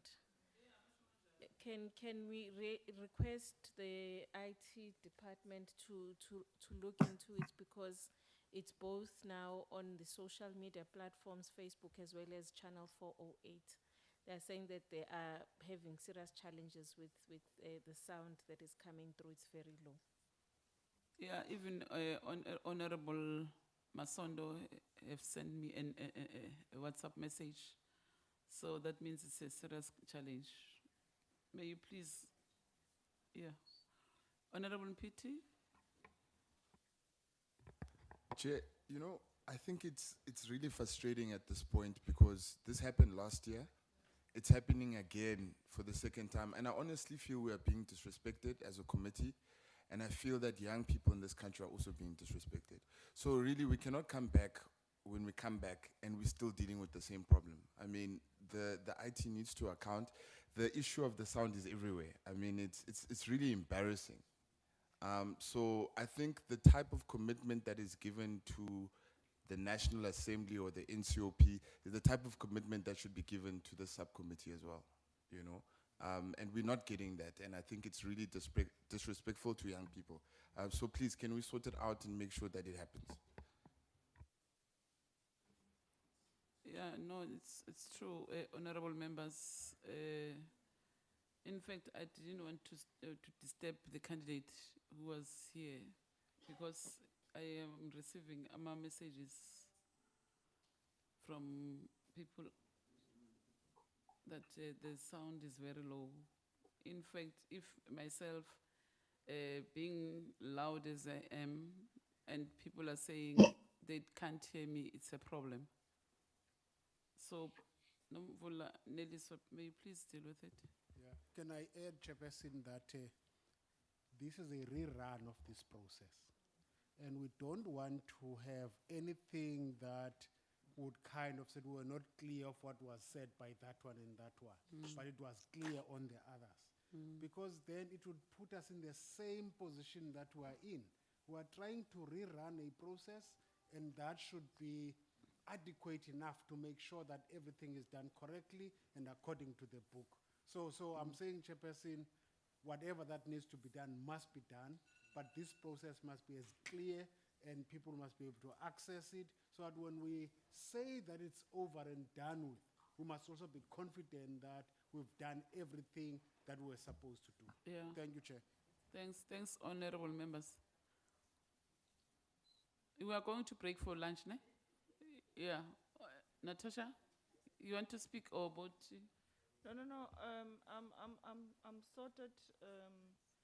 Chair, the members have spoken. It needs to be sorted out. Really, it's embarrassing. Yeah. No. On what we are facing with. Soon after, we will be getting calls and even a letter being sent to the speaker, and then it will look. It's our incompetence as a committee.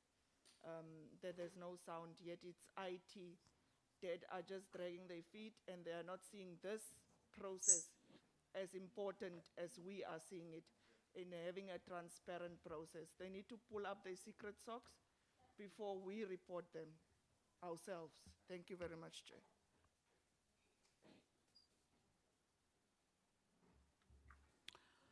Okay, thank you very much, honorable members. Our staff will take care of that, and maybe whilst we're on lunch, the IT guys must come and assist with whatever challenges that we are faced with in terms of the sound. Let's break for lunch. We are going for lunch now. We'll be coming back at what time? It's 14:32. Let's come back at 14:32. So let's come back at yeah, 3:15. Yeah, yeah. We'll be coming back at 3:15.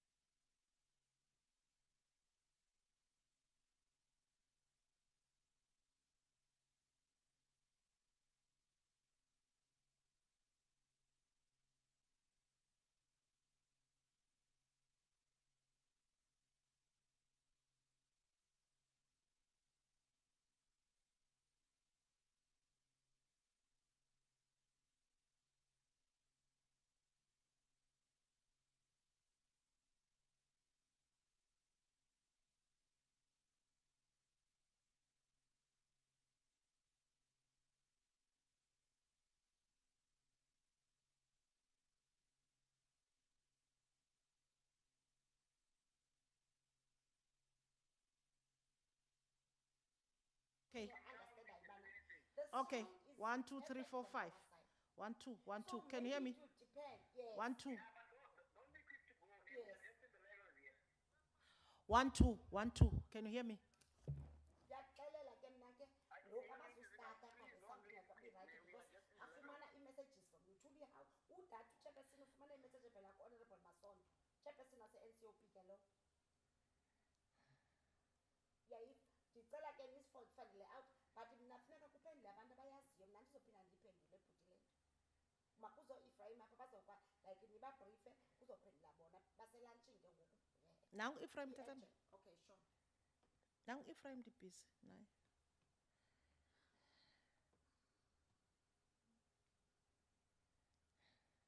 ii-members zithethe kabuhlungu kangaka yilaa nto uchairperson adla ngoyithetha athi uchairperson ingathi senzela ifeyiva yakulela uchairperson adla ngoyithetha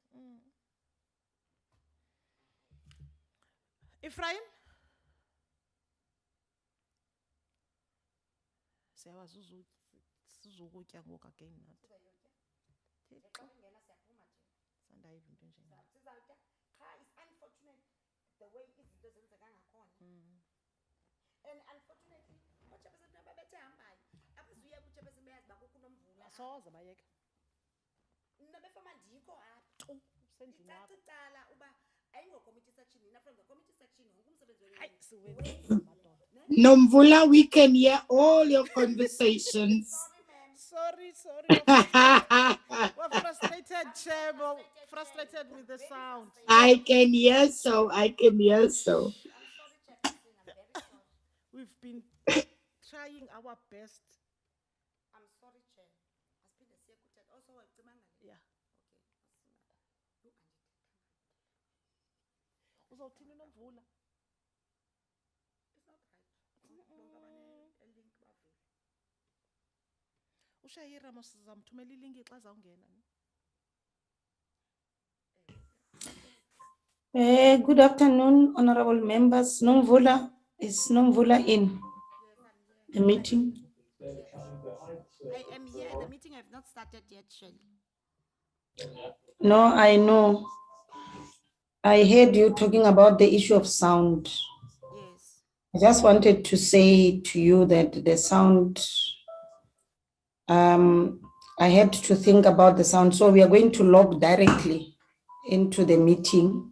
Yes. Nishka and them will log directly into the meeting because the sound of the committee room is much better instead of hybrid. So that one has been resolved on television. I think everybody now can get that.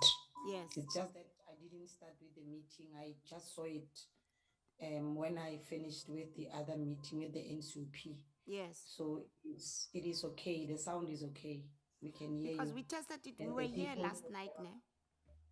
Huh? Last night we were here up until 9:30 with the guys to test this. No, I know, but the sound, Ephraim, I spoke to Ephraim. I just wanted to make it short to say that the sound problem is resolved, Nomvula. It's fine for for all television. the platforms, ne? And for the social media. Okay. Everybody online and all that, the sound is balanced, it's fine. Okay, thank you very much.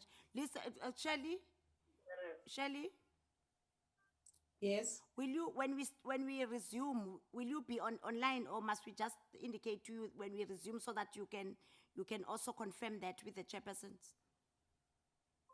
It's fine. Is it fine? You will tell me, I will confirm with them. I'm online now. Okay, no, So it's fine. you'll So we tell can me. go enjoy our lunch, no need. No, you can go have your lunch. It's fine. What time are you coming? It's fine. Because I said 30 this after thing 30 has minutes. been resolved. There is a line. There is everything. It's fine. Okay, Ephraim is aware. I spoke to him and Nish. Okay. So I don't have a problem anymore. Thank you very much. Thanks a lot, ne? Sure. No problem.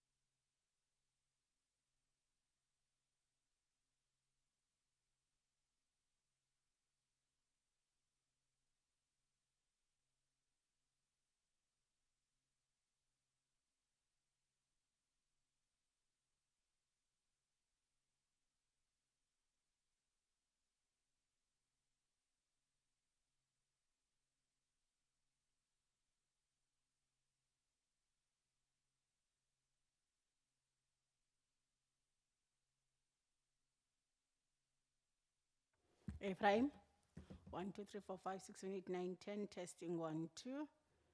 Testing 1, 2, 3, 4, 5. Ephraim, Ephraim.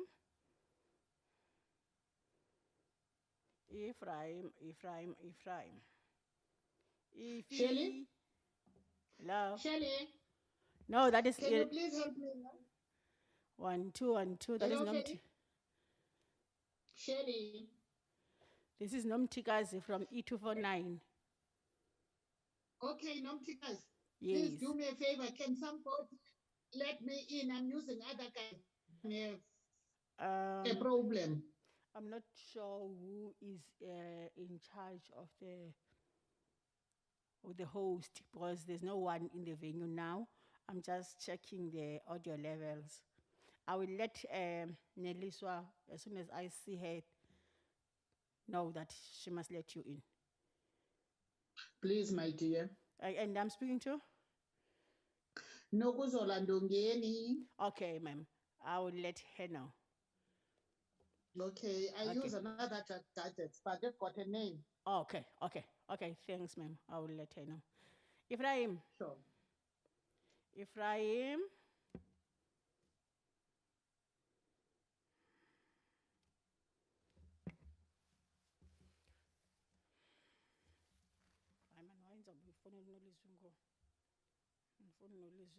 Ephraim.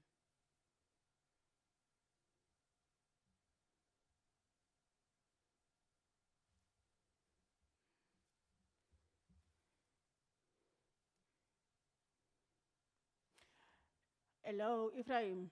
Speak to me. Ace. 1, 2, 3, 4, 5, 1, 2. Ask Ify to speak to me.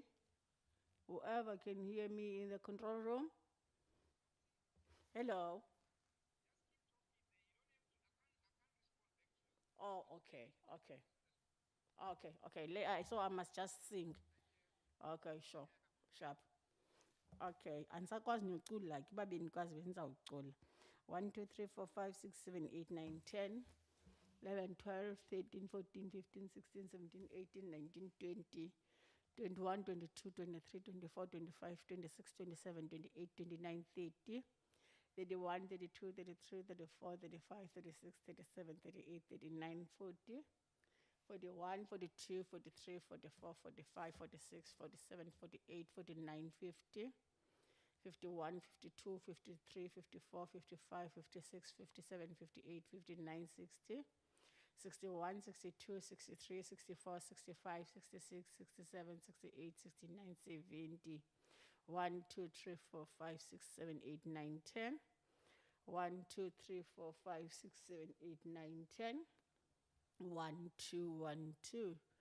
Testing 1, 2, 3, 4, 5, 6, 7, 8, 9, 10. 1, 2, 3, 4, 5, 6, 7, 8, 9, 10. 1, 2. Testing 1, 2, 3, 4, 5. 1, 2, 3, 4, 5. 1, 2, 3, 4, 5. 1, 2, 3, 4, 5. 1, 2, 3, 4, 5. 1, 2, 3, 4, 5. 1, 2, 3, 4, 5.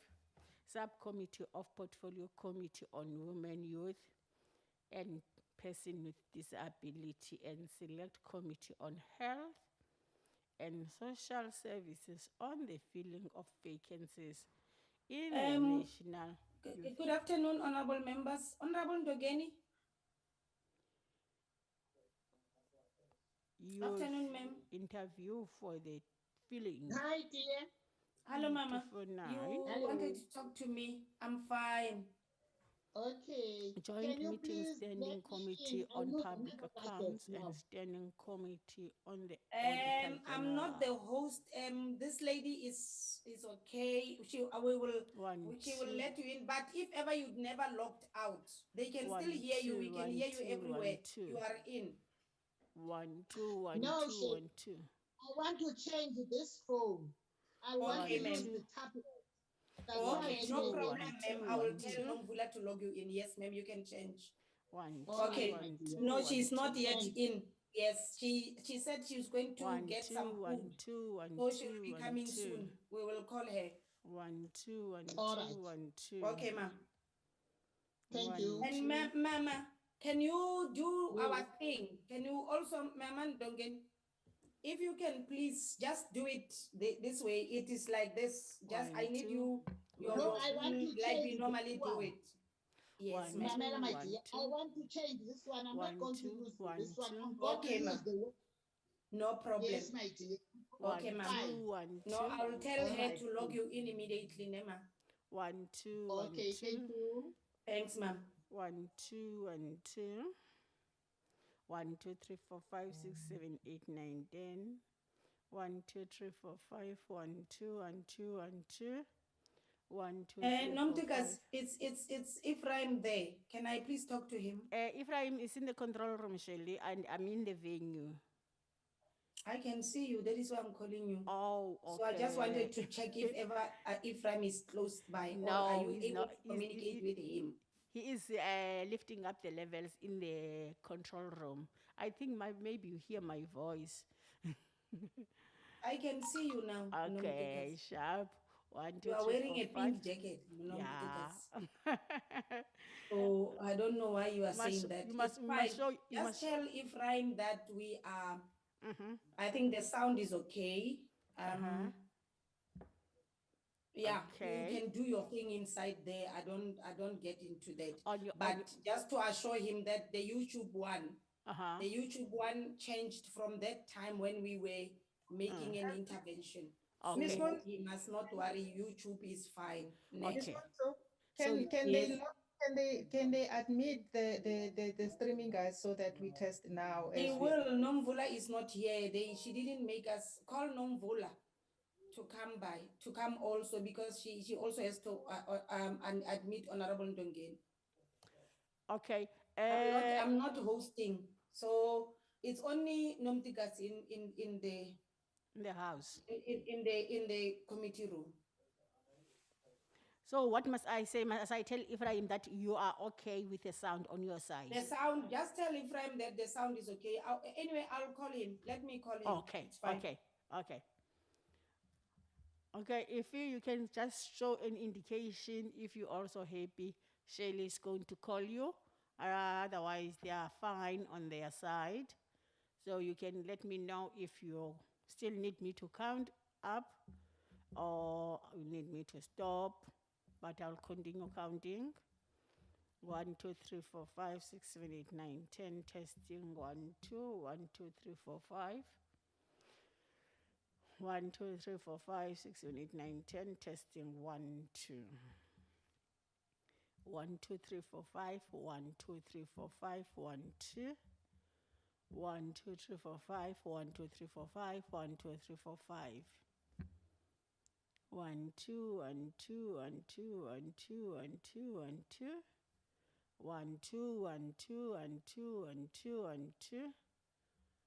1, 2, and 2, and 2, and 2, and 2. 1, 2, and 2, and 2, and 2, and 2. 1, 2, 1, 2, 3, 4, 5, 6, 7, 8, 9, 10. Testing 1, 2. Testing 1, 2. Testing 1, 2. Testing 1, 2. 1, 2, 3, 4, 5, 6, 7, 8, 9, 10. Testing 1, 2. Testing 1, 2. Testing 1, 2, 3, 4, 5, 6, 7, 8, 9, 10. Testing 1, 2.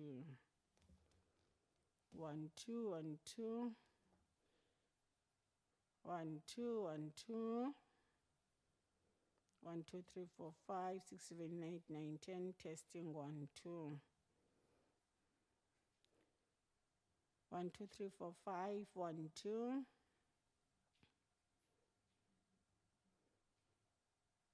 Testing 1, 2. Testing 1, 2. Testing 1, 2. 1, 2, 3, 4, 5, 1, 2. 1, 2, 3, 4, 5, 1, 2. 1, 2, 3, 4, 5, testing 1, 2. 1, 2, 3, 4, 5, testing 1, 2. 1, 2, 1, 2, 1, 2. 1, 2, 3, 4, 5, 1, 2, 3, 4, 5, 1, 2, 3, 4, 5. Testing 1, 2. Testing 1, 2, 3, 4, 5. Testing 1, 2, 3, 4, 5. 1, 2. Testing 1, 2. Testing 1, 2. 1, 2, 1, 2, 1, 2, 1, 2, 1, 2, 1, 2, 1, 2, 1, 2, 1, 2. 2, 2. 2, 1, 2. 1, 2, 1, 2, 1, 2, 1, 2, 1, 2, 1, 2, 2, 2. 1, 2. 1, 2. 1, 2, 1, 2, 1, 2, 1, 2, 1, 2, 1, 2. 1, 2. 1, 2. 1, 2, 1, 2, 1, 2, 1, 2, 1, 2.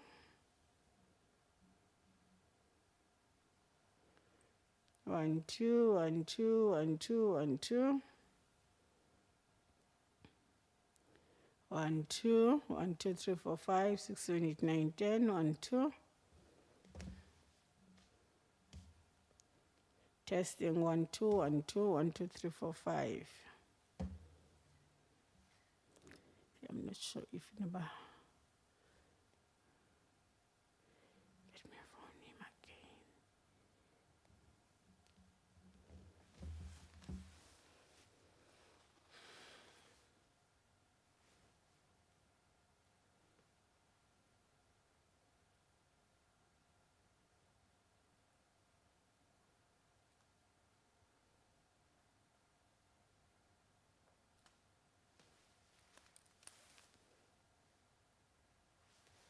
Vivi? Huh? Oh, okay, okay, okay, sharp.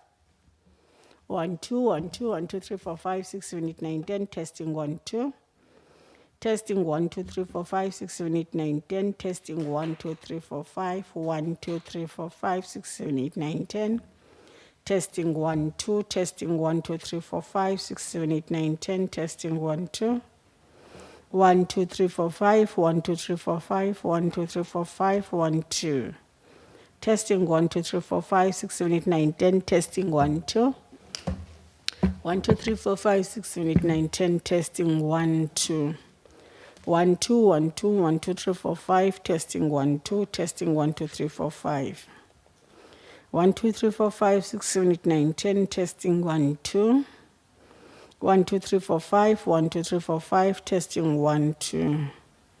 1, 2, 1, 2, 1, 2, 1, 2, 3, 4, 5. Testing 1, 2. Testing 1, 2. Testing 1, 2, 1, 2, 1, 2, 1, 2. Testing 1, 2. 1, 2, 3, 4, 5, 6, 7, 8, 9, 10. Testing 1, 2. More is it? 1, 2, 1, 2. 1, 2, 3, 4, 5. 1, 2. Hi.